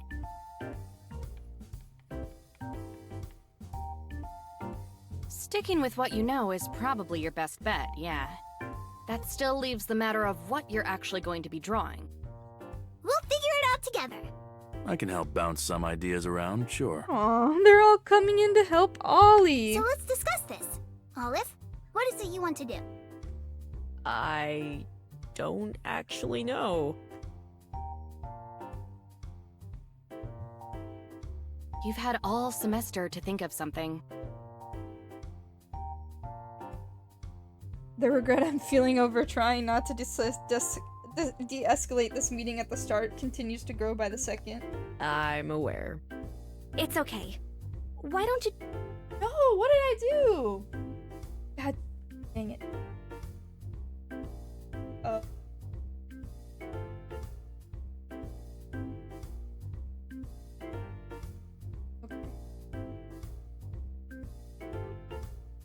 Okay. Fine. But let's discuss the other topic. Historical influences. I'm glad we're kind of off that line of questioning, even if this new one fills me with a kind of different kind of dread. I barely know anything about that stuff. You saw how I did on my quiz. You're back on that again? You did fine! You passed! That means you know some things! How did you do on your quiz? 70%. Which is a C! Better than passing! Okay. Wallace, take out your laptop. Yes, ma'am. Don't call me that. We're going to cram as much of this stuff into your skull as we can today. Oh my god, study sesh with the bros. I'm honestly not sure how much of the stuff we talked about today will help with my final, though I did pick up bits and pieces I'd like to look into. More than anything, the company is what I appreciated the most. Aww, it's been a long semester, but these four have really made it go by a lot faster. I still feel like an outsider a lot of the time, but their personalities seem to clash in a lot of ways, but I can't say it hasn't been fun. This will be the last meeting before I turn in my final. I feel like I've let them down if I don't pull through after all the help they've given me. Only one path forward now. After what feels like an hour long of circular discussion, people start packing their things and saying their goodbyes for the day, leaving Caprice and I alone together. Oh, I thought my internet died for a second, but it's still working. As it is the norm, she only begins packing up her things once the rest of the club is out the door. By this time, she stops herself, falling short of a few stray pieces of paper. Ollie? What's up? Are you working tonight by any chance? I thought I couldn't feel any more nervous than I am about my final, but Caprice once again makes the impossible feel possible. No, I have the night free. Why? Oh my god, please take her on a date. Take her on a fucking date. Take her on a date. Why is my phone being weird?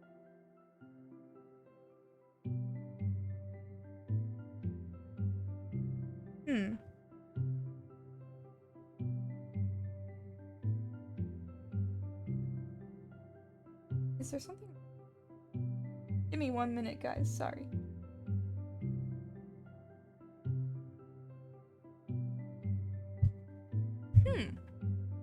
Brother. Okay. Is it glitching?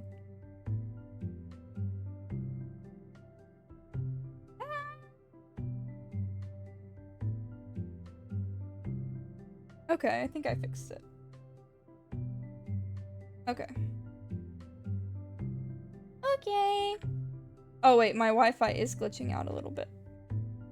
But it's fine. It's fine. Okay. The building's open all evening for night classes, so we can leave whenever. Do you want to study or go over your final a bit more, maybe? I find myself at a crossroads. Honestly speaking, after the last few hours, I don't know if I'm mentally capable of enduring any more academics for the day. On the other hand, well, I could think of worse ways to spend my evening. I'm not sure if there's an obviously tell on my face or it's my pause that lasted a moment too long, but when I turn to focus back to Caprice, she looks unusually panicked. Never mind. I know you're busy and it's been a long day. Of course you don't want to be quizzed anymore today. You should go home and... No, I was just thinking about how nervous I was about things still, and how some extra studying would be good. Aw, they're so cute. It's open. Oh, fuck. I skipped it.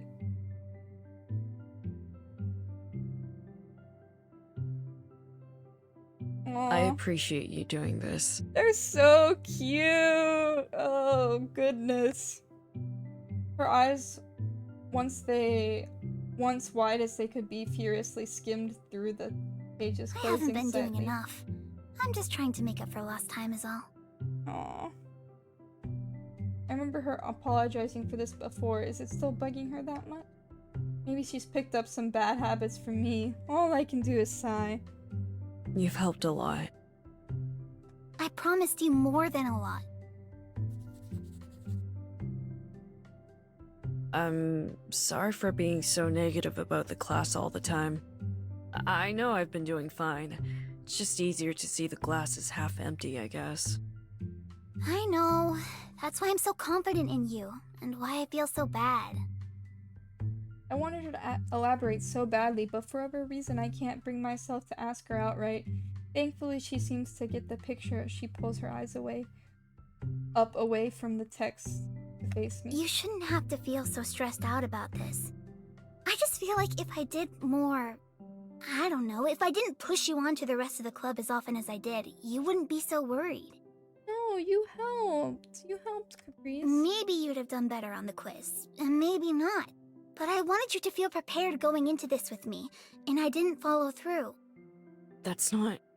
But the fact that you feel like your back is against the corner, that you feel hopeless, as awful as that is, the fact that you're still doing everything you can to rise above it is amazing. When it feels like there's nowhere for you to go, it's so easy to feel like giving up and letting whatever happens happen. I can speak from experience there, a lot more than usual lately, actually. She lightly taps a pencil on the desk as her eyes drift downwards for a moment before darting back up.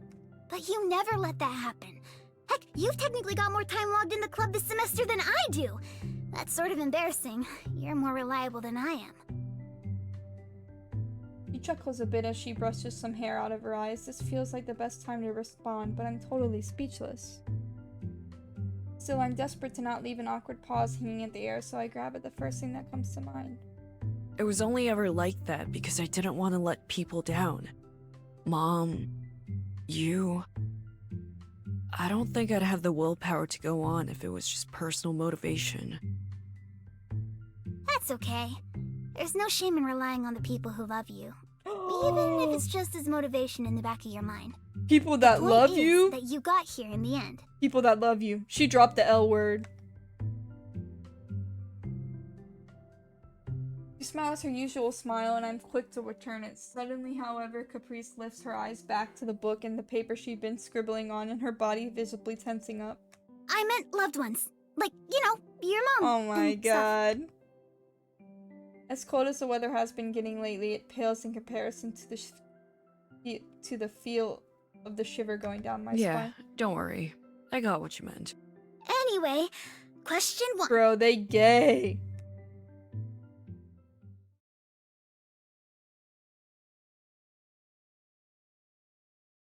Two weeks later, is it the final day? Holy moly. Show me that final piece. Purple clouds shade the sky, outlined by the low-flying sun. I stand waiting for the trolley, grocery bags in hand, ready to head home for dinner with Mom. I've got to work on my final tomorrow, but this is a rare night where both Mom and I are free, and we want to make the most of it.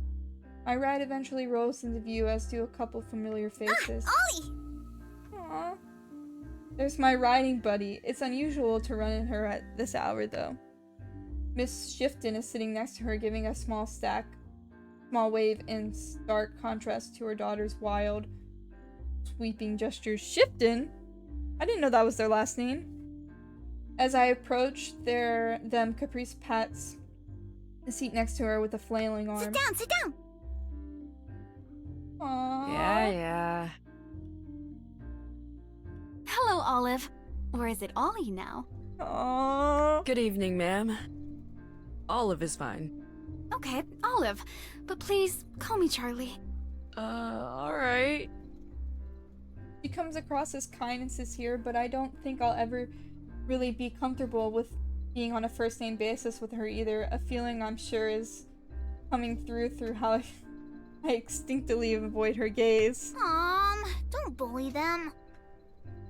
Is this bullying? I can feel myself shrinking into my seat. Charlie laughs. I'm sorry. I didn't mean to make you uncomfortable. Caprice talks about you all the time. Oh my I already god. feel like I know so much about you. She does? This is the second time that she's mentioned something like that. Consider we've only met twice. No worries. It's nice to see you again. They're so cute. Likewise. I turn Caprice to answer the question that's becoming more and more invasive every millisecond that passes by. You talk about me? Or? Oh my god. Of course. I tell Mom everything. Oh my lord. I know all about the art club's adventures. She has a new story for me every few days. She puts on a point that the sentence with a gentle smile that reminds me of my own mom's.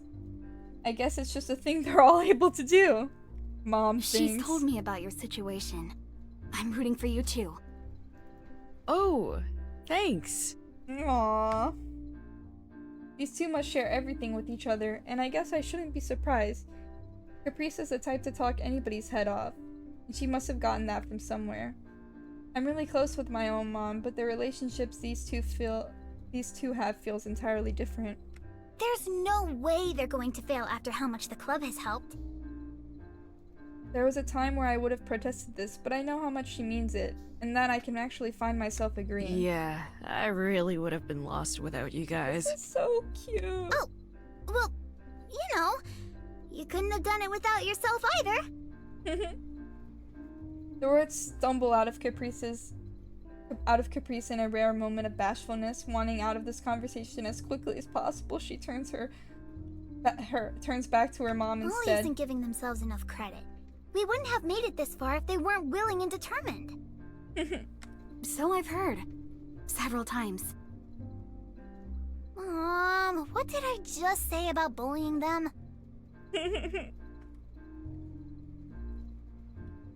Charlie looks at me, raising her hand in half-hearted ways. I'm sorry, Olive. You weren't the intended target there. Oh my god. Excuse me? Oh my god! I am going to die. I'm glad to hear things are working out. All I hear from Caprice these days is all of this, all of that. How's their progress going? Whether they'll pass their final. Oh my god. You and I are lucky to have her, huh? Oh my god. Jeez, Mom. Caprice quickly averts her gaze from her mom and onto me, only to dart them away again when she realizes that I'm looking at her. The only option left for us being to stare awkwardly at the other side of the car. You sure are, though. Especially you, Ollie. Having collected herself, she points at me, finger once again so needlessly close to my face, and I can't pretend to be annoyed. They're so So where are you fucking headed, cute. Olive? Holy shit. Home, if I can help it. Us too. We were shopping. They have some bags around them too, and also some takeout boxes, probably full of leftovers from some restaurant. So was I. Needed to pick up some things for dinner. My mom's over at my apartment. Oh, how nice. Pass on a greeting from me, won't you? And for me. Got it. Aww.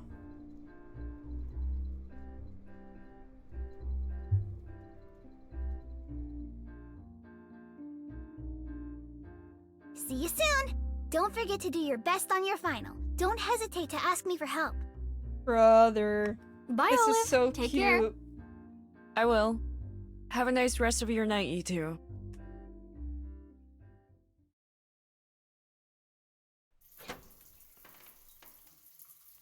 Aww. Hey, I thought I said not to start cooking without me.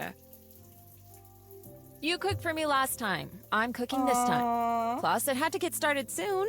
This isn't a quick meal. Well, you're gonna need these. Good! It's almost time to start throwing them into the pot. Help with the peeling, won't you?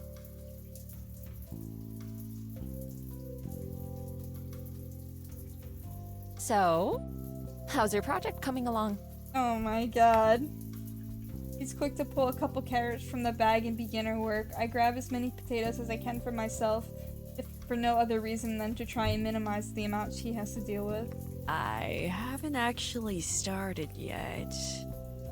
But I'm picking up the supplies tomorrow. Oh my god. That's good. Do you know what you're gonna do for it yet? After a lot of talk with Caprice and the club,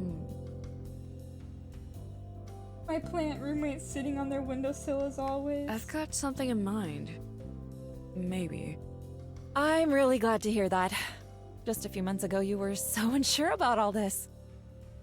I'm still unsure. Just a little less than normal now. This game Well, is so I'm sure you've got cute. nothing to worry about. It sounds like your I need to friends are see doing her everything they their can for you. final. Yeah, I've heard that enough times from Caprice already. And you're finally starting to believe it, right? Maybe a little. She nods as she drops her chopped carrots into a pot before reaching into the Speaking bag. of which, I saw her on the trolley with her mom. They say hello.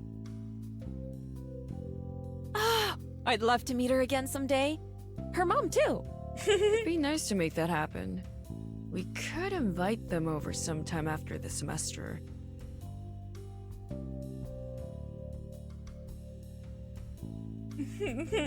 What's wrong?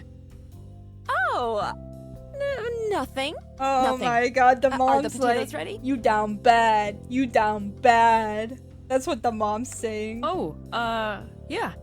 Go ahead. After moving the knives away, she lifts the entirety of the cutting board and pushing all the veggies off of it into the pot before giving it a good stir. I was just thinking about how funny the situation turned out. I'm struggling to find the humor here. It's always been so hard to get a smile out of you growing up. As hard as I tried, I treasured each and every one I managed to earn. Aww. I hope she can get the comedic part of this observation soon. I'm not sure if my heart can sink any lower. You wear it so naturally now, though. Regardless of what happens with your finals, I really think this past semester may have been one of the best things to ever happen to you. Aww. She finishes her stirring, turning the heat on in the stove as she places the lid over the pot. Personally speaking, I think the irony is very silly. With all the stress and anxiety surrounding it, I want to refute it so much, but in a few days, one way or another, those worries are going to be gone. Or at the very least, they won't matter anymore. Where will that leave me then? Maybe I'll appreciate the joke more later. It'll grow on you, I'm sure. Oh my god.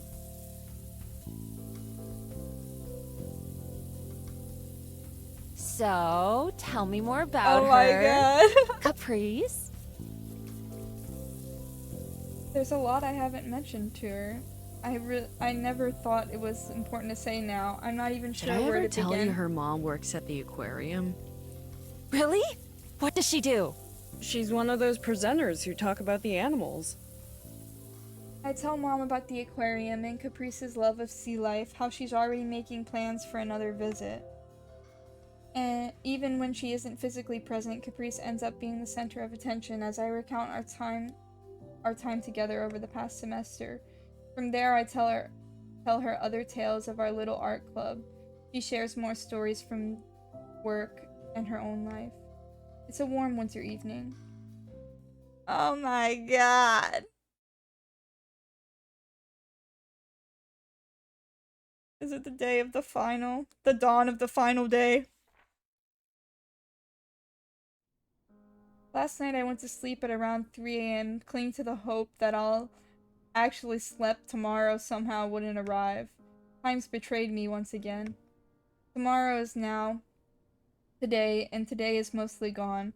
The majority of it was spent at work, the stress being the only thing that kept me from entering a vegetative state my entire shift. After that, I immediately went and bought everything I needed. I've set it on using some higher quality colored pencils. I've also picked up a backing board trimmed to the specific size of the assignment and an oddly specific brand of glue as per the professor's instructions. All that's left is to sit down and do it, I guess. I take a seat at my desk chair, placing the bag of various art supplies down on the floor as gently as I can, knowing that they're the most important thing I own at this moment. I bought some extras of everything just in case, but that doesn't ease my worrying at all. I move my keyboard to the side, leaving ample room for my pencil set and paper. Everything's ready to go now. Just gotta start. I've had the image in my head for a long time, but now that the time is here, I'm finding it impossible to put it to paper. Even getting the basic sketch down is proving too large of a mental hurdle. Is this paralysis stemming from the fear of failure, the fear of letting the people around me down? Maybe just being unsure if I can do it justice. With a deep sigh, I stand up and drag myself to my nightstand where I had left my phone on silent. I deliberately make sure it wasn't reaching distance to avoid distractions, but maybe distraction is what I need. She said to let her know if I needed help with it. Does it count? I'm not really sure what she could actually do for me right now, but I'm hoping just talking with someone will work things out, will help. I tap Caprice's name in my contacts and make my way back to my desk as it begins ringing. Ollie, sup? Oh my god! So cute! This CG, holy shit. Hey, just working on my final. Holy moly. Oh, me too, actually. We can have a sort of long-distance club meeting. Yeah, that's more or less what I was hoping for. So how far in have you gotten? The supplies are on my desk. Ollie, you do have something in mind, right? Oh my god. The disappointment in her voice is like an arrow through my heart. Yeah, of course. It's just hard for me to get started for some reason. Fine. Fine? No idea how she manages it so effortlessly. I've set my pen down, and I'm not picking it back up till you get moving. If you don't get started, I'm gonna fail. It's not like I wasn't gonna do it. My fate is in your hands. One of those things that you know she'd be more willing to follow you through with. I decided it's good enough reason to at least get to the sketching stage as I take out a normal pencil and start mapping it on how I want to fill the paper. You've successfully twisted my arm. Good. What kind of medium are you sticking with anyway? I decided on colored pencils. Like everyone said, I should probably stick with what I know, but I thought colors may help things. Same basic idea, right? Yeah, so long as it's what works for you. What about you? I know I've been avoiding the subject, but I don't think you've really been bringing your final up much either. Oh, I'm trying digital this time. Wallace is letting me borrow one of his older tablets. Just like her to take a final project for a final class and use it as an excuse to try something entirely new. Is this the thing you were You're so asking cute. Eileen for thoughts for a while ago? You said back then it was your final.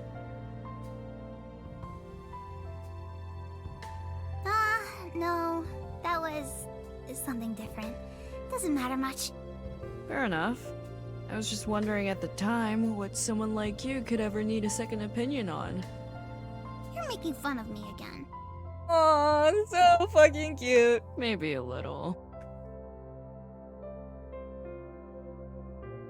I've moved past the sketching stage, relatively happy with what I've landed on, and started sorting through my assortment of pencils, using a piece of scratch paper to compare the colors before committing. The silent persists, small two-sentences, conversations peppered about here and there, but neither of us make excuses to end the call. Oh, so heartwarming. I can hear her tap and swoosh the pen occasionally on her tablet, and I'm sure she can hear me shuffling things about as I try to sort stuff around. Being able to quietly enjoy each other's company like this feels as bizarre as it does pleasant. Sitting here mostly in silence, content with the knowledge that there's something on the other side of it who is eager to listen in the off chance you do have something to say. I guess nowadays the idea of Caprice being there is good enough of inspiration. Not that I don't appreciate her attempts at feel-good speeches. Done. Huh? I just finished my final project, I think. Oh my god. What?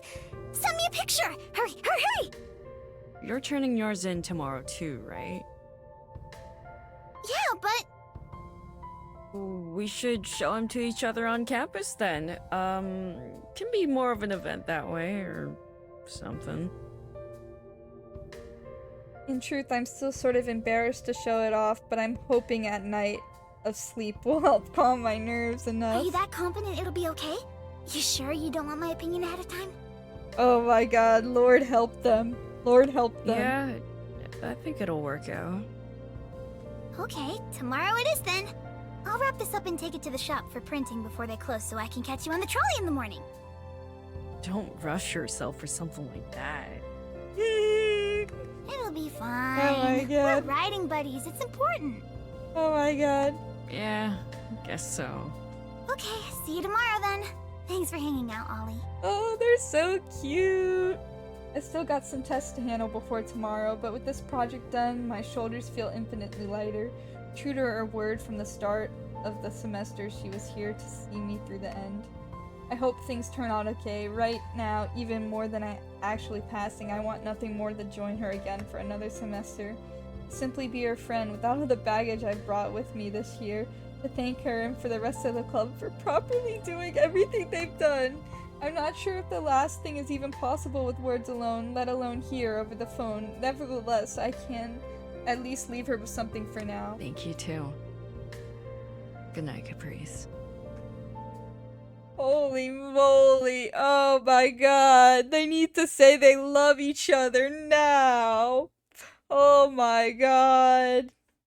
I need to see the art projects, holy shit. Okay, time for the reveal. On 3. 1, 2... When we met on the trolley, I had finally worked up the willpower to show her the fruits of my labor. She insisted we wait until we get the art room though, playing off my suggestion of making it feel more like a special thing. The ride to campus was one agonizingly slow and way too quick, both meshing awkwardly together in an impossible to describe mess of anxiety. Once we arrived, she insisted on waiting until everyone else had left to hang up our art so we could be next to each other. Now we're here, counting down the slowest 3 seconds of my life. 3! She flips her canvas and rests it upright on the table in front of her. I uncover my own, propping it up in the same way. Caprice's final is very much like her. It's a storm of different colors and ideas and fighting for attention as they push at various directions. I really like her project. It's cute. And all these in there. Oh my god. Touch of green that makes my heart jump in my throat. Maybe I'm being optimistic, but it's not subtle, right? On the subject of subtlety, it's not like mine is especially vague either, or at least I don't think it is. The red on Caprice's face, which undoubtedly matches my own, definitely seems like it to confirm that. Oh my god. Her final's cute too. Wow. It's not as good as I wanted it to be. Oh my god. Oh, they're so cutie. Hey, look at it. You made this. Remember when we started? You didn't think you could handle something even half as good as this. In many ways, I still don't think I can. Look at how far you've come. Heck, look at how far we've both come. She proudly taps her creation, a lot less embarrassed by it than I am of mine. It's not exactly a fair comparison. You were already a great artist at the start. Well, I'm even better now, and I'll be even better tomorrow. She adjusts her cap, slightly tipping the brim of her hat up more to meet my eyes directly with a broad smile and sparkling eyes. And you will too. She gives me a thumbs up in the most earnest way. I avert eye contact only to be met with the art on the wall once I more. don't know. I think I need a break from all this art stuff after this. I punctuate the statement with a dramatic sigh and sloughing off my shoulders. I meant to make it come more off as an obviously joke, but I wonder if my reaction is that out of the ordinary. What? Come on, you don't mean that.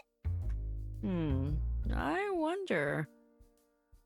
If my intentions weren't obvious before, I can at least be confident they are now. Caprice responding with a chuckle. We'd better get to class before we're late. Oh, you're right. She scrambles to grab her canvas as we make our way to class one last time. With everything behind us, the art club has its last meeting of the semester at the pizza place we use for special occasions. And after this begins our winter semester meetings. I knew it. Hey, I'm not taking any winter classes. I don't think anyone is, right? It doesn't matter. Classes or not, the club never sleeps. Today is a celebration day, though. We made it through. This game is so fucking cute. Ollie! The page is loading. Ollie, stop looking at your phone! I'm just trying to see my grades. My other classes I'm recently confident in, but the art class is my last big stressor. The professor said the grades would be posted relatively quickly. I'm not sure if I'm expecting a turnaround in under a day is reasonable, but it doesn't stop me from checking every few seconds anyway. I know, but it's not there yet. No point in stressing out about it. Stressing out about it? No kidding, I've been stressing out about it from the moment this moment for the past few months. It's pretty much all I've been stressing out about. I've been trying to check my grades too. Allison, like me, has been thumbing through her phone all meeting. Somehow I think she has a lot less to worry about than I do. They probably won't go up until the evening, and that's assuming it'll even be today. Do you know what time? That depends on the professor. How about you wait until tonight to check anyway? Have a fun day with your club and look later. There's no way I can just forget about it. Bro, can they kiss already? Let's talk about something else for now. Like what?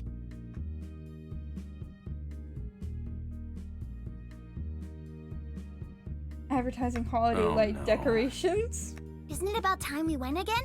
Look at the decorations, the theming! Oh, pretty. Isn't it? It's something you've seen 100 times over already, I'm sure. While Aline and Wallace protest, Allison is effectively distracted from her phone at the moment, her eyes shining alongside Caprice's. Planning another aquarium outing doesn't sound like the worst idea right now. Maybe I'll look over some pamphlets after checking the phone one more time. Oh my gosh, oh my gosh. Just give it some thought. There's even special pricing! Caprice is busy shoving the brochure into Lean's hand as she tries to break away from the group. Sure. See you later. She starts to leave, but when she notices Allison isn't following, the grades still haven't been posted. We can hover around the site at home. Okay. Oh my god. Hey, best of luck. Wallace gives me a rather strong pat on the shoulder, surprisingly not making me fold over like a napkin. I offer a weak nod in return. You too. Oh, I'm relaxed about this. Damn! We look over at look over at the girls. Allison clutches Caprice's hand. I'll text you. Right when you get home. You definitely aced everything. Well, take care. I gotta get to work. See you. Later, Olive. Bye. In general direction as I send them off away from my own. As for myself, I have no other obligations today besides waiting for round to see if everyone's efforts weren't in vain. I wonder if Caprice is the same. Hey, Ollie? Yeah? Wanna walk around for a bit? Oh my god, can we go on a date? Asked and answered, I glance at the weather outside, but it's not like it would have changed my answer Sure. anyway. That sounds good. The snow's been constantly coating the city in an even layer of perfect white. Though it seems to have calmed down a little bit, it's still cold and wet, and Caprice and I join the rest of the people bundled up in their heavy coats. Lights and decorations have already begun to adorn the cityscape. The beauty of it all makes the cold worth it. I feel a pressuring urge to bring up our final projects, both of them weighing on my mind. As stressful as it is, wondering if I have a future in university, it's paled in comparison to wondering if I'm overthinking this morning. Worse yet, if maybe I'm seeing something I want to see, if maybe I'll be disappointed if she tells me it didn't mean anything. I've been thinking of buying some new kitchen stuff. I look up from checking my phone another time, a small distraction. Huh? You? She pouts in my direction. It's cute. Mom's been talking about how she wants a new pan, so I've been looking around for a decent one. Ah, I see. I give her a nod like everything makes sense now. Caprice puffs up, putting her hands on her hips and tilting her head at me. And if I'm ever going to learn how to cook myself, I'm going to need some stuff too, right? I laugh a little, nodding. She's so sincere like always that I drop the slight teasing despite her playing along. Right. Sorry. Well, why don't we take a look? Bro, this is so cute. Pleased that she successfully convinced me, Caprice walks into step with me following my lead. We make our way over to a store selling kitchenware and utensils. Oh my god. 2 pans Caprice brought clank about in her shopping bag as we walk through the city streets again. It's not the most exciting place to visit, still we spent an exorbitantly long time admiring random kitchen gadgets and cute tableware. By the time we leave, it's nearly dark out. Can you teach me to cook? You want me to? I think it's only fair, right? After all I did for you this semester? Well, I'm not sure I'm qualified. Oh my gosh. I'm not even trying to be cheeky, I've just never really tutored in anything. Obviously you are, you do it for a living. Well, yes, but... Nuh-uh, that should have ended at the yes. Part of me wondered why Caprice has never come off as pushy. She gives me a stern look that immediately dissolves into a grin. I'm once again confident that it's because her positivity is coming from the heart. It also feels intentional, like she wants the best for everyone around her, and whenever she sees a glimmer of hope in someone, she puts her everything into it, bringing it to the surface. You're going to teach me to cook. The decision's final. Oh my god. I guess it wouldn't hurt. I could at the very least prevent her from accidentally destroying her apartment. Fine, fine. As thanks for all the help. Great. Come on. She begins to jog ahead, bag bouncing behind in her hand. Hey, be careful. She stops spinning and looks at me and somehow avoids slipping. I'm glad. I really liked the food you made for us a while back. You did a wonderful job, you know? When did I last hear like something like that? It makes my heart flutter a bit. So I'd love to get together and have you make something again. And maybe steal your skills for myself. She tightly grabs my hand in between hers. They're surprisingly warm. Oh my I god. thought your project was amazing too. You don't need to worry. Thanks. I think I'm starting to warm a little. I wanted to help you. And I was kidding about owing me. You joining the club was more than enough. I was happy about that. So, you know...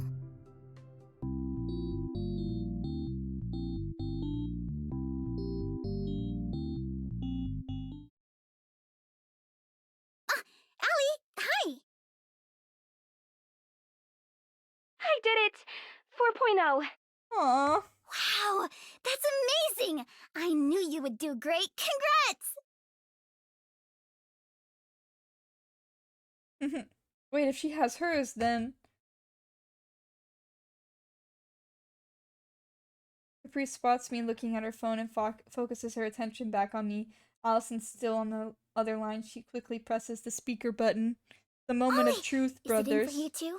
Is it? The second of silence passes until the grades lock in. 85! I passed! Oh my god! She pushes tightly against my shoulder. She pushes tightly against my side to peer over my shoulder at the screen. She's holding her phone against her ear. With an 85%! Ah! Congrats, Olive. You did it! You passed! They passed! Oh, so cute. Oh shit, this game! Oh my god, this game. So cute. Oh my god, oh my god, oh my god, oh my god, oh my god. Happily, Caprice wraps her arms around me with the phone no longer near her face. I don't know if she can hear the little sounds of Alice and Eileen happily congratulating. I feel the weight of the past couple years float away, and it's in this place it's only the weight of Caprice against me. Good job, Olive! Can they kiss? Can they please kiss?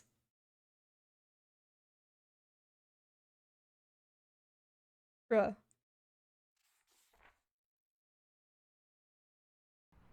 The sun melts into the sky as it begins to set, its hot and vivid contrasting the shades of blue and white sprinkled across the ground.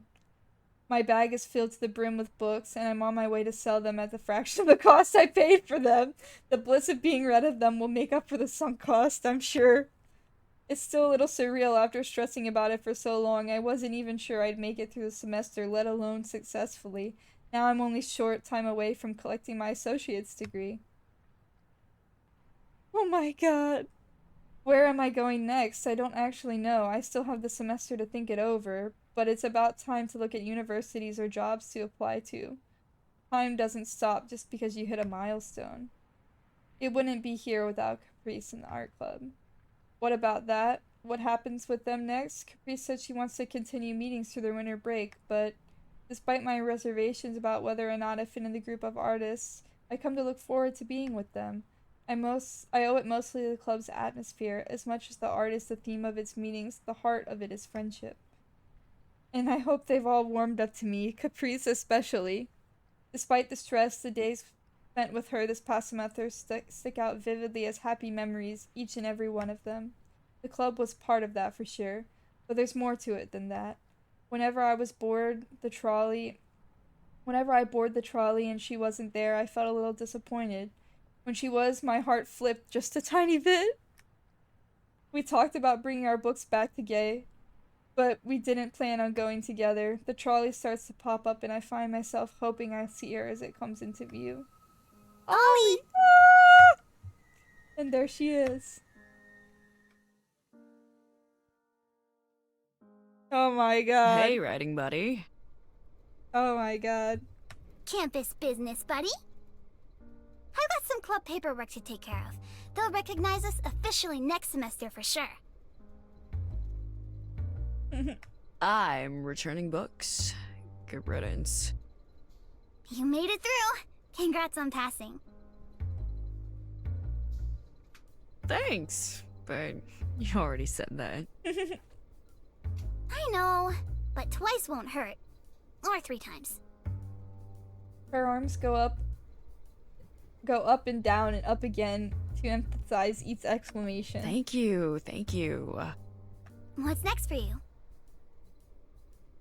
He asked this before and I'm still not quite sure how to answer, but for a while I wasn't even sure if there'd be a next step after this semester, so I honestly haven't been committing much brain power to it.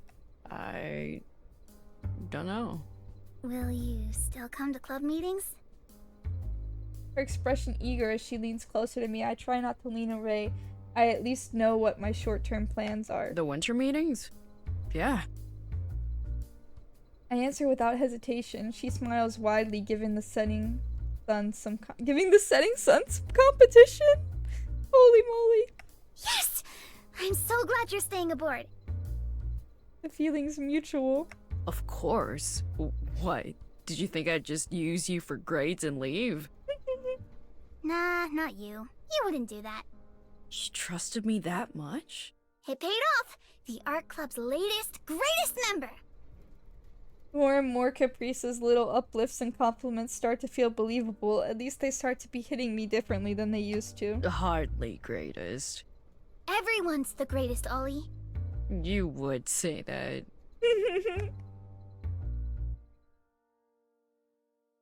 She grins at me as the trolley comes to stop at our But destination. there's only one president.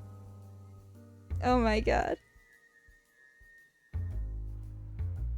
We disembark on the trolley together, stretching in unison as we do. Hey, let's meet back at the club room later.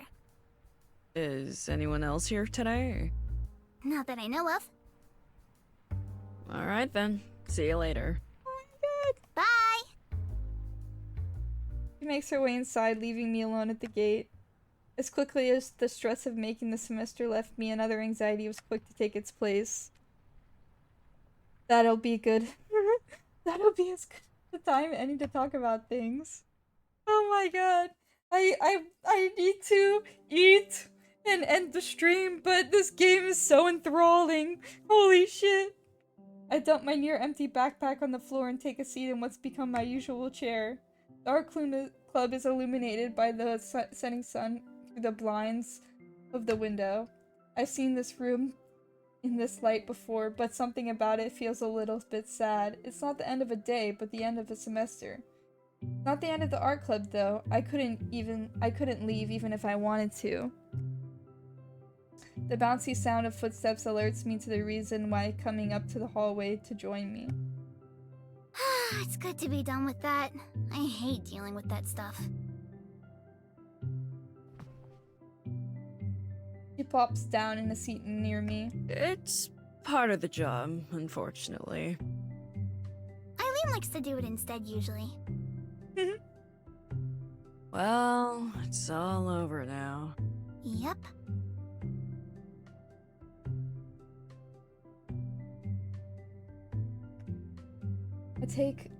I try to take an image of painted canvases, both finished and unfinished.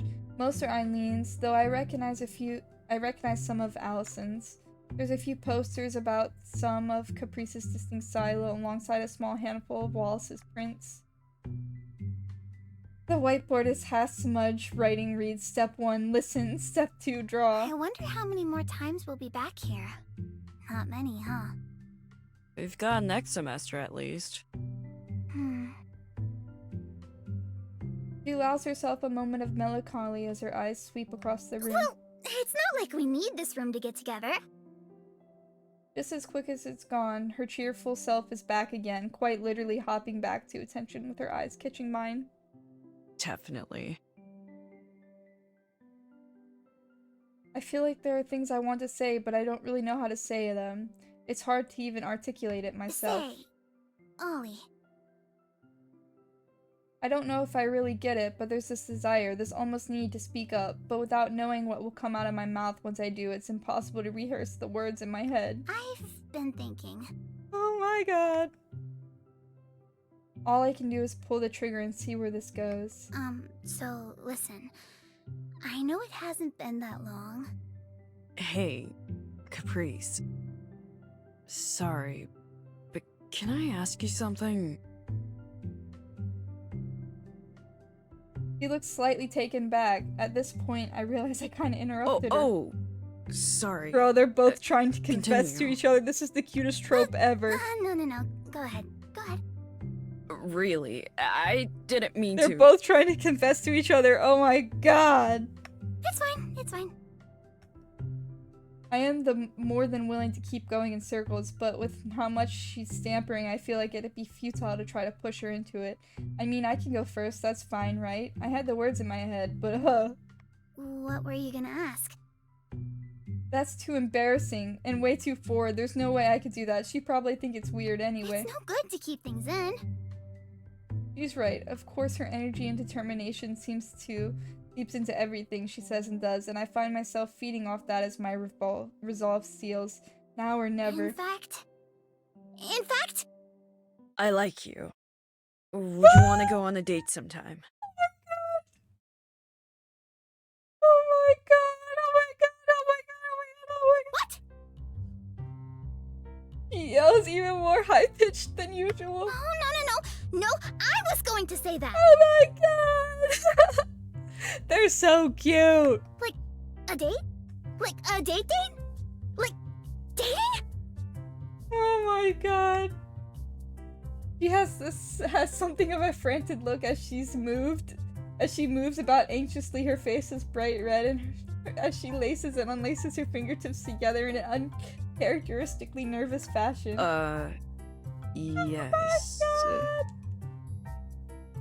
Ah! She holds her face in her hands and shakes her head. Is that a no?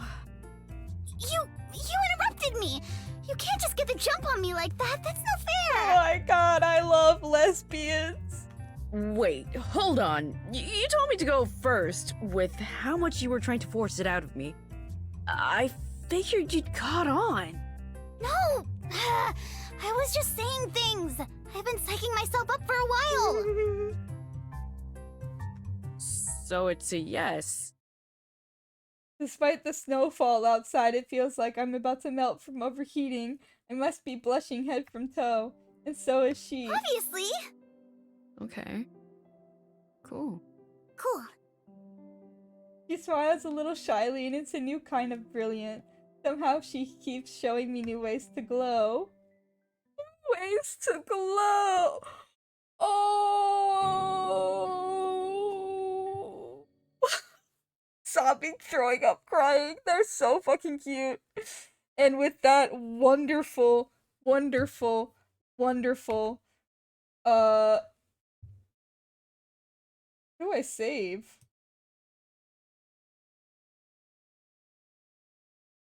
With that wonderful, wonderful pausing, I need to save. Yes. Oh my god. And with that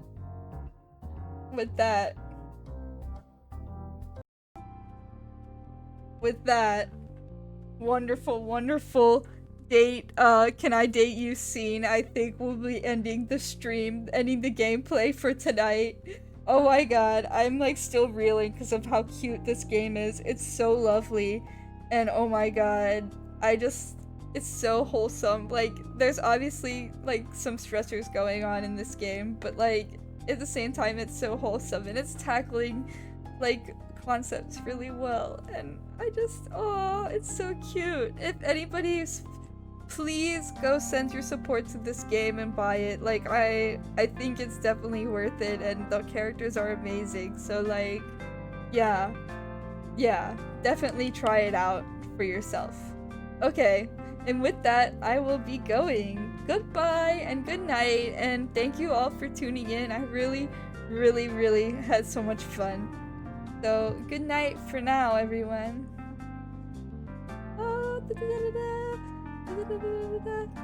Bye-bye. Bye-bye. Bye-bye.